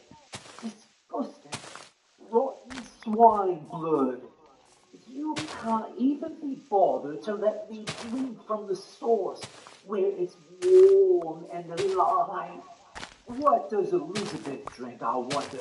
That same swill? Or does she trance about outside, taking home prey to feed on in private. The dining habits of Warden Parker aren't what we're discussing here. Are they? Have you ever asked her if she'd like to sink her teeth into you? I'll bet she might find it quite every time she sees one of you walk by her cozy little office. I can almost sense the warden's rage growing stronger behind the two-way mirror. I had a feeling that Malachi could too. If it's human blood you're after, then perhaps we can make a deal. How about you give us a little more Oh boy. Oh, we got Big Boy on the bridge. blood on the table? Are you offering, Doctor? Oh, are you gonna try to attack me? There was a mocking Come on, bitch. I'm ready. that I didn't appreciate. Unless it's fresh from the source, it's useless to me. Give me a live pig before you give me cold, dead blood. It makes me sick. It's killing me. You know we can't do that, Malachi. And you've got nothing to offer me. Unless he trailed off as if he were thinking, perhaps there is one thing. And just what might that be?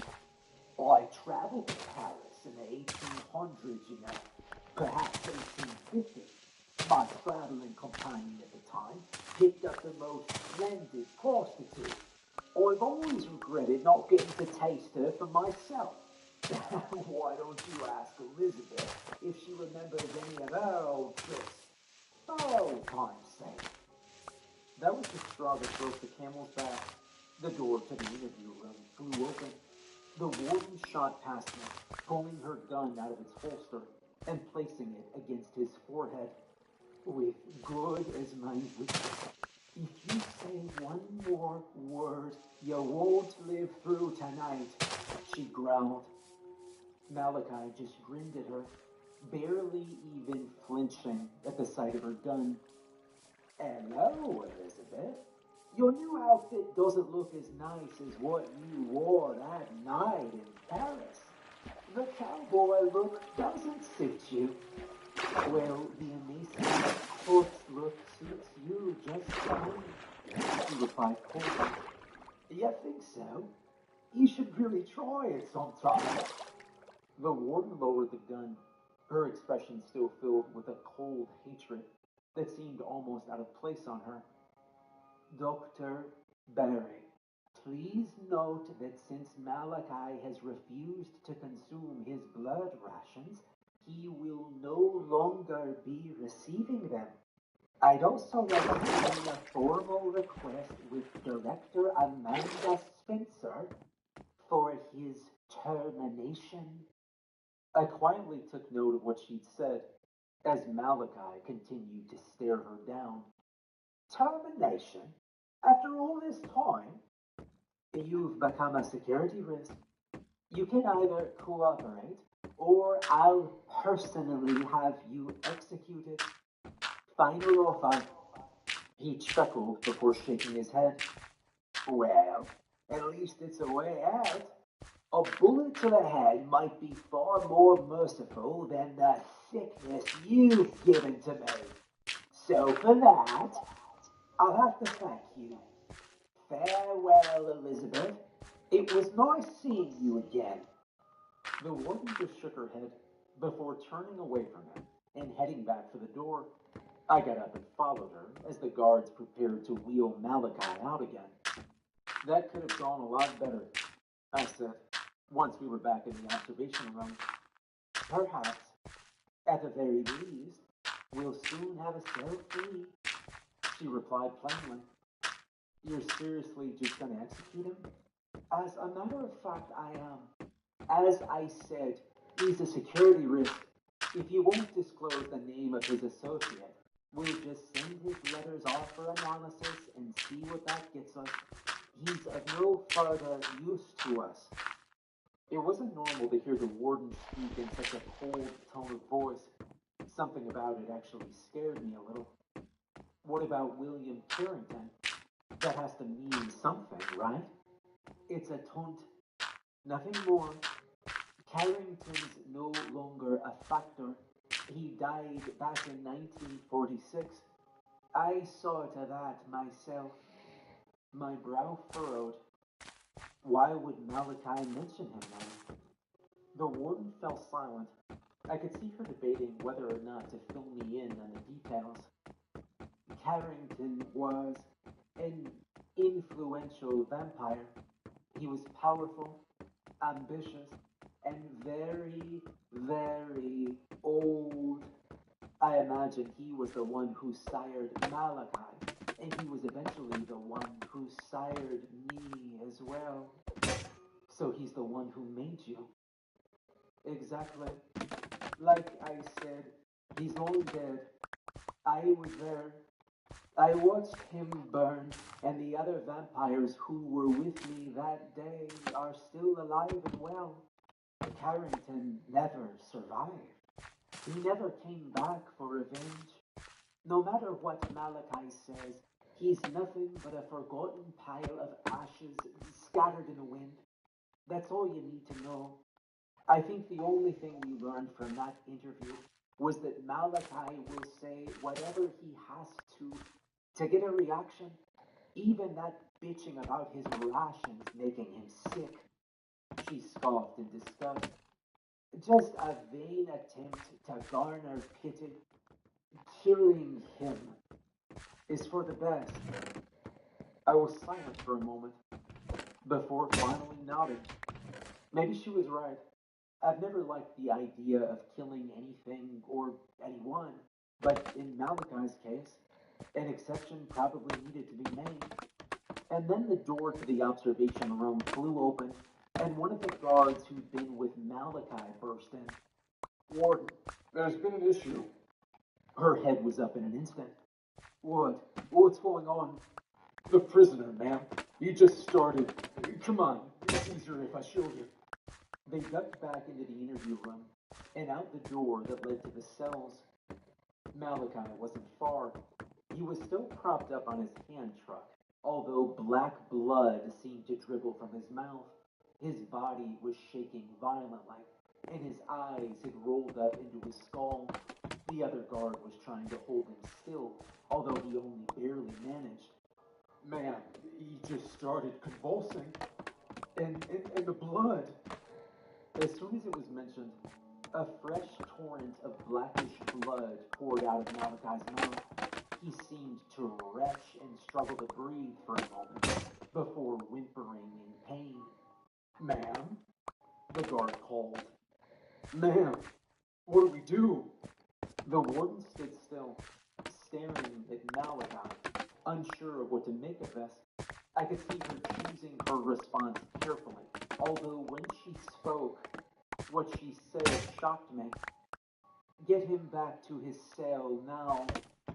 Ma'am? The guard asked, clearly confused. I said now. Warden, he's puking up blood and convulsing. I said, we need to send him to medical. Medical? For him. He doesn't get sick. He's faking it. If he was faking it, he was doing a damn good job. His breathing seemed heavy and labored. His body twisted in on itself as he retched, spilling more black blood out onto the floor. I was sure I saw actual fear in his eyes. This doesn't look fake, one of the guards said. Warden, come on. I could see her second-guessing herself. She remained still, trying to go through her options as quickly as possible, before shaking her head and swearing under her breath. Good damn it. Fine, get him to medical, and keep a damn gun on him at all times. The guards didn't need to be told twice. On her order, they immediately hauled Malachi down the hall towards the medical wing. I followed at a jog, watching as his condition seemed to get worse. Drool ran down the corners of his mouth. His body jerked violently against his restraints. The medical wing beneath Ashurst is used for staff more often than prisoners, but it wasn't unheard of for some emergencies to be treated there. Given the late hour, there was only a skeleton crew on by the time we got Malachi in, but they moved quickly. He was moved to one of the rooms reserved for inmates, a specialized, reinforced cell that keeps them sectioned off from the rest of the patients. The guards followed him in, as did I. Through the window of the cell, I spotted the warden watching us. Her expression was difficult to read. Suspicion, confusion, and more than a little concern. I doubt the latter was from Malachi. I let some of the nurses and guards handle him. This was more their field anyway. Instead, I went to check on her. This doesn't make any sense, she said under her breath. Vampires don't usually get together. I asked. She didn't respond. Look, I don't want to play devil's advocate, but maybe he was telling the truth about feeling sick earlier. I don't know. That's possible, right? She just shook her head. I'm gonna call Dr. Burr, have him take a look at this. Make sure it's nothing infectious. Keep an eye on him. He moves in a way you don't like, and we go into lockdown. Yeah, of course, I said. And then the warden took off. Malachi was certainly moving all right, but his agonized twitches and the occasional dribble of blood from his mouth looked anything but malicious. I saw his head tilt to the side as if he were out of energy, and a lump of bloody flesh fell from his mouth. It took me a I've got moment one to too. realize that it was probably his tongue. I swore under my breath and went for the door of the cell, unlocking it and stepping outside. Anything I can do to help? I asked. I'd say we've got this under control for now. One of the nurses checking over him replied. Is Warden Parker calling Stupid you controller. Yeah, Dr. Burr, I think. He's a vampire, right? So he'll know what's going on. The nurse didn't reply. Instead, I watched as she moved to lift Malachi's head to set a pillow underneath him. His convulsions didn't seem quite as bad now. Maybe that was a good thing. I really hope the other Unlike the controller is guards, fully charged nobody because was this trying is to driving me restrain him insane. this time. And the two guards who You can kept put a an eye wire on into him the had controller to retreated to a the far battery or wall charging just to source. watch him. Have you ever seen this before? I have the other one on the docking station. We'll wait on You got Dr. like Burr. a We'll see backup what he battery for says. your cell phone? She looked up to speak to the other nurse in the room. Although whatever she was going to say, she never got the chance. Malachi's uncuffed hand shot up, seizing the other nurse by the throat. With one sudden, violent push, he hurled her towards the two guards who'd been escorting him, dashing them together and sending them all to the floor. I leapt back a step, watching as Malachi tore at the straps, keeping him secure to the truck. They snapped as if they were made of licorice. His mouth was stained with blackish blood, but a manic grin had crossed his lips as he sat up. The nurse shrank back, but with lightning speed, he seized her by the shirt and pulled her closer to him. With his other hand, he pulled the mask off his face and opened his mouth. I could see sharp fangs awaiting the poor girl, and she could do nothing but scream as he tore into her throat, letting out a moan of satisfaction as her blood filled his mouth. I stumbled backwards, crashing against the door of the cell and blindly trying to open it. But in my panic, I couldn't find the button. My eyes remained trained on Malachi and his sudden, miraculous recovery. He sighed contently as he swallowed his first mouthful of the nurse's blood. Wow, that's still not before fully carelessly charged? tossing Oh, her to the man. ground. Her body was twitching, and she struggled to press a hand to her throat to try and stop the bleeding. Behind her, the guards struggled to get to their feet. One of them grabbed their shotgun and desperately tried to take aim, only for Malachi to rush them and rip it from their hand. He cast it aside like a child's toy before pressing one bare foot on the throat of the second guard. Still grinning his horrible blood-stained grin, Malachi seized the first guard by the head and forced them to their feet. His palms rested on either side of their skull before he began to apply pressure. And as he did, I could hear the guard begin to scream. That makes me I've suck never your watched dick. somebody die before, and I never once thought I'd ever see somebody die so horribly. I'll never forget the way their face contorted as he crushed their skull with his bare hands before tossing the corpse aside like it was nothing. The guard beneath his foot tried to escape. They clawed at his leg, digging Stop their it, you nails into his stupid flesh controller. as he crushed their throat. Malachi hardly even seemed to notice them, though. He just kept the pressure on until their neck finally snapped. Instead, his attention turned to the nurse he'd hurled at the guards. Finally, I thought I heard him say, although without a tongue, his words sounded garbled and wet.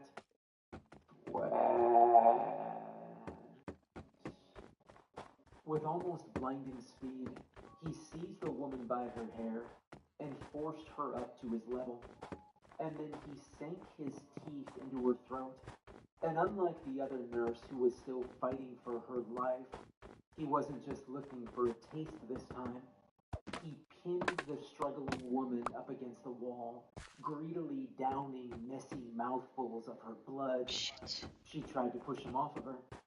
She tried to struggle, but I could see her movements rapidly growing weaker, and in less than a minute or two, her body went limp. Malachi let the body drop and cracked his neck. He surveyed the 3 corpses he'd left in the room before glancing between me and the wounded nurse. I knew that it was an easy decision for him on who to attack next. I spotted a discarded shotgun on the floor nearby. I knew I didn't have a chance in hell of reaching it before he got me, but given the circumstances, I would have preferred to die fighting than die screaming. I moved. So did Malachi. He slammed into me before I even got close to the shotgun, displaying an incredible strength that didn't seem to fit his withered form. I could smell coppery blood on his breath as his skeletal face hovered just inches from mine. Flesh blood. One hand forced my head back as he went in for the kill, and honestly, I was certain that was going to be it. That was how I was going to die, ripped apart by some vampire who'd faked a seizure. Kind of a sorry way to go I out. pushed a puller off And of then I the heard the fucking gunshot. bridge. Malachi jerked backward, dropping me. Looking up, I could see the warden standing in the doorway, her gun drawn and aimed right at him. She fired again, putting another bullet through his chest. I don't know what caliber she was using, but it put one hell of a hole in him. Immediately, I scrambled out of the way, rushing to the bleeding nurse and trying to help her keep the pressure on the wound. It seemed like the only sensible thing to do at that moment. I could hear the warden's gun go off again and again. Looking back, I watched as Malachi slumped against the far wall of the cell, leaving a trail of dark blood smeared against it. His breathing had grown heavy again, but this time, there was no medical condition to fake. This time, I was sure I could hear him laughing. The warden glared down at him before firing her last 2 bullets into his skull. They tore through it, ripping it apart and leaving nothing but pieces where it had been. It wasn't a decapitation, but it might as well have been. My debriefing took most of the night. It was after midnight that I made it home. Needless to say, I got a day off work. I suppose I should know by now not to trust a single thing anything locked in the basement of Ashurst says to you, no matter how convincing it is. But I guess even the best of us have our slip-ups. At least only 3 people died, not 5. It's a small consolation, but I'll take it. Malachi's corpse was burned as per protocol, and that was more or less the end of that. Well, almost the end of that. There's one thing that doesn't quite make sense to me. Malachi was handcuffed from the moment that he left his cell to the moment that he entered the cell in the medical wing. I don't think anybody knows how he got out. Well, nobody except for me. I've still got the message he received. I'm hardly a linguist, but I'd still say I did pretty good, all things considered. I don't know much about the Salinan language, other than that it's been considered dead since the 1950s. Maybe my rough translation is wrong, but if it's not, then Malachi's mysterious friend was talking about how to dislocate your wrists to slip out of handcuffs. They were giving pretty detailed instructions, too. I don't know if I can prove anything yet, but if I'm right, then I know just who he was talking to, and I'll have to bring it up with her now. Find out why people are giving Naturally Friendly Hello toothpaste 5 stars. You really gotta try this. Hello? What? That's a What? sergeant behind me. You'll know that Ashford is a little more than just your regular prison. Sure, up on the surface you'll find the sort of folk who Yeah, the Air Fox ran off. Don't run off too. serial killers, drug lords, and whatnot. But down in the basement where I work, that's where you'll find a whole new breed of messed up. Monsters, demons, fae, sirens. They're all real, and the worst of the worst are kept beneath Ashurst. My job is to interview some of the more talkative ones. You'd think it would be easy, but trust me, I don't think there's a more dangerous job out there. After my late night run-in with our former inmate, Malachi the Vampire, I got a week off to relax after the whole ordeal. I just wish I could say I was actually able to relax. If you've never had a vampire fake a seizure just so they could create enough of a scene to slip out of their restraints and finally taste some fresh blood, it's not an experience I'd recommend. Malachi's little stunt had left 3 of our staff dead, one staring down a new life as a vampire, and me with some brand new nightmares.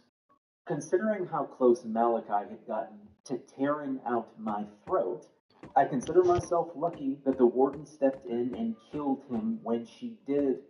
If she'd just been a few seconds later, I might not be typing this right now.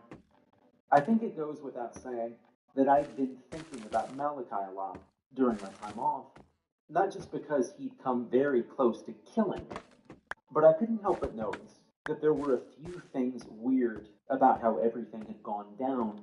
I'd only been dealing with him that night because the warden had found evidence to suggest he'd been making friends with another inmate. Considering that for the safety of the staff, we don't let certain prisoners out of their cells, that was a little concerning. Malachi was the sort of high-risk monster who was supposed to stay locked up at all times. He wasn't something that could be rehabilitated. The only reason he'd been kept alive was for research purposes, so he really shouldn't have been socializing with other prisoners. And yet, someone had sent him some pretty detailed instructions on how to slip out of cuffs, in a pretty obscure, dead language, no less. Salinan isn't exactly a language that people spend a lot of time talking about. It's native to indigenous people from California. Some records I pulled placed Malachi in the region for a significant chunk of the 1700s. He'd supposedly been present during the Spanish occupation of the area. It probably wasn't a stretch to assume he picked up a few new languages while he was preying on the locals. As for who else could have possibly known it, well, that was a little bit harder to figure out. I could have spent months going through the history of every ancient inmate at the prison, trying to track their movements over the past few centuries, and I probably would have come up with nothing. Thankfully, whoever had sent that note to Malachi had left one very big clue to their identity. Out of the hundreds of creatures we kept locked down in Ashurst, I only knew one who had a reputation for slipping her cuffs. Kayla Del Rio. She's a Class 2 siren I've been dealing with for the past little while. I wouldn't outright call her a model prisoner, but we have much worse than her locked away in Ashurst. As monsters go, Sorry? she's not that much of a pain in the ass. Although if she was the one who told Malachi how to get out of his cuffs, well, I've been wrong about inmates before. As soon as I got back from my leave, I was itching to have a little chat with Kayla about Malachi. I wasn't sure just how forthcoming she'd be with information. Everything I had to suggest she even knew Malachi existed was circumstantial at best. I could have just as easily gone and blamed any other inmate. But my gut told me that it was Kayla. I wasn't scheduled to speak with her until close to the end of the day. What? And I was busy enough that I didn't have time to bump her up on my I list. pop off My boss, Dr. Hendricks, was probably trying to go easy on me that day. When I got my schedule for the week, I couldn't help but notice I had all the more well-behaved inmates, but first, the ones who were least likely to try and murder me. I can't pretend I wasn't a little relieved after watching an emaciated vampire slaughter 3 people. I was happy that my first interview of the day was with a werewolf who was up for release. We mostly just talked about the strides he'd made with his anger management therapy. Maybe I just believe in people too much, but I was good and convinced that he wouldn't turn into a giant wolf just to threaten his neighbor during an argument again. I consider that progress. Then I had another siren who'd thankfully only been busted for reckless driving. She was only at Asher's because it was the only prison that would take into her account her particular needs for survival in captivity. Hey, I didn't say that every inmate we had was the worst of the worst. Some are just idiots who can't be sent to a normal prison. Honestly, those are my favorites. It was during my lunch that my pager beeped with an urgent notification from Bob Hitch. Bob was the head of the research division, and any message from him was not something that could wait. New tenant to be processed. Sector 4. Lunch break had just been cut short. I just about had time to wolf down the leftover chicken I brought from last night before getting up. Maybe it was sloppy, but I didn't really have time to clean it up. I closed the Tupperware I bought and stuffed it back into my bag, then wiped off my fork and knife with a napkin so they'd be moderately clean before hurriedly stuffing them into my pockets as I got up to meet Bob. Like I said, any message from him was something that couldn't wait. A new tenant meant that something new had just been brought in. I figured I was the only guy available at the moment to do an incoming interview while they got the cell ready. Bob was waiting for me outside the interview room when I got there. He had a bit of a sheepish smile on his face, and that alone told me that whatever was waiting for me in that room was going to be something bad. Good to see you back, Barry. How are you holding up? Shaken, but not stirred, I replied. What have you got for me? Well, we got a class 3 demon. He goes by Ferris. He got booked in Denver, haunting the bar scene. No idea how many victims, but you can never tell with these. Okay, so this was bad, I thought. Demons are complicated things, unlike most fae. They aren't born the way they are. Dryads, sirens, most werewolves, and a lot of other creatures can't help themselves. They're born into what they are. That said, unlike other entities who were born human, like ghouls, vampires, and mediums, they don't become what they are through any particular event either. Becoming a demon is a very slow process, and it starts with death. There are some old texts that discuss what happens to the souls of the deceased. Considering that I've never died before, I don't know just how accurate they are, but supposedly when you die, you either go into a peaceful afterlife that's usually called the gloom, or you are discarded into a not so peaceful afterlife called the abyss. By all accounts, the abyss is not a nice place to be. If the giant centipede, god of destruction looming over it, snacking on the souls of the damned isn't disturbing enough, there's what becomes of the souls who wander that hellscape. Supposedly, something about the abyss changes a person's soul. It makes them break down and become more feral, less human. I suppose in order to get into the abyss in the first place, A person already needs to be shitting. But whatever it is about that place, it makes it all worse. The end results in a demon, a hungry, cruel husk of what used to be a person who was already bad enough to end up in hell. And if one of them finds a way to slip out of the abyss, well, that can be a real problem. The weaker demons aren't that much different than a ghoul or some other shambling monster. Dangerous and terrifying to look at, sure, but nothing to write home about. It's the more powerful demons that you need to watch out for. The ones who know how to look human. They're the ones who move about in plain sight. We've got a traitor on the fresh bridge. meat to devour.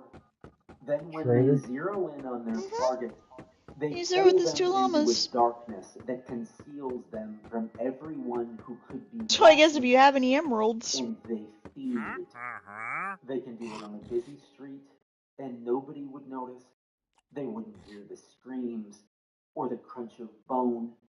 They wouldn't know anything was awry until after the demon had long since slipped away, not even leaving a body behind to mourn. Of all the horrible things that exist in this world, I don't think any of them scare me more than demons. So, what are you hoping to get out of him? I asked Bob. I know the trepidation in my voice was clear, and I could see a flash of sympathy in his eyes. Well, the names of victims would be nice, but I'm not going to hold out any hope, he said. Get a feel for him, I guess. Keep him talking. Maybe he'll slip up and give us something. He didn't sound confident, but who was I to argue? I caught myself taking a deep breath to steel myself for what was going to be waiting for me on the other side of the door. I knew it was probably going to look and sound human. It wouldn't drop its facade for me just because it got caught.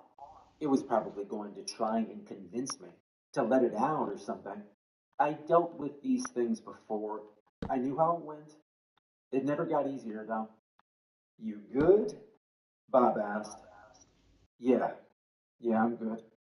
Let's go have a chat with it. Bob nodded before scanning his keycard at the door and opening it for me. And together we stepped into the observation room. A two-way mirror looked out on an empty interview room lit by pale fluorescent lights. On one side of it was a bulletproof glass cell that took up the space where a chair for the entity I was interviewing would be. There was space on either side for an armed guard to be stationed. The setup was routine, save for one little detail. There was nobody in the cell and no guards at their stations. I felt my heart skip a beat as I drew closer to the two-way mirror, looking out at the interview room with wide eyes. Where the hell is he? Oh no. Bob's voice was shaking. Looking back over at him, I saw that the color had almost drained from his face. I'd only been at Ashurst for a few months, but that was long enough to know that Bob is not a man who scares easily. You can't scare easily if you're working this job. No. He shook his head before running for a nearby wall where the security alarm was. Ashurst is littered with big red security buttons, just in case of any incidents. They were standard and happened when one was pressed before. Bob pulled back the plastic casing that covered the alarm and pounded his fist down on it. A deafening alarm began to sound. Bob pulled the radio from his belt and ushered me out of the room, grabbing me by the hand as he pulled me down the hall back towards the lunchroom. Parker, this is Hitch. We've got a code red, inmate out of containment, a class 3 demon. I'm initiating lockdown now and demanding all non-security personnel fall back to checkpoint Alpha. A staticky voice replied over the radio, one that I recognized as belonging to Warden Parker. Understood, Hitch. Sending in security. Even through the static, I could hear the grated concern in Parker's voice. Bob and I sprinted down the hall as a mechanized voice spoke over the intercom. Code Red. Lockdown engaged. All non-security personnel rally at Checkpoint Alpha. I could see other members of the research team leaving their offices and moving at a run down the hall in the same direction we were going. Some of them looked calm. Others didn't. I suppose it was easy to tell who'd seen this before and who hadn't. Code Red. Lockdown engaged. All non-security personnel rally at Checkpoint Alpha. I'd been briefed on the security protocols in the event of a Code Red. Oh, we got pillagers. pillagers. Staff had. We needed to know them inside and out. In the event of an inmate Got pillagers getting on the out of bridge. containment, all non-security personnel were to regroup in a designated safe room. It was the only room in the Ashurst complex that could hold everyone inside. Security would split into several teams. One would accompany Asshole. the rest I saw would that. sweep the prison. You saw that? Punched him right off, motherfucker. The elevator shaft He almost Yeah, killed me. sealed the moment that Bob had hit I the think that was security alarm. it. We'd all be Shit. stuck down here I was until just security smoking a could joint. I split. just fucking started my As we joint, and that moved down the motherfucker just hall, spawned there. I could Really? have sworn I saw one woman moving against the crowd. Some idiot who thought something they'd Alright. forgotten was more important than their safety. I paused for a moment to yell out to them, "Come Good on, thing I we've got a saved my security." shit in my chest. The woman looked back at me, and as she did, Phew. I felt my blood run cold for a moment. I only got a quick look at her face, but I could have sworn I was looking at Kayla. Before I could say anything else, I felt Bob grabbing me by the shoulder. He yanked me away towards the safe room. The woman I'd seen turned and continued down the hall in the other direction, quickly disappearing amongst the others who were rushing for safety. I was ushered into the safe room along with the rest of the staff. I could see Dr. Hendricks there already with most of my coworkers. Warden Parker was speaking with a member of the security team, and Bob left me to run up and join her. I glanced over at the door as security glanced into the hall to confirm that everyone was safely inside before they sealed the door. "Do you have any idea how it got out?" I could hear the warden asking over the anxious whispers of the rest of the staff. "No, it was gone when Barry and I went inside," Bob said. "My guess is that it's somewhere around Sector 4, disguised as a member of security." "Then I need the names of the people who were on the security detail. We need this contained right now. Put me in touch with you." He didn't drop anything down there for some reason. What's happening out there, second by second. The warden ushered Bob into a small side room and left the door open. I pushed through the crowd to get closer to them. Maybe I was being presumptuous, but I wanted to know what was I wonder if that means there's an outpost close by. Go back with the Why the fuck would he spawn there? That's just weird. The warden said it without even looking up to acknowledge me. She was hunched over a small computer with a full map of the facility. I could see numerous dots spread out amongst the different sectors. Some were green and moving. Others were purple and stationary. Considering that the purple dots seemed to be where the cells were, I figured they belonged to the prisoners.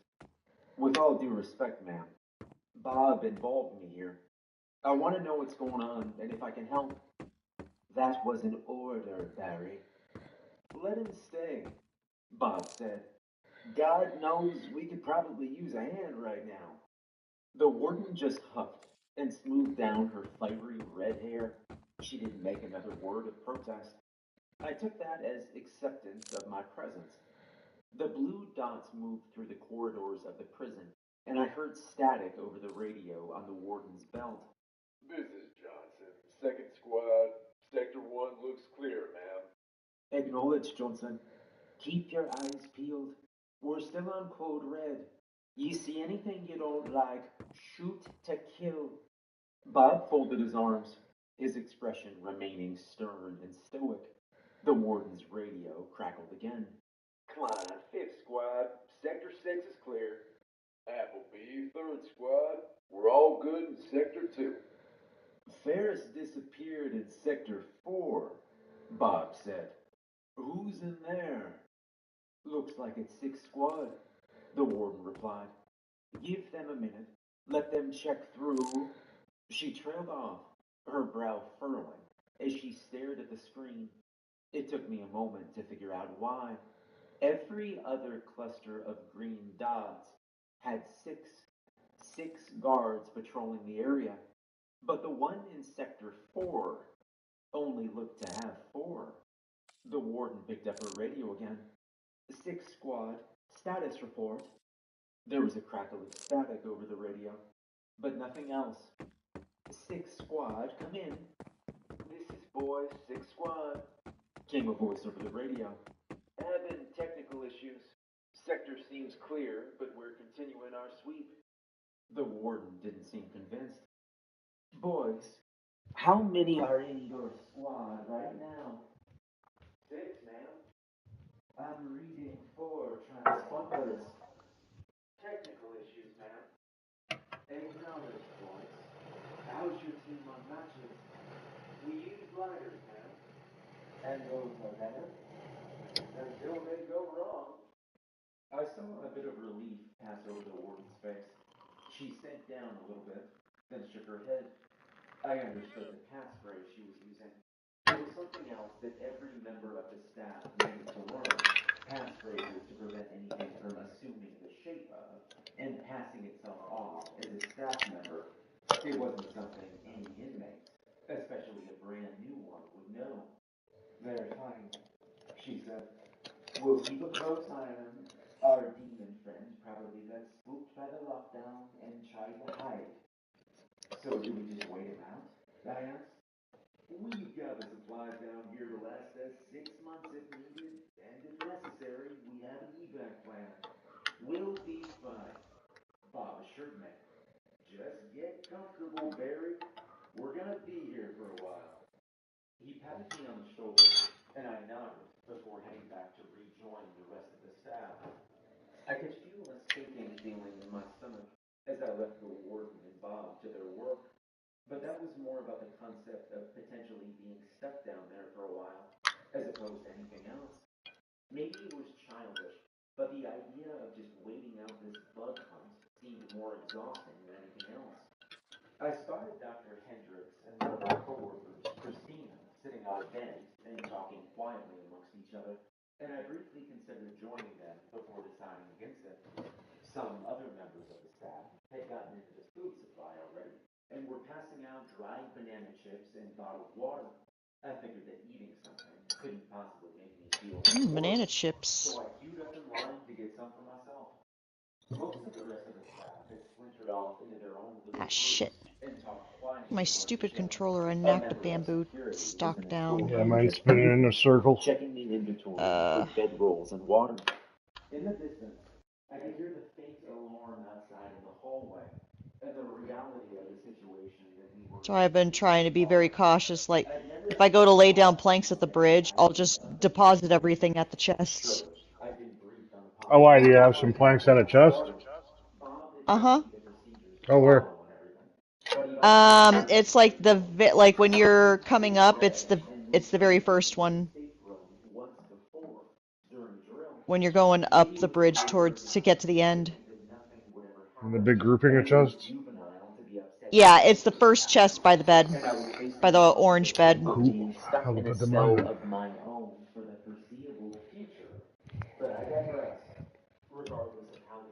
Yeah, it's like I've been, like, whenever I go to lay planks of wood down at the bridge, I'll just I end up if I lost whatever it was that I lost, you know? I don't mean I'm dragging hard to the left myself. Oh yeah, it's so fucking frustrating. He laughed humorously. I like hard left. I mean, I told you that one night where I had a lot of shit on me too, and then my controller decides to go haywire and I fell off the bridge. Maybe it hauled ass straight for the and I couldn't get my shit back. I was so fucking annoyed. That's what I do. My stupid fucking controller took a shit. That's why I was like, okay, if I do anything... What got out? like lay A points down, what demon, have you. a new inmate, What I I don't said. need. I was going with Bob to process it when we found the cell empty. My guess is it figured out how to dupe the guards, ate them, and then disguised itself as one. It'll make it Oh, you want to a hear a lot cool little harder hack? to find if that's the Not case. hack, but That's for cool little sure. thing. Even harder if it's smart enough If to you make a hide. colored bed, right, Hendrix like nodded pick a thoughtfully color. before staring out at the rest of the staff. Like yellow Where or would it whatever. hide anyway? Like whatever color bed How you make. many cameras Uh-huh. are If you in make there? carpet It'd be pieces the hard to same find a color place and that put isn't them on on top of camera, it, I said. and Uh-huh. then Maybe put the back rooms. That's about it. trap doors on the outside and flip But them up, it will look like a bed frame. And when you get into bed, it looks like you're under covers. asking how many cameras were in here. Oh, that's The cool. That question was neat. seemed That's really I gotta go neat. take a piss. I surveyed Okay. the others in the safe room around us, subconsciously looking for Christina. Did they say when they were going to get us out? Hendrix asked. It can't be long. A few days at most. Well, we've got enough supplies to last us 6 months down here, I replied, looking back over at him. Speaking of which, I could use a smoke. You got a match? Sorry, all out. Hendrix replied sheepishly. He smiled at me, but I couldn't help but think it looked just a little nervous. His eyes met mine, and as they did, I could see a quiet realization in them. With just one look, we both understood everything we needed to understand about each other. He knew that I wasn't really asking for a light. I knew that he wasn't really Dr. Jason Hendrix. Suddenly, the space around me seemed so much darker. I looked around again. The staff around us was still moving, but they seemed dimmer, almost far away, so far they wouldn't see what would happen to me.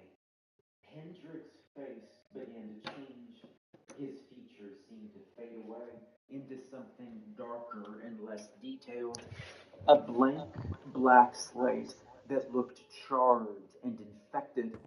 With a panicked cry, I leapt away, falling off the bench and onto the floor as Hendrix Damn, these slowly bamboos stood grown up. tall. He didn't say a Holy word to shit. me. We were past Yeah, they the got point of 10 conversation. Wow. What he was doing was no doubt in self-defense. Got some I knew harvest. what It's he like was. harvesting That's why it's season. easier to just stand there and let them I'd grow. make sure that somebody killed Yeah. him. The demon, Ferris, his body began to split open vertically from head to torso. I could see a reddish-pink maw opening up in him, like a horrific Venus flytrap of flesh. Rows upon rows of teeth awaited me in that gnashing mouth, and I knew he'd swallow me whole in an instant. No, was the only thing I could think to say. I tried to scramble back, but Ferris loomed over me, shambling closer and closer. His rancid breath exuded over me. The smell was that of death. Christine's death. Hendrix's death. My death. He overtook me, his arms seizing me by the shoulders as he forced my head Up towards his his ass. mouth. Desperate, I could feel the weight of my lunch utensils in my pocket. It wasn't much of a means of defense, but it was the only thing I had. I pulled the fork I carelessly jammed in my pocket earlier out. It wasn't much, just a simple stainless steel fork, but it would have to do. Without thinking, I thrust it into the pinkish flesh of Ferris's mouth. The fork tore through, drawing rotten black blood and earning an angry snarl from Ferris as he recoiled. I just heard thrust in pink Grip on me flesh. slipped just long enough for me to wiggle out of his grasp. I could see his body pulsating in pain as he ripped the fork from his mouth. He huffed in frustration before collapsing down to all fours and loping after me. But I bought myself just enough time to get up and run. I sprinted towards one of the dim figures nearby, another staff member, somebody whose name I didn't remember off the top of my head, but he was my only salvation. I slammed into him, tackling him to the ground and praying it would be enough to break whatever illusion Ferris cast to keep the others from seeing me as he fled. As I hit him, the world suddenly seemed less dim. Ferris was almost on top of me, his hand grabbing at my body as he began to force me into his maw. This was it. I'd shot my shot. I'd made my one attempt at escape. Now I could only hope it would be enough. I didn't need to wait long for either death or salvation. Before Ferris could sink his teeth into me, he was violently pulled back. I could see the white coats of other members of the research team grabbing at him, pulling him away from me. It took almost 8 people to hold him back, and his jaws gnashed violently all the while.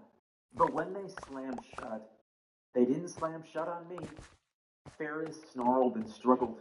He writhed violently, shaking his captors off of him, but he did so in plain sight, in full view of everyone. I watched as he threw some of the research team who was holding him back off of him and let out an enraged screech. Then came the gunshots. His body jerked as it was hit, but he didn't fall. Looking back, I could see that just about every member of security was up and had their guns drawn and aimed at him. The people who pulled Ferris off of me quickly abandoned him, giving him a wide berth as security lit him up. Bullet after bullet tore through his body, leaving their marks, but hardly slowing him down. From the corner of my eye, I could see that Warden Parker had rushed to their side, her own gun drawn and firing on Ferris. He was tough. All demons are, but they aren't invincible. Ferris seemed to fall backward, riddled with bullets. His limbs flailed violently as he struggled to hold on to his life. Maybe if he'd been anything other than a monster, I might have felt bad for him. But as security continued to unload into him while he squirmed on the ground, I felt nothing but relief. His struggles quickly ceased. His breathing was heavy and sporadic. I'm not sure just how many bullets he'd taken. 20, 30, 40. Far more than any living thing should be able to survive. And yet he still clung to life, struggling to continue to live up until he exhaled his last breath and dribbled more blood onto the growing pool on the floor. I could feel Bob's hand on my shoulder, reaching down to help me out. And on trembling legs, I stood. "You good?" he asked, real concern in his voice. I nodded before looking down at Ferris. He was disguised as Dr. Hendricks. I think he ate Christine too. My words failed me. I was still trying to process all of it, and yet doing it felt impossible. I suddenly felt exhausted. I knocked the traitor off the bridge here in the goddamn way. Hell, Oh, Jesus. after this, Well, maybe I I mean, he Demons took the don't risk. leave behind corpses. They eat everything. The bones, the clothes, the hair, all of it. The fact that we never found the bodies of Dr. Hendricks or Christina almost certainly confirmed their fate. I later learned that a review of the security camera footage from that day revealed that Ferris had ambushed Dr. Hendricks in his office right before Bob had tripped the alarm. Even in the safe room, we would have caught it eventually. Ferris had been a rat in a trap the moment he'd been brought to Ashurst. But if I hadn't been able to save myself from him, who knows how many others he would have picked off before anyone figured out what he was. The warden offered me a few more days off. I appreciated the offer, but I declined. Part of me wants the time to myself, but I don't think I can take it in good faith right now that the incident with Ferris is over. I can't help but think about what I thought I saw in the hallway while Bob was ushering me into the safe room. I'm sure that I saw Kayla. I gotta go I'm pee now. sure that she was out of her cell. I know that sounds impossible. I know that if she'd been out, it would have shown up on the warden's monitor. But I know what I saw. I can't prove it yet, but something tells me that Kayla had something to do with Ferris getting out. I'm already certain she had something to do with Malachi's attack the other week. So is it really that much of a stretch? I don't think it is.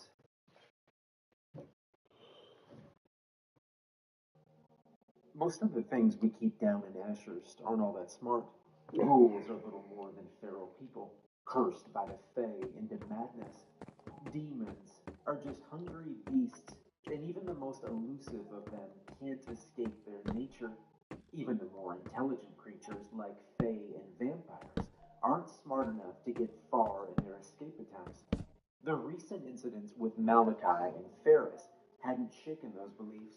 Malachi had been killed within minutes of his attempted escape, and Ferris hadn't gotten all that far either, even after disguising himself to look like one of our research team.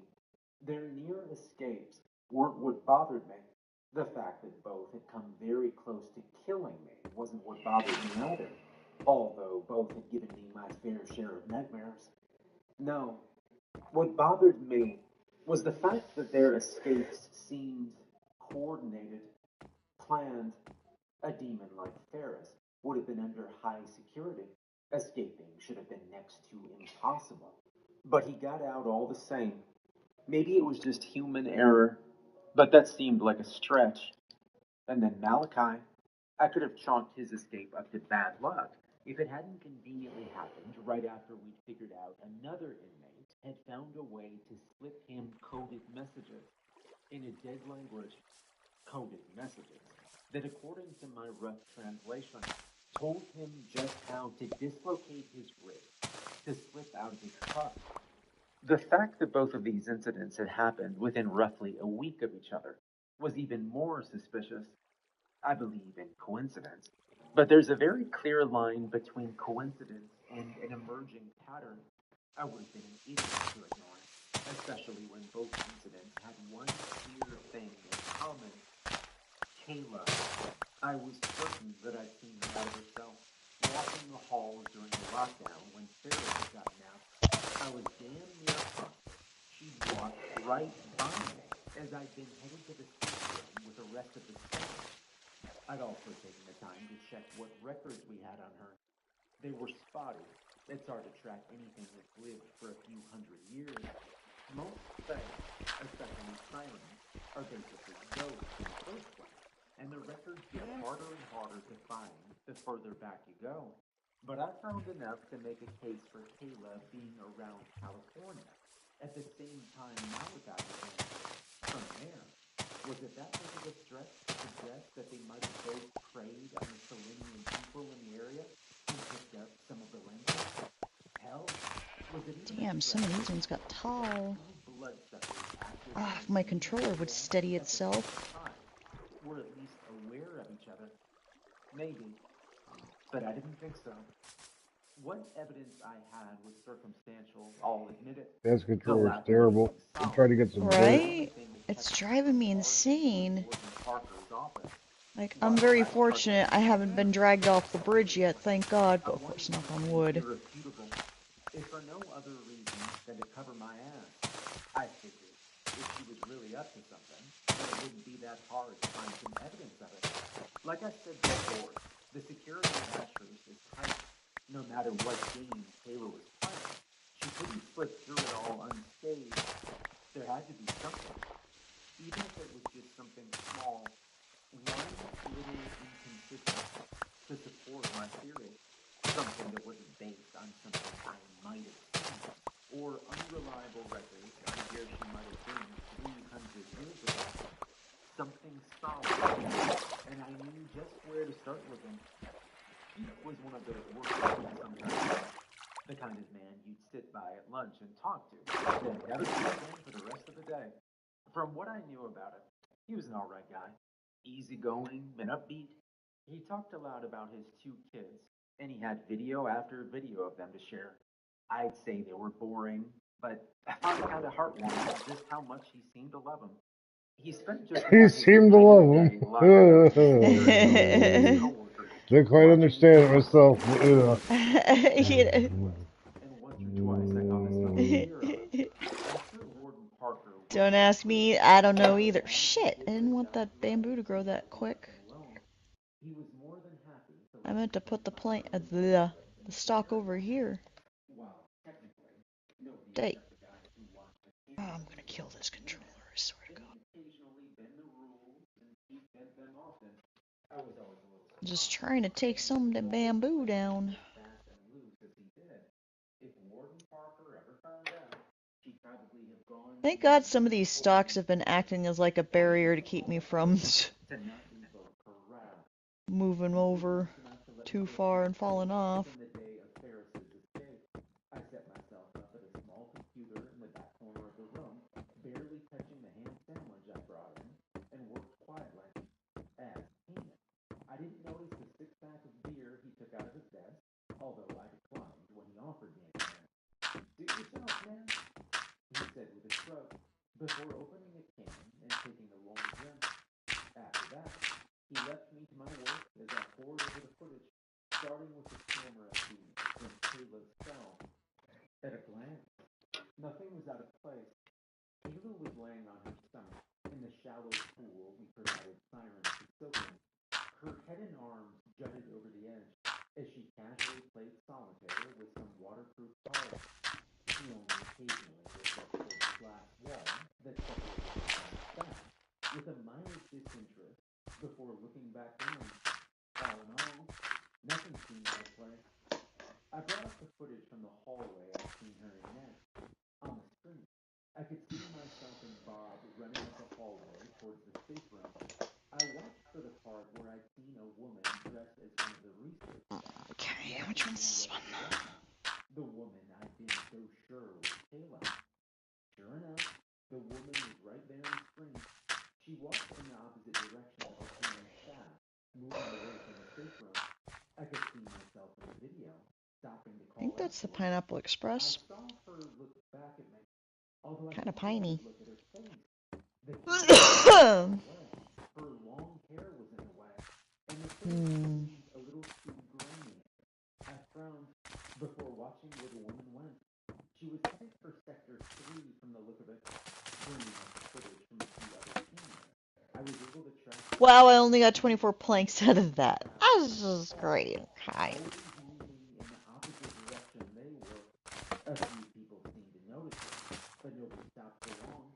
They were out to save their own asses. It was hard to say what she was headed to. She was absolutely headed to Sector 3, but I couldn't imagine what she wanted there. Most of that sector was for the research team, and the few prisoners kept there were exclusively ghouls and lesser demons, feral, animalistic things that were only barely sentient. The only thing of particular interest I could think of in that area, aside from the few offices, was the server room. The server room. Maybe that was it. Stop it, you stupid. As I followed the unknown woman through Sector 3, it became clearer and clearer. That was exactly where she was headed. I even saw her around the corner into the hallway, where the main entrance to the server room would be. I tried to bring up the camera footage from that hallway, although there were no files to be found. I picked through everything Pete had given me, and turned up nothing. This made no sense. Hey, Pete, I called. He looked over at me. Do you have the footage from Corridor 7 in Sector 3? I don't see that here. You want Tuesday's footage? He asked. Yeah. No can do. We were running maintenance in Sector 3 on that day. A lot of the cameras were down. I looked over at him. What? Yeah, some sort of update to the system, he said with a shrug. Corridors 7 and 8 were disabled, along with Dr. Henry's office, Dr. Freeman's office, and the server room. I don't know why they shut down that particular area. Everything seemed to be running fine beforehand, but Warden Parker signed off on it. My brow furrowed. Something about that seemed off to me. I wasn't entirely sure what the protocol for routine maintenance was, but it just seemed like a huge blind spot to just have all the cameras around the server room disabled. Dr. Henry and Dr. Freeman's office would have had a view of that hallway, as would the camera in Corridor 8. It seemed far too convenient to be a coincidence.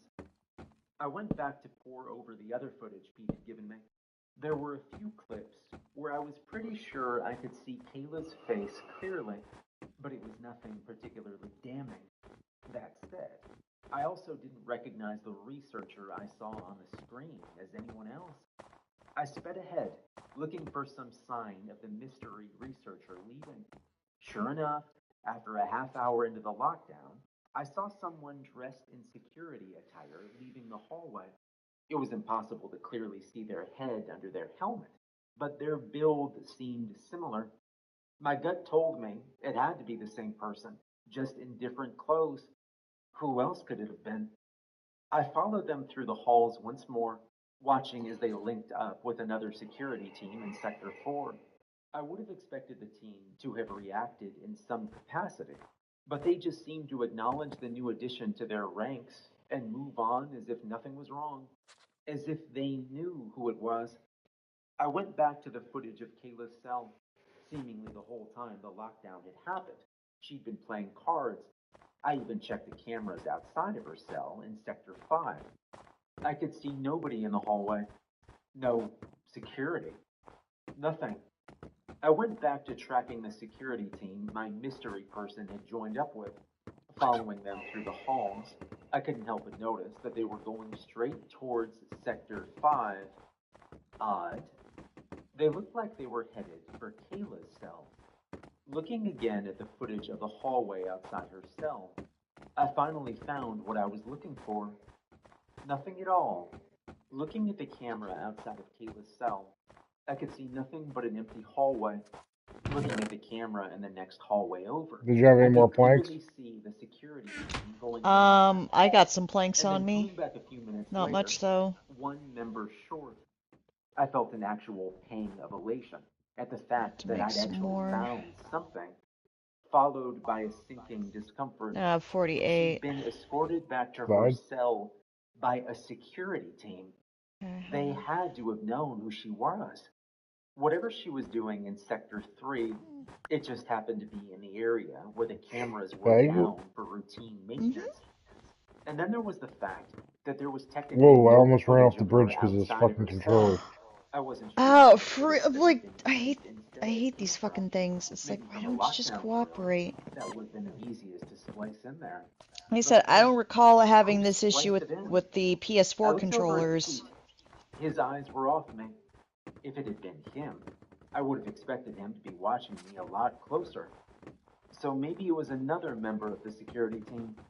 It had to be. They were the only ones who could have modified or deleted that footage. Although exactly who it was impossible to be sure.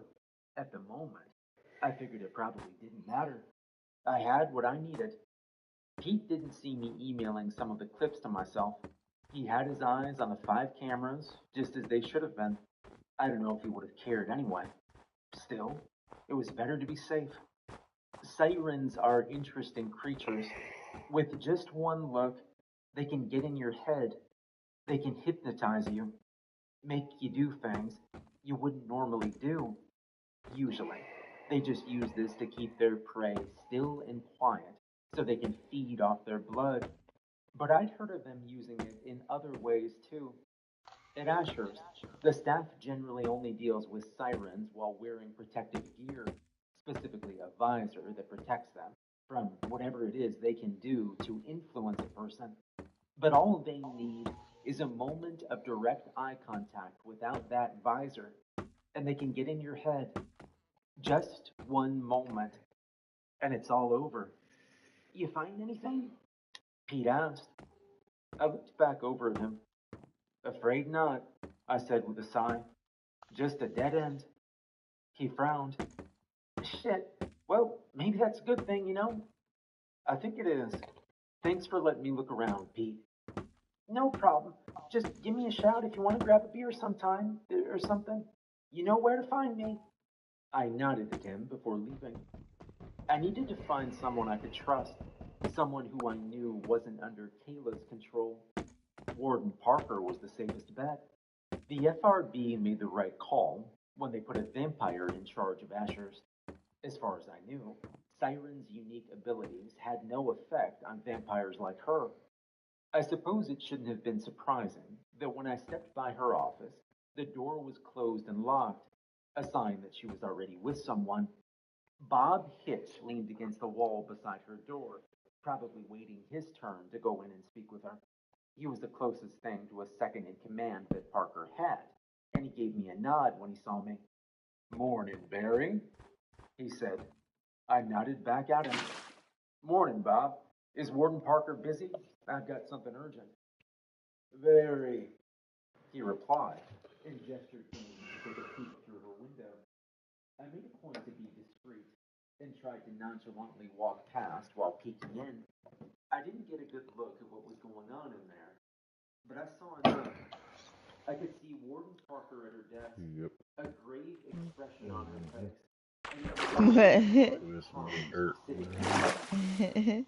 without even seeing her face. I knew who it was. Amanda Spencer, the director of the FRB, and her presence couldn't mean anything good. I leaned against the wall beside Bob, my brow furrowed, as I looked over at him. What the hell is Director Spencer doing here? Well, we've had 2 serious incidents. Hell, almost 3 with your son with old Victim. From what I've overheard, Spencer has some doubts about our security. You're listening in? Bob cracked a wry smile. You wouldn't? Yeah. You have me there? My guess is she's gonna want to reinforce the security measures. Just as a precaution, it'll be a hassle. But after Ferris and Malachi, it might be a good idea. We've had too many casualties in the past few months. That's not exactly something any of us want to hand wave. Yeah. You know what? I'm just gonna clear some of this snow off of the map, or off the bridge. Aren't you supposed to be down in Sector 2 right now? What brings you here? I'm all out of swords, and I'm not at the nearest crafting station. Technically, he was my boss, and given how his role was more administrative, he also wasn't a man who had a lot of contact with the inmates. If there was any full human I could trust, it was him. I was doing some digging. I think an inmate was out during the lockdown the other day. Something other than Ferris. His eyes narrowed. You're serious? Who? Kayla Del Rio, a siren we have locked down in Sector 5. I thought I saw her while we were headed to the safe room the other day, so I did some digging. I know that she was out of her cell, and I've got footage to prove it. That's a damn serious accusation, Dr. Green. You're positive it's her? 100%. His eyes locked with mine for a moment, before he nodded. All right, send me the footage. I want to review it, and then I'll talk to Warden Parker. Kayla, that's the one you're scheduled to talk with, isn't it? Yeah, she's my 4 o'clock. All right. He thought for a moment before nodding. I'll put in a request for additional security. I might also sit in on that one with you. I'm going out on a limb, and assuming you're going to try and grill it. Bob caught me a little off guard. Not that I hadn't expected him to take me serious, but the fact that he wanted to get directly involved certainly said something. Do you think I'm crazy? If she's up to something, maybe she'll slip. It can't hurt. Maybe he was right. I nodded back at him. All right, I'll see what I can get. Good. I'll let you know what Parker says. You better move on. I got this handled. Bob offered a reassuring smile that was impossible not to trust, and the sight of it made me feel as if the weight would be lifted off my shoulders. I believed him, and for the first time since Malachi had slipped his tongue, I actually felt like I was ahead in whatever game Halo was playing. 4 o'clock rolled around quickly, as I knew it would. My interviews with Kayla were difficult, considering how she had no interest in being forthcoming with information. But I never felt so tense at the prospect of dealing with her before. I'm not sure what it was. You stupid thing. But it was something that nagged at the back of my mind. That familiar Ah, stop. that I think everyone has at least once in their life. Bob was waiting in the observation room when I got there, staring through the glass at Kayla, who sat relaxed in her metal chair. She'd already pushed her cup, and one arm was draped over the back of the metal chair, as if she didn't have a care in the world. There were no guards in the room with her, but I knew they were waiting just through the door behind her. 2 more guards were with him. I don't suppose she said anything. I asked. Bob shook his head. I haven't spoken to her yet. I've looked over that footage you sent me, though. I think you're on the money. She was out during the lockdown. His confirmation made my stomach sink. So how should we handle this? We confront her. Let her know the game's up. Maybe she'll tell us why. Or if not, then she'll put up something. Warden Parker is going to seek termination either way. Termination? That didn't surprise me. Kayla was obviously too dangerous to be left alive. You spoke to the warden? Of course.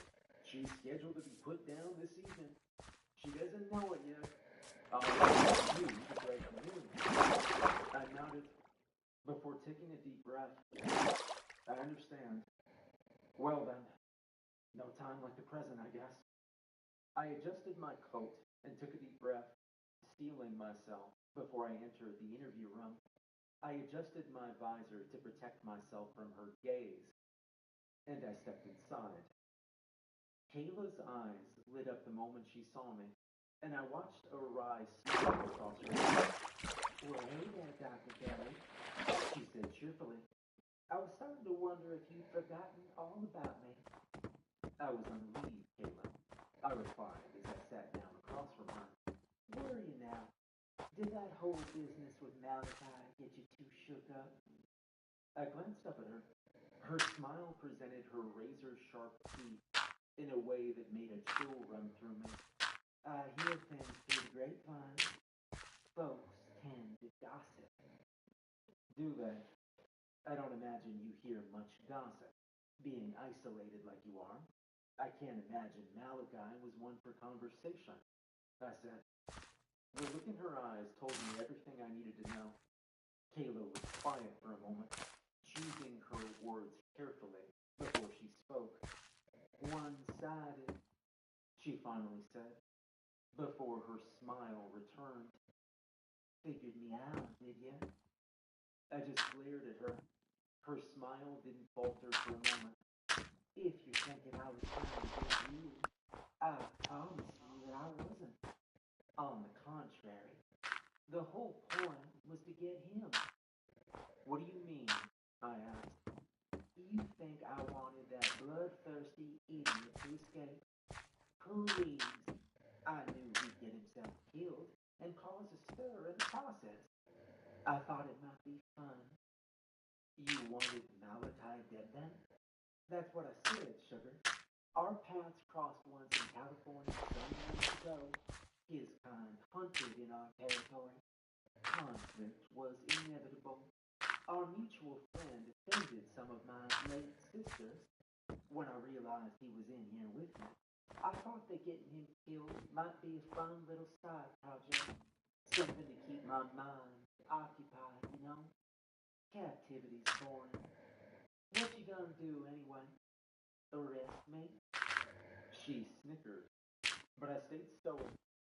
Truthfully, I hadn't expected Kayla to be that forthcoming with information. For once in her life, she hadn't disappointed me. But there was still one question remaining. And the messages. How did you get those to him? That's my secret, she said, wagging a finger. I might tell you later on, if you're good. There was the Kayla I remember. Then why don't we talk about Ferris instead? Who? The lockdown the other day. A demon got out. Ferris. I presume you remember. Oh, that, she said with a shrug. I don't know. I was having so. Were you? You know, I've seen some footage that says otherwise. I caught just the slightest twitch in her eye, a momentary flash of something, although I couldn't tell what. Surprise? Anger, perhaps. Her eyes were locked with mine, even through the visor I wore to protect myself from her gaze. I still felt something inside me shudder. What exactly are you talking about? She asked. Her tone was more aggressive than before. You were out of your cell. I saw you in the hall, and I've got you on camera. So far, my theory is that you somehow orchestrated Ferris's release so you could go for a walk down to the server room. Then some of your friends in security were nice enough to walk you back to your cell and tamper with the footage to try and hide the fact that you were ever gone. I know I'm missing some details, but that's about the size of it, isn't it? Her smile faded at last. Her eyes remained intently fixated on me. Can a girl go for a walk? Not a girl like you. Not in here. She scoffed. Well, I suppose not. Now I'm thinking about just how much I should tell you. Everything. Or just enough to leave you wanting more. If it affects your decision, you've been marked for termination this evening. I imagine this is the last time we'll be seeing each other. Kayla's expression seemed calm, despite the news I just broken to her. I caught the slightest hint of a smirk on This her warden lips. seems to terminate people rather quickly. Yeah. Well then, I guess you got me. It's a long ass story we She just held her stumbled hands upon. up in a gesture of surrender. You know, I was Alright, never I gotta that pee bright. again. All this sneaking around, it's not my strong suit. I was always more of a hands in the mud kind of girl. But alright, I'm gonna be good and generous tonight and tell you everything you want to know. How's that sound? Too good to be true, I replied. Her smile returned, and the sight of it created a sinking feeling in my stomach. It always is, isn't it? See, y'all expect your escapees to make a beeline for the exit. Now, maybe I'm smarter than the average dumbass, but I always figured that wasn't the best strategy. Nah, it's better to break the heater in that little puddle you people gave me to soak in. They want me sedated and blindfolded when they have to repair it. I only needed to break it twice. The first time was a test run to see what they do. The second time, I had an idea of how long the sedative would take to take effect and managed to fake passing out early. Then, I just needed a second to make eye contact with some idiot on the security team. Just one swing of your arm, and those visors can come right off. Especially when security thinks you're passed out. Alright. After I had my one guard, I bided my time. I'm due for a refill.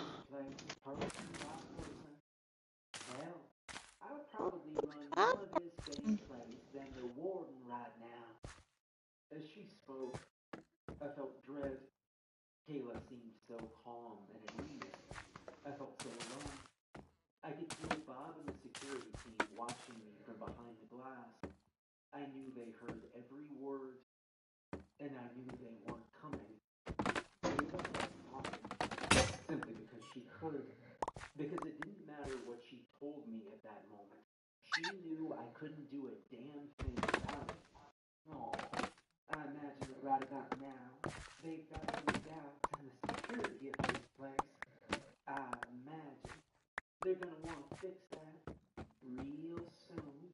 And to do that, Oh, hey, awareness. I'm just drinking tea right now.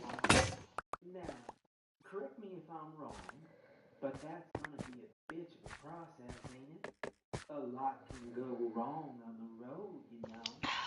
But you and I can talk about that later. She stood up, sensually Let's leaning see, against what the was metal table.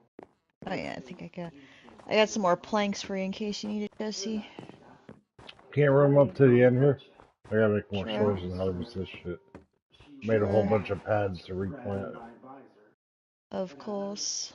Every fiber of my being told me to try and run, but I knew that the doors would be locked. I knew that neither Bob nor security would let me out. Not until she was done with me. All I could do was sit there, rooted to the spot, and feel Lowell didn't actually know what the refill was in reference to anyways. visor off my face and set it down on the table Hey, in man. front of me. And for the first time, Also, hey, Lindsay. Hola. What's up, Jesse? Here we go. Let's see. In my inventory. the room Oh, around us seemed to fade X away. triangle. There we go. All I could see were those intense brown irises, and all I could hear It's like we're shaking, bacon. You're going pretty good. Yeah, if you want to harvest all this shit, that'd be awesome. Because I'm gonna start Sure. replanting these next 4 pads. It seemed like we were getting in the rhythm of me harvesting and you laying What down is the that? groundwork. That's something. Keep waiting to see something interesting. Well, for something Nothing. odd to happen. No, like, you know, like another gate or something to loot. Or a pillager thing. It was an impossible feeling to describe. Bob regarded me silently before offering me a warm smile that didn't reach his eyes. No, his eyes said something else. Something I now understood all too well. There was an awareness in them, a knowledge that we both shared. A part of ourselves locked away, shut down. It was our turn to be prisoners now. I looked back at Kayla through the window. She sat still as security cuffed her again, and she wore a knowing smile on her lips. I knew that it wouldn't be long.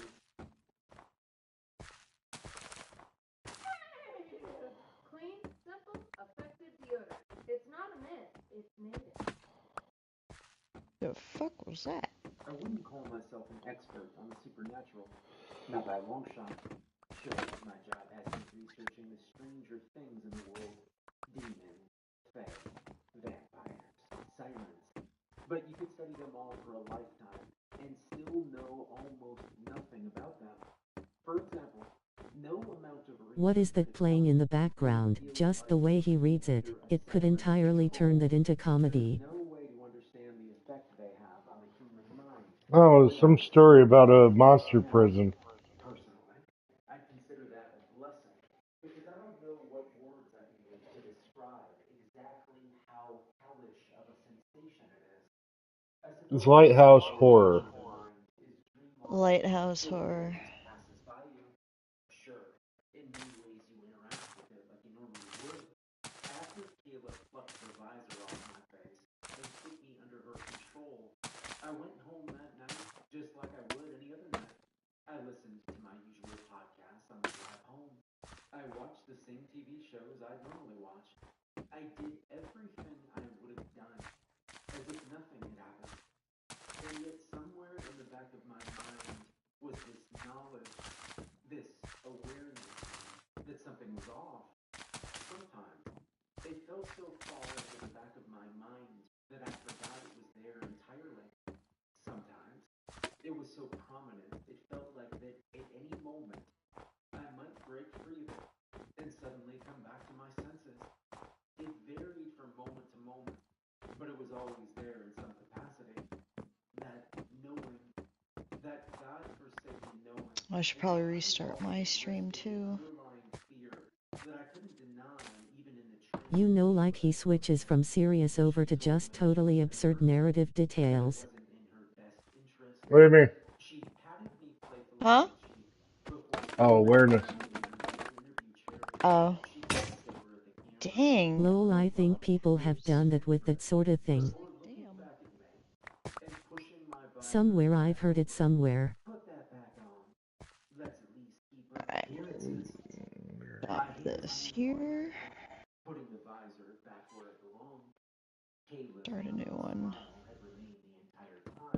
Coy and cocky. She knew she was holding all the cards And now, there was no need to pretend she wasn't. You should have a nice chat with Bob later. Put us into closer contact. Maybe I'll finally play nice and tell you about some of them bodies, huh? She chuckled. Seems only right, given I'm set up to die this evening.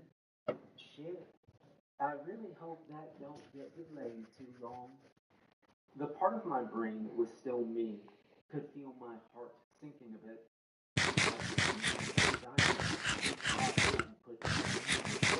For termination. If he was in her pocket too, why would he? Oh, I wouldn't be so salty. I can't see it on your face, Doc, but I can see it in your eyes. Do what I do long enough. Damn, that was fast. It's just blah, blah, blah, blah. Yeah, that's why I just go for the second one up and just turn. Mm. I've been fixing to torch this whole stupid little op for a few years now. Gotta admit, this wasn't quite what I envisioned, but when life gives you some lemons, you gotta make yourself some lemonade. Torch this op. I didn't quite understand what she meant. You know, like he switches over to a far leftist kinda monologue lol. My mind struggled to work through the haze that now filled it. She'd been in the server room when she'd slipped up, hadn't she?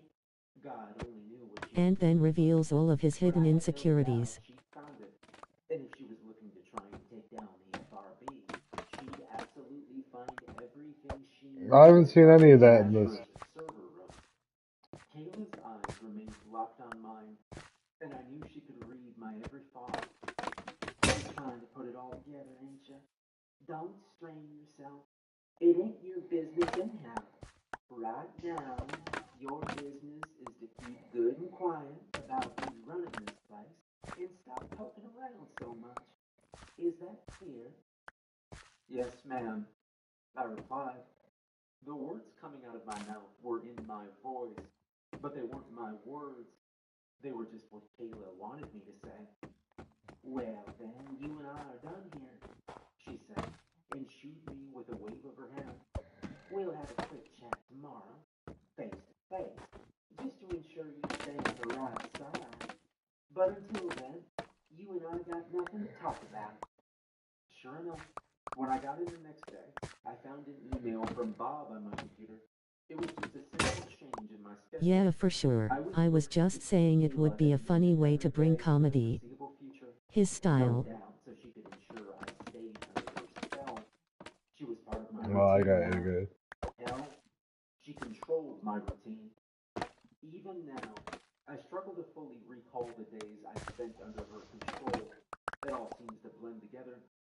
I don't think that at the time, I was even aware of how many days had passed. Not really. Everything just blended together into a disorganized haze. I can remember some of the mundane details. Lunch with Pete, a few standard interviews with other inmates, and the inevitable encounters with Kayla that ended each and every day of work. Those encounters were thankfully always brief. I'd go into the interview room, sit down, remove my visor, and we'd go through the motions, talking for the sake of talking. And I remember very little of what she said. Trying to pinpoint any one conversation feels like trying to remember a dream you had months after it. Only the most prominent things stick out in my mind. The rest is all either forgotten or just white noise. I think it was about 3 days after Kayla took hold of me that Warden Parker called most of the research team into one of the conference rooms. I'd say she looked more serious than usual, but that may have just been wishful thinking. The part of my mind that was still somewhat conscious prayed she'd somehow found out about what was going on. Maybe Bob had slipped out of Kayla's control long beforehand. Maybe she'd done her own investigation. If only I had such luck. I'm sorry to take you all away from your work. I recognize that you're all quite busy and on edge, she said. Her tone was brisk, exhausted almost. She leaned against the far wall of the room. Her straw cowboy hat was sitting on the table. However, over the next few months, our schedules are due to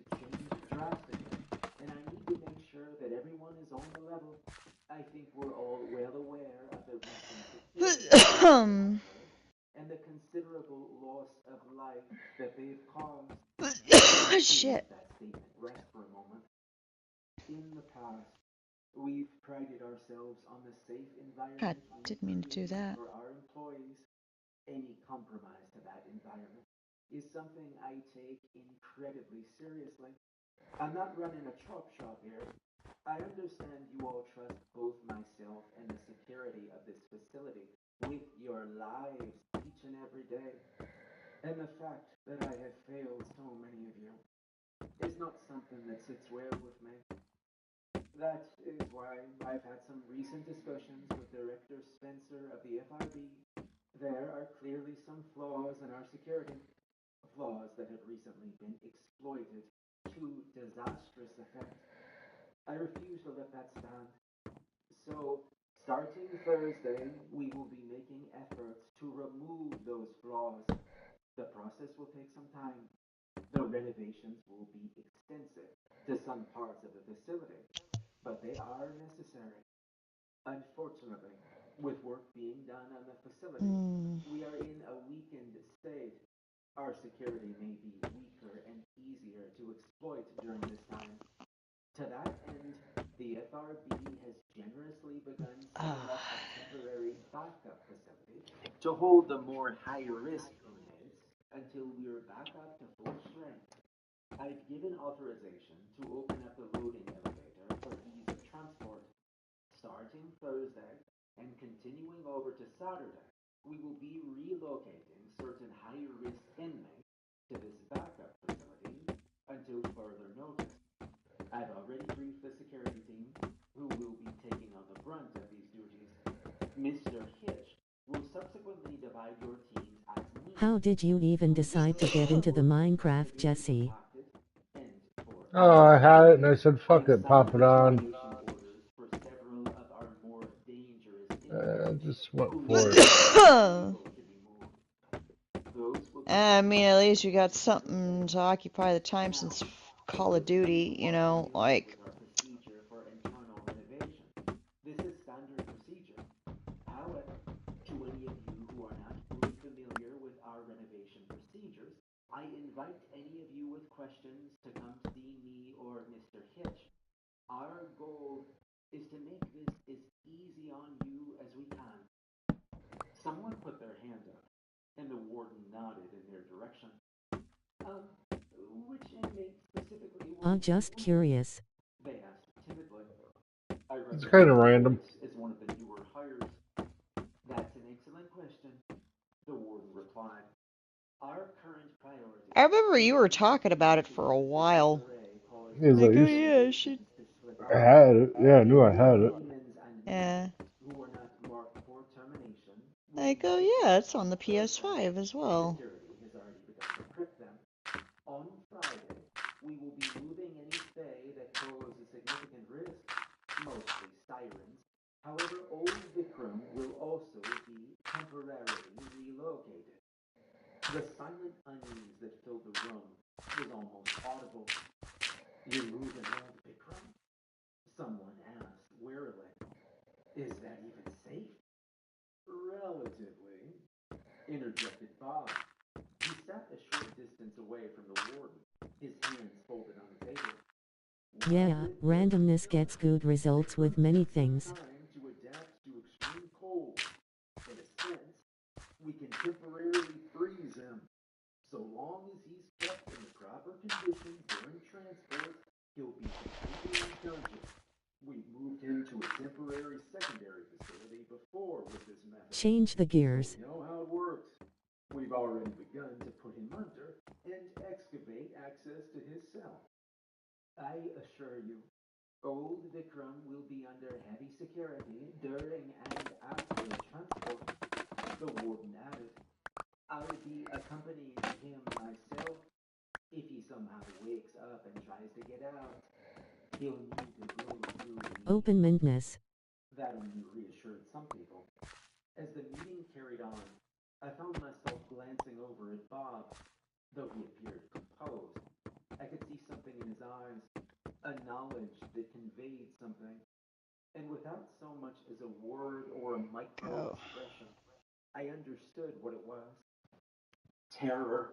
The Terror. kind of paralyzed terror. The horror, the horror. In front of a train as it bore down on him. I'm gonna run a The train. kind that leaves a person shrieking like a banshee in sheer panic. And I knew exactly what it was that terrified him. They'd be moving both Kayla and old Vikram on Friday. I didn't think that was a coincidence. I knew in my gut that Bob knew it wasn't either. Hell, maybe he'd been the one who arranged it. Who could say? But I knew that whatever was doomed to happen, it wouldn't be good. Open-moutedly asterisk rather. But even as the same dread that filled Bob began to well up inside of me, I couldn't do anything Oops. but listen quietly as Warden Parker took simple questions and firmly put down every concern. She thought she was still in control. She had no idea. The days kept drifting by in a dreamlike haze. During my interviews, Open-mindedness. at the end of every day, she gave me nothing. No clues towards whatever she was planning. Every time we spoke, she'd speak disinterestedly about the people she fed on, recalling vicious kills fondly, as if she were reliving happy memories. I count myself lucky that I can only barely remember the details, although I don't know if they just didn't penetrate the fog that filled my mind, or if I chose to forget them. The hours counted down, and I could sense it. The part of me that was trapped inside of myself. The part of me that was You wanting bamboo at these spots, or are you gonna put regular trees here? All bamboo so far. Okay.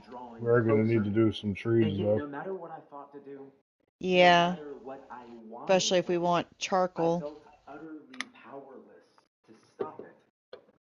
Thursday rolled around quickly. Throughout the day, I watched them move cells with demons and mimics trapped inside, screaming and panicking visages of humans that were uncomfortably convincing in their pleas to be released. I knew better. The entire staff did. But they still tried. Some of them were taken to the loading elevator. Normally, it was completely inaccessible. The doors were hidden and could only be opened by the warden, and when not in use, the elevator shaft was sealed by a thick cement slab and buried to prevent anything from using it to escape. I heard them excavating it and seen the site on the south side of the prison during the evenings. I could even see the pieces of the cement. When the work was done, I knew they'd lower it all back in to assure the shaft was sealed back up. It was easier that way. The creatures that weren't taken to the loading elevator to be put on trucks were taken to Sector 2 when the cells were rolled back. They were empty. Most of the inmates they took were demons. Ashers only had 2 mimics in captivity, neither of whom they could kill. Of those demons, I imagine over half of them were terminated. I didn't consider it much of a loss. Though I knew what was waiting for me, Thursday didn't end with a bang, but a whimper. Just like any other day, I finished my work and I went home. From the parking lot, I could see bright lights and personnel around the loading elevator, but I wasn't close enough to get a better look, and some small, selfish part of me hoped that whatever would happen Stupid tomorrow, YouTube has the emoticon shit right next to your 3-dot interaction. Kayla would find a chance to slip off, then I'd be free. But things are never that easy, are they? Friday came, as it was doomed to. I spotted Bob out in the parking lot, waiting by the door when I got there, and though I walked towards him with a neutral expression, I couldn't help but feel a growing fear in my chest. I could tell Bob was afraid too. "Morning, Barry." His tone was upbeat and friendly as always. It didn't set me at ease. "Morning, Bob. Is everything all right?" We both knew that it wasn't. Yeah, it's great. Like you can't remove it because of the emoticon. I was thinking you've got a particular relationship with one of the sirens we're moving today.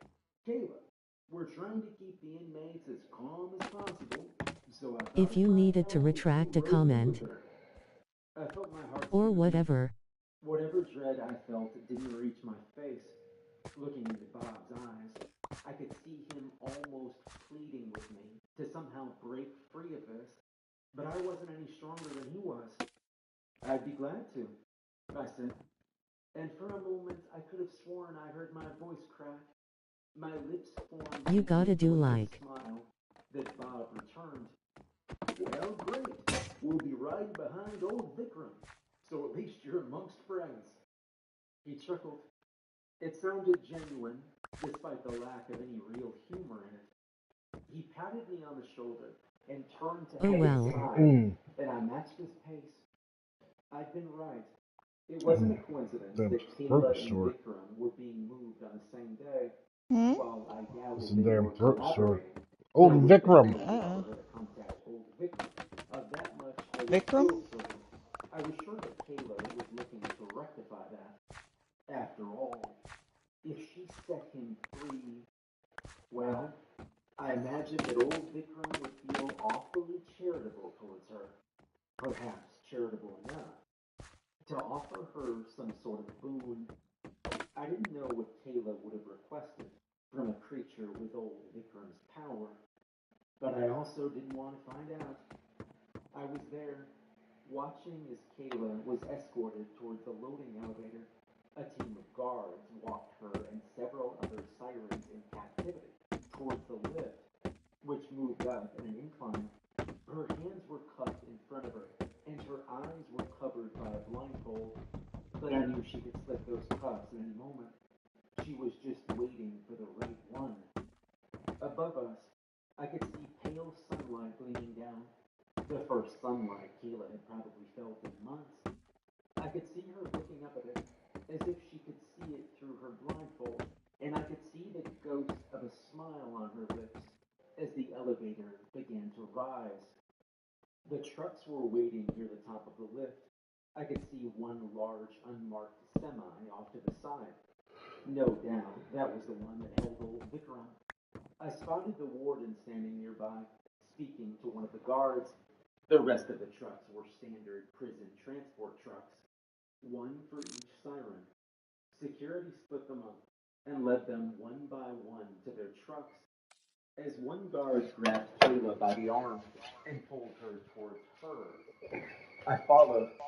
I spotted Bob already waiting inside, a lever-action rifle across his lap. I got into the truck first and sat beside him. Two security guards hauled Kayla in behind me as someone else closed and locked the door behind us. Kayla was pushed down into a seat across from me, although she seemed comfortable enough. She had the knowing grin of a kid who knew they were on their way. I'm fighting the munchies so hard right now. One of the guards beside her reached over to pull her blindfold off. Her eyes darted between myself and Bob. "Hey, y'all," she said, her tone cocky. Her eyes settled on the rifle in Bob's lap before returning to me. "You know, it's been a while since I went on a road trip. How about you guys?" Nobody answered. She just chuckled and rested her head against the wall of the truck. "Okay, all right, I see how it is. Well then, boy, first things first. Where's my hat?" From underneath his seat, Bob took a brown Stetson hat.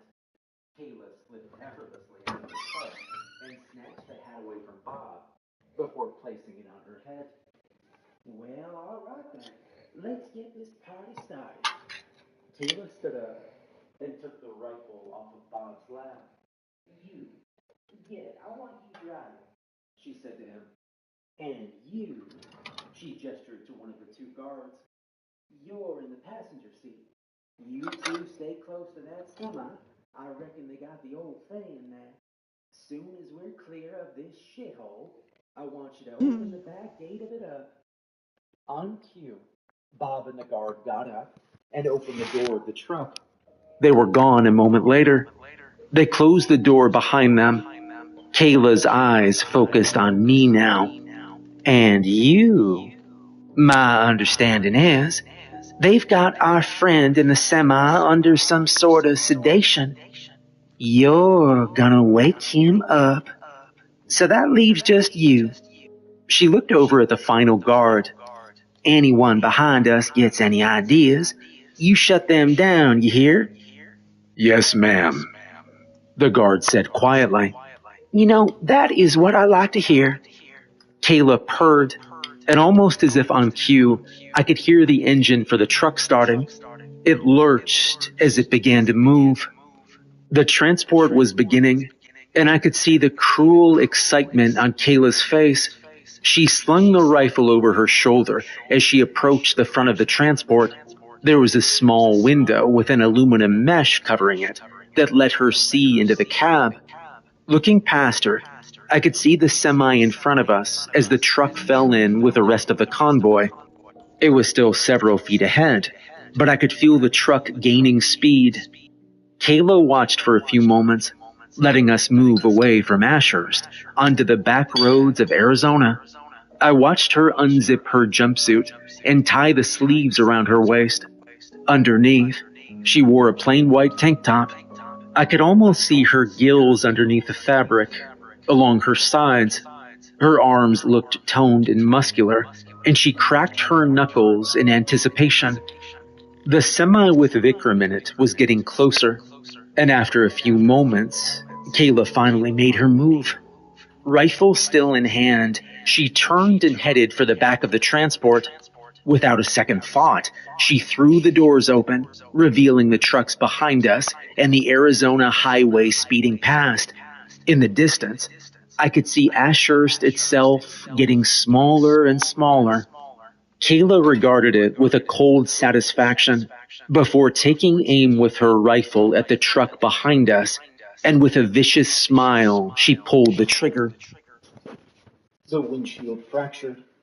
I saw the body of the driver jerk as the truck veered off the road, disrupting the convoy. Laughing to herself, Kayla reached to lift herself up onto the roof of the truck without so much as stopping to take in the chaos she caused. With surprising ease, she vanished onto the roof, and I could hear the sound of her body against the metal above us. My heart was racing, but my muscles didn't move. My body would not obey me, even as I felt the panic setting in. As the wind raced past us, I heard the crack of Kayla's rifle again. Ahead of us, I saw the rear of the semi swerve as one of the tires was blown out. The heavy stink of burnt rubber filled the air, although it passed soon enough. The semi struggled to correct itself, and from the cabin, I could hear Warden Parker's voice coming in through the radio. Transport 6, what the hell are you doing? Neither Bob nor the guard in the passenger seat gave any response. Transport 6, respond. Shit, get us out of here. The semi jerked violently to the left, leaving the highway and tearing off into dust. I could hear Kayla pounding on the roof of the cab, urging Bob to follow, and I felt the truck shake as we gave chase. The rifle fired again, taking out another rear tire of the semi. It didn't stop it. I didn't know if Kayla even had enough ammo to stop it, but it slowed it down enough. Looking out into the cab, I could see the guard open the door and carefully start to try and crawl onto the hood of the truck.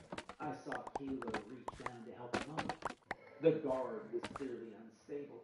I was sure he'd fall off at any moment, but somehow, once he made it onto the windshield, he stayed there as Bob brought him closer to the truck. The guard tried to make his move. He almost pulled it off.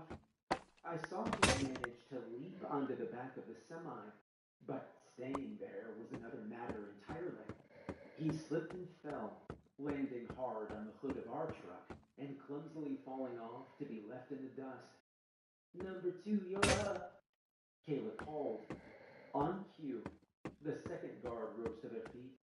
I could hear Kayla's footsteps on the roof above us as she reached down to pull the second guard up to the roof with her. I saw them slide down the windshield to make the same insane suicidal jump that the first man had tried. Bob sped closer to the semi to try and give them a chance, bumping against the back of it. As he did, the guard jumped. They did better than the last guy. At least they managed to hold on and clung to the back of the semi for dear life as they struggled to open it. I don't know how they managed to do it, but they did. With a grunt and a push, the guard lifted the back of the semi up before looking up towards Kayla, almost as if they were desperate for approval. She just knocked on the roof of the truck again. My turn. On autopilot, I rose from my seat and approached the back of the truck, just like I'd seen Kayla do. I reached up to try and climb onto the roof.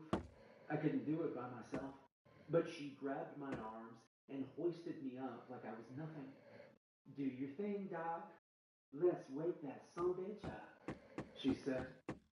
Looking into the yawning back of the semi, I could see a rectangular cell made of reinforced glass. The frost on the inside made it hard to see anything, but the vague humanoid shape of old Vikram himself, that was enough to make my heart skip a beat. Every logical cell in my body knew better than to dare approach him, but I wasn't the one in control. With the same suicidal devotion the other guards had displayed, I timidly crawled along the roof of the speeding truck towards the back of the semi. The guard perched on the hood of the car offered me a hand to help me, and as they did, I spotted movement from the corner of my eye. The passenger door of the semi had swung open, and I could see someone hanging out. Warden Parker. Her .45 sat in her hand and was aimed directly at our truck. I don't recall hearing the gunfire, but I remember hearing the sound of bullets striking the body of the truck. The guard pushed me forward, sending me stumbling face first into the back of the semi. Looking back, I could see Kayla sliding down the windshield in after me. The guard's body jerked back suddenly, a shower of his blood spraying onto the windshield. I like this setup. It's going to make a lot of bamboo. Yeah, definitely. Truck seemed to back off a little, falling behind us to avoid Warden's gunfire. Kayla Good thing you thought of it. Gotta hang out a while. But she just chambered Mm-hmm. around and waited. I got some Get planks. to work, Doc, she said coldly. Above us, I could hear the weight of Warden Parker. Are the chests all the way? I'm gonna need some food. You might as well just go put the planks in because my controller's fucked too. And on unsteady legs, I need food. towards old Vikram's cell. On one wall, I could see Why? a screen giving a temperature reading Because I'm low on drumsticks. If you starve to death, you'll just spawn at the bed with full health. taking a deep breath. I brought the temperature up. Yeah, but will I get to keep my stuff? You'll explode. I could see Warden Parker dropping down into the semi behind us. Oh, we have chests. Rifle to fire, but the warden was on her first. She tackled Kayla, slamming her into the wall of the semi and grabbing at her gun.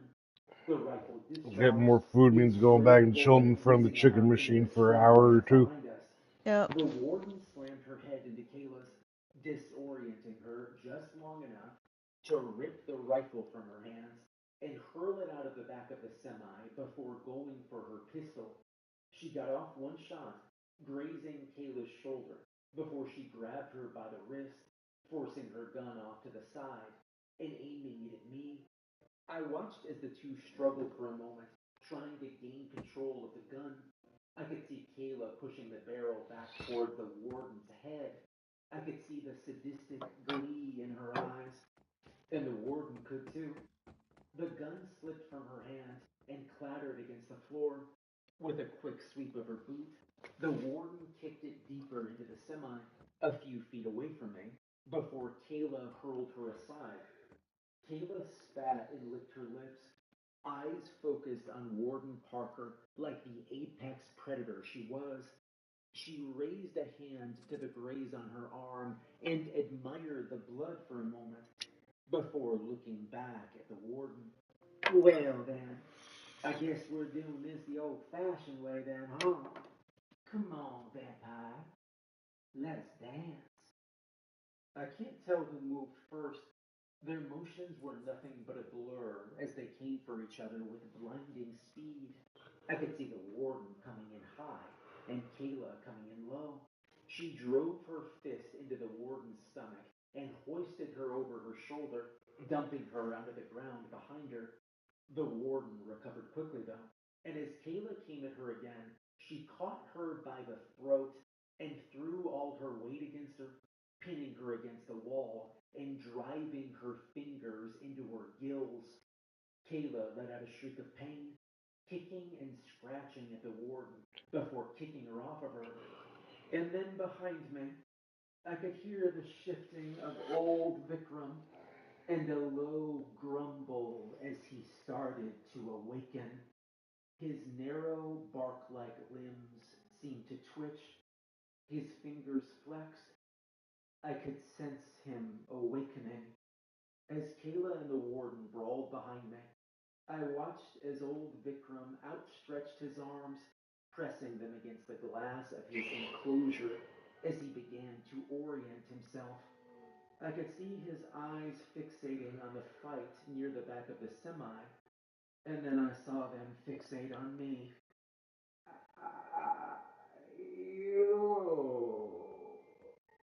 His voice was as raspy and unsettling as I remembered. Just the sound of it made me shrink back. You've awakened me. Why? Looking into old Vikram's eyes, I felt that old familiar terror. I remembered the screams of the ghouls he'd set upon me before. I remembered the way they'd all had my father's face. But beneath all that fear, I felt something I didn't expect. Hope. Kayla never technically told me to tell old Vikram that she'd awakened him. She was supposed to be there to do so herself. But considering that Kayla was currently occupied, I'm not sure if in that moment I broke through whatever spell she had me under, even if only for a moment, or if I found a loophole. I don't suppose it really matters either. I have a bargain for you. The words felt difficult to get out.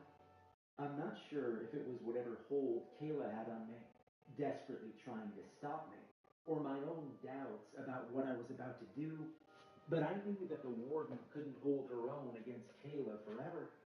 Sooner or later, she'd either end up hurled out the back of the semi, or dead.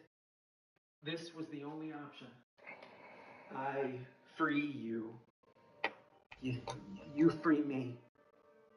Old Vikram stared at me, as if he was considering my offer. I could hear his ragged breathing growing heavier as he exhaled, and then I heard him.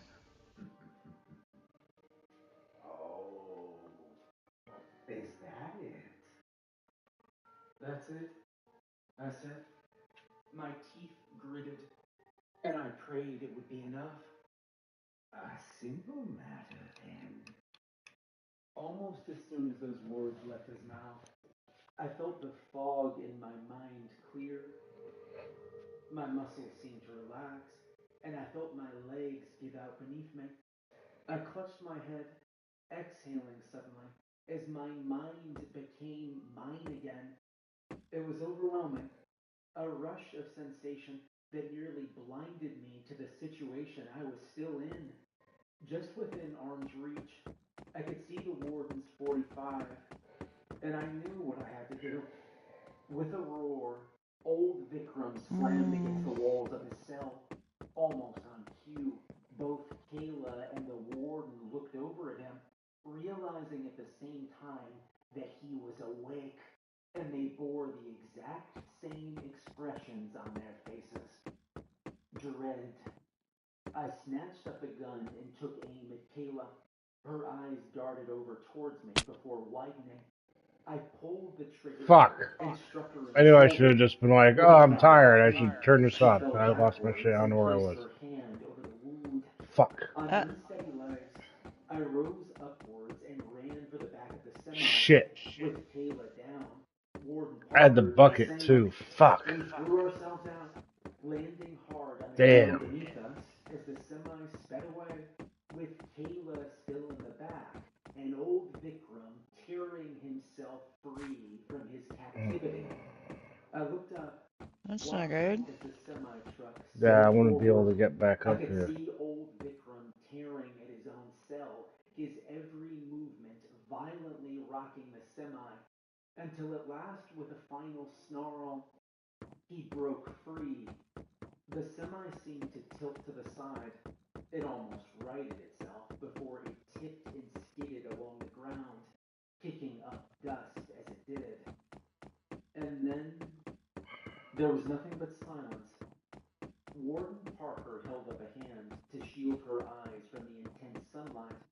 She squinted as she tried to get a look at the crash, but it was hard to see. Yo, there was a Bowman that made his way up on the bridge. Luckily, the sun took care of him, burnt him to a crisp. Out of the truck, I'm sure I saw those narrow, tree-like limbs, but it's hard to say for sure. I don't regret letting old Vikram loose. I don't think Warden Parker blames me either. She knows it wasn't really me who was behind it. All the same, cleaning up the mess has occupied most of her time during the repairs. Kayla and Vikram are the first two escapees from Ashurst. She's dedicated to make them the last. The aftermath of Kayla's escape attempt has been difficult. By the time Ashurst's security team found Parker and I, and were able to examine the wreckage, there was no sign of either old Vikram or Kayla, aside from some footprints. Neither the warden nor I saw them slip away, but creatures like that have their ways. Trying to see where my stuff is this way. Did something to Kayla, dragged her to some sort of hell or something. I mean, it's kind of hard to tell if you're falling into water or... Body a few days later in the bathtub of a motel by the Texas border, drained of his blood. The truck we'd loaded Kayla into was parked out front. A few folks mentioned seeing a pretty woman with a Stetson cowboy hat in town, but no. I don't know why I bother. I mean, even if I got my shit down there, how do I get back up? I have to collect like 200 dirt to get back up here. Yeah, which reminds me, we're probably going to have to find another point to, like, what do you call, create a stairway downward, just as in case if... Can't create a stairway downward, you have to build it up from the bottom. Oh. Subscribe if you enjoyed the video. If you'd like to support me more, there's a link to my Patreon in the description. And a big thank you to the author Head of Spectre. There's a lot more stories like this on their Reddit page, so make sure to check it out. And remember, if you ever get a job at Ashurst Prison, don't look a siren in the eyes. Have a good night.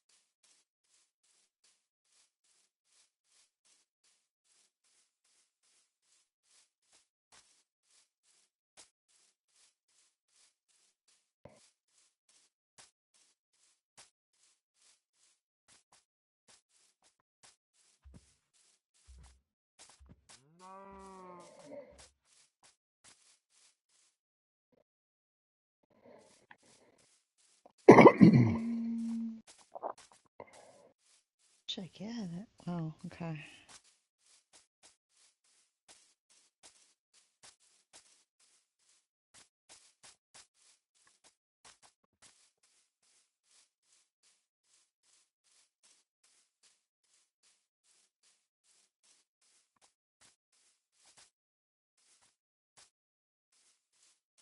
Damn, that's huge.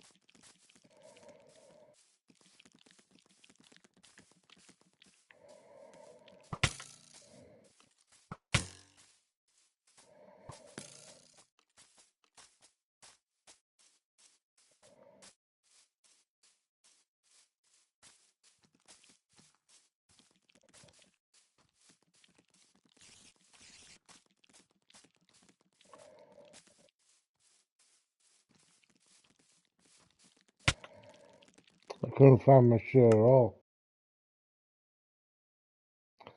Alright, I'm kind of tired. I want to peace out Yeah. for the evening. Okay. Sounds like a plan. I'm gonna have Otherwise, to. I am going to fall off the bridge again.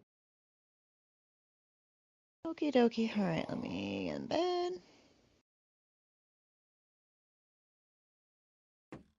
Fine by me. I'm getting a little tired too. And I gotta be up for work.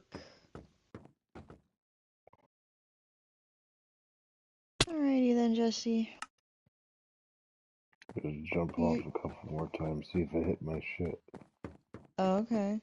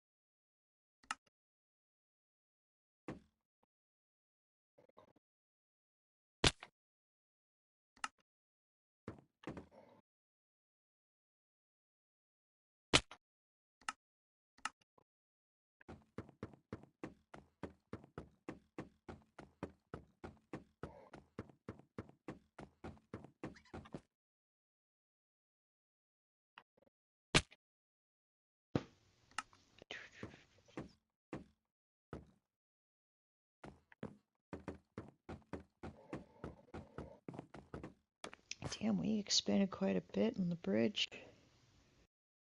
How far do we get? Let me see. Well, we got to the 300 mark, so let's see. In terms of like the third number, going further down.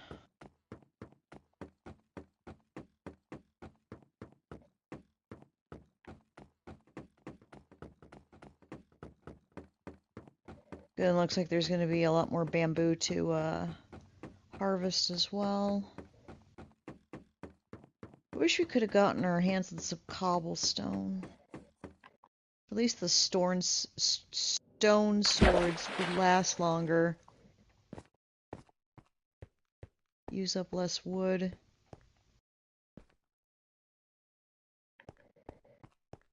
We are at, 1198. So less than 1200. From, I think it was what, 1500, I think? 1500 something. Yeah, yeah. This is nuts.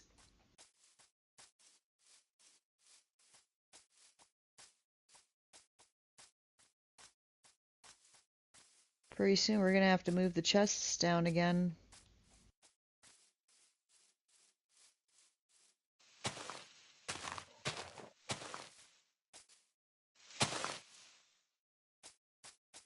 Actually low on food. Chests down here. Yeah.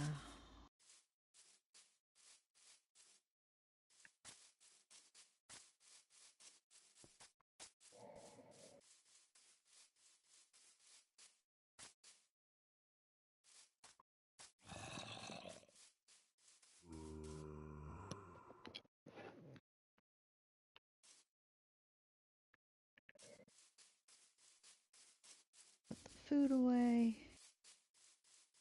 Oh, I got quite a bit. Where's the crafting? We will make those into blocks, make more pipes. Boom, boom. Got one set of 64. Add that to the bridge, I think. Got a few more swords to work with. Okay, save point right there. Ow! Yeah, Jesse, we made there's quite a bit of progress there. Yeah, I think so. Geez, I think before we know it, and at the rate that we got these bamboo farms going, like, I think soon enough we'll probably end up seeing the other side of the bridge in like bird's eye view. That's gonna be crazy. But then we're gonna have to think of like a faster way of getting between spots from that bridge. Yeah, you need an ice farm, so you need to do an enchanting room. Oh yeah. That's going to be. It sounds like the next job to do as soon as we make it back to the castle. I wonder if we should lay the ice down first before getting the pandas, or oh, that could be Lay ice down messy. before getting pandas? What are you talking about? We said something about an ice farm. Yeah, you ain't I doing was that like, anytime soon. well, yeah, I know that. I'm thinking ahead. You're just gonna walk the pandas over. That's why we made a bridge.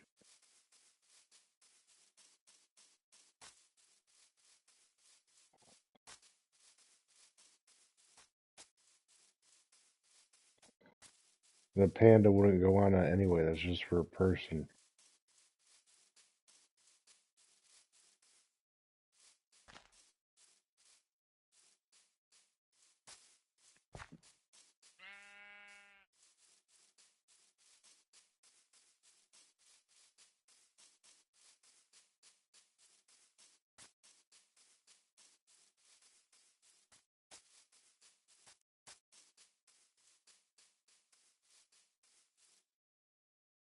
I seriously have no idea where I fell off this bridge.